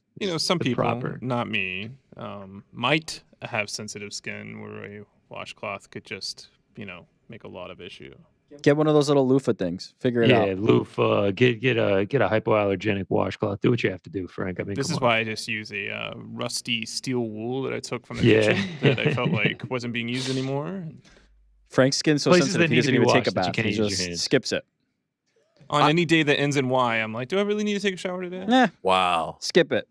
I do appreciate this gentleman for putting himself revealing out there. this. Yeah. Yeah. I mean, I think both of them are doing it wrong. And you need to I'm take a surprised loose it's still the liquor. girlfriend. Use a I'm surprised washcloth. that there wasn't a split over this. But You're a big loofah so- guy, GC? No, not a loofah, just a standard washcloth. What about like those I like the little sponge. I like the little spongy sponge thing, but there's guy. also the one that's a little bit rough. I like the rough one. I think that's the Yeah, loofah. I sure. think the No, loofah is loofah's the one very that has soft. the. It's like a little like Put a little frilly thing. exfoliating in there. Yeah. I like a No, good I think it's the exfoliation. opposite, but maybe I'm wrong. The loofah, I think, is the harder one, the one that Nah, does loofah's the soft. scrubbing. Loofah's But I like the little spongy guy. spongy. Man, How I'm how just- often do you change it? Pretty frequently. I don't know. That's a Yeah, I lot. mean, Sometimes he it could last probably- like he 2-3 was months. like- No? I don't. I honestly don't have like a You cannot timer be a on it. germaphobe and say You don't that. set like a Siri Every reminder couple or days. something. Couple Every couple days. days. Jeez. Yeah. You're Oh, using no, a fresh I'm not- one every day? No. I'm going longer than week that. or two. Yeah. 2 that's right. weeks with the same washcloth? How often do you change towels? How Wait, you're often? supposed to change them? Like, Again, ha- every couple days? How often do you put it in the wash? So I towel? use one How many side times? one day. I'm the like other a side week. the I'm other like day. a week to 2 weeks on What? both of those. Yeah. Week to 2 weeks on the towel? 2 Yeah. weeks on Bro, the same that's- towel in the No, same maybe two's- washcloth? You're not maybe even two is showering long. at that point. Maybe 2 is long, but definitely a minimum a week. I use the towel as the Bro, you're washcloth. crazy. If you're Oh, man, keeping your I'm towel for talking 2 a- weeks, that's craziness. Yeah. No, Couple maybe days less on than 2, each, but man. definitely at least one minimum. He changes his Couple towels days as on often as he each. buys new loofahs. I'm talking like you use a towel and a washcloth on Monday. I'm using a new one by like Wednesday, Thursday at the latest. Real talk. How many times That's do too you much wash laundry. your bedding? How often? Once a week we change it. Oh, bedding. yeah. Bedding. Yeah. Bedding, yeah. Mm, What do you guys do? Not Yeah, like The mysterious between household every is 1 once and a 2 week. weeks. Yeah, I think once a week is respectable. 2 weeks at most. 2 weeks seems too long, especially with a dog and stuff and the dirty kids. The dog's allowed on the bed. Don't Yeah. have dirty kids. Honestly, also don't have a dog. Listen, I was steadfast on the no dog on the bed, but now I've given up. Okay, a follow-up question, then we can move on. Sure. Kids. Yes. They go through the towels how often? I mean, that's a lot of laundry. The kids bro. are freaking psychopaths with the Yeah, do towels. you make them share all day? towels? No, all like they don't understand the concept of shower is over, towel does not go on the floor. Yeah, towel on the floor is a Oh, big yeah. problem. The whole house is littered in towels. Well, Towel why on the can't you floor put is it back? Because you hopefully we can use this over, but now it's on the floor. It's ruined. And so my thing is floor ruined. Wash. My wife says no. That's crazy. And then it becomes a whole thing. Program Also- the Roomba to carry the towels back to the laundry room. Yeah, that would be sick. Towels are I mean- like the easiest thing in the world to wash, though. I will say that. Yeah, you just throw some What are water the- on what are them, the wring it hi- out, throw What it is back the out. hierarchy of things to wash? Like where towels fits where? What? Give me the whole breakdown. I mean, it might be one. Like, I mean, you're just throwing it in there. You throw it in the wash, and then you throw it in the dryer, and then bam, it's done. Like that. So it's that easy. And your that whole doesn't apply load to of just the clothes? towel. Is there anything better than like a nice fresh towel? And is there anything worse than a towel that like doesn't quite dry you off? Fresh Oh, like a loofah. new towel that like it's almost as if like you're getting a little bit of the fur stuck Ah, on you, and it's you're awful. just not really dry. It's, Doesn't- there's yeah. you got to Hey, work hey. them in. You need a You gotta break you 'em need in. a roughness to the towel. What that it brand really of Oh, towel? for sure, for sure. I don't know. Crate and Barrel. shout Somebody out. just texted me every 3 showers for towel cleaning. That feels high to me. I don't know. That Nah, feels very that. quick. I respect Those their rookie game. I mean, you numbers. have 5-6 towels on hand. You rotate through, washcloth to go with each. It's easy math here. No, I can't be that frequent. That's a lot. That's fast. If we're on the tail end of 3 weeks on the bedding, 2 weeks on the washcloth, and 2 weeks on the towel, you got to give me a heads up before like we dap up or anything like that, because that's length. That's Got some lengthy things right I there. need to disclose to you. What about this from Slang74? Hello, Ariel and crew. Have you had any interest watching Tough this season? I didn't know it started. Did you guys know that? I like the hoodies, the green and black hoodies. I think that's Team Valentina. Yeah. Saw one highlight. A guy was real distraught over losing by knockout. But other than that, no. I've seen the corner on ESPN where it's like 10 o'clock tonight. Tough. Oh yeah. Yeah. No, I didn't see that yet. Not have not watched. Krillic says, first off, arugula on pizza is amazing. Hashtag Frank fan forever. My question is this: how do you manage acquiring and negotiating all your projects? My wife insists that you have a manager that helps you with your gigs, so I had to ask. Well, thank you for asking. I do have an agent. An agent helps in that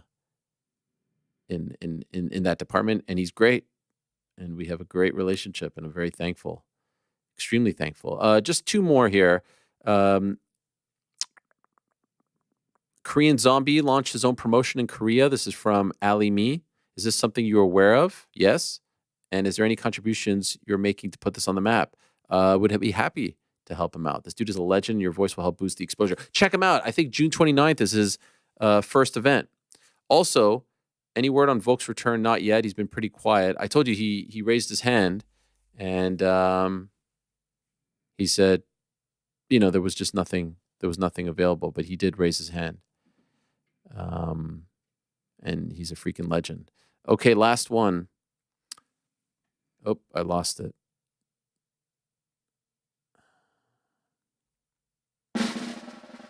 She loves the gloves. Dear Ariel, I stumbled upon the interview you did on the Bigger Than Me podcast and just wanted to say that you're a great source of inspiration. I've been a regular viewer of the MMA for years now and love the Ringer show as well because it has a different vibe to it. Recently, I've been getting more into the MMA media side of things and interviewing coaches and fighters, but it's a tricky field to navigate. And I had many questions on how to go about some of these things. Just listening to that interview and the little nuggets of advice you share here and there brings me some peace of mind in my own approach and makes things a little clearer. Just wanted to show some appreciation for your professionalism. Keep fighting the good fight. Cheers from Georgia. Yes, and how about Georgia yesterday against Turkey? I know it didn't go your way, but a great showing, and I'm very happy. And I saw the emotion, and I saw the passion, and I saw the tears from the supporters and the journalists, and it seems like a beautiful country. And I say hello to everyone from Georgia, and we love you, and we hope for the best for the entire region as well. Thank you very much to everyone for the kind words. Thank you for the support. Thank you for the questions. Sorry we can't get to all of them, but we did get to a ton. I don't know how many that was, but 39. It felt like a ton. Oh, that's annoying. 39? That's I was like two more. Oh my 37. God. Was it really 39? That's correct. Oh my dear. Although the response you got from Ant Evans, was that on Substack or he texted you that? Which one? When you were like, Ant ass, I don't know, that was like an hour ago. Come on. I don't know. All right, because that could have been the 40th. Okay, 40. What are your thoughts from Cole on Gable Steveson going to the Bills? Do you believe you'll see him in MMA? Yes, eventually. There it is. And 40. Yeah.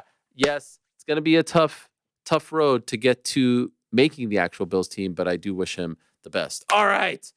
We are done. Thank you to everyone who sent in questions. Love you all. Time to go home. What a day it has been. Lots of papers. A fun day was had. A very fun day. Is it going to be a nice weekend? I hope so. It's beautiful outside, right, guys? We are done. Oh, no, I just did that. I'd like sometimes to see the YouTube chat. I say goodbye to everyone, okay? Jeez. We're on the air. No, I know, but I like to say thank you, Lazy Bed. Thank you, Gav. Thank you, AL. Thank you, Brandon. Thank you, OC. Thank you, Michael. I appreciate AMW that. was on there earlier. Yes, I saw her. I actually asked her a question in the middle of the interview. Did you see that? Oh, I didn't. Yeah. We're multitasking here, bro. We are multitasking. Oh, now you're asking me to say stupid things. Could we not just be normal for a second, guys? Could we not just be normal? Thank you, OC. Thank you, Brandon. Thank you, all of you. Okay. Thank you to Tatsuro Taira for waking up. Do you guys think he woke up early or stayed up late? What do you think? Stayed up. Yeah, I think so too. No doubt, stayed up. Especially because he was just in Vegas, right? He was just in Vegas. Easier to go to bed at 3 than wake up at 2 o'clock to do the interview. I would think. Hey, how about the Forest fixtures came out? Very excited about that. Bournemouth at home, week 1. Yes, Frank. I was just gonna say, did you notice how Tatsuro, when you asked him anime to recommend, he paused and thought about that question harder than any of the other questions? That was a big question. Naruto, by the way, for those that may have missed it. Thank you to him. Thank you to Kade Ruotolo. Thank you to Jake Paul and Mike Perry. What a day. Thanks to them. Thanks to all of you. Back on Monday, same time as this. Peace.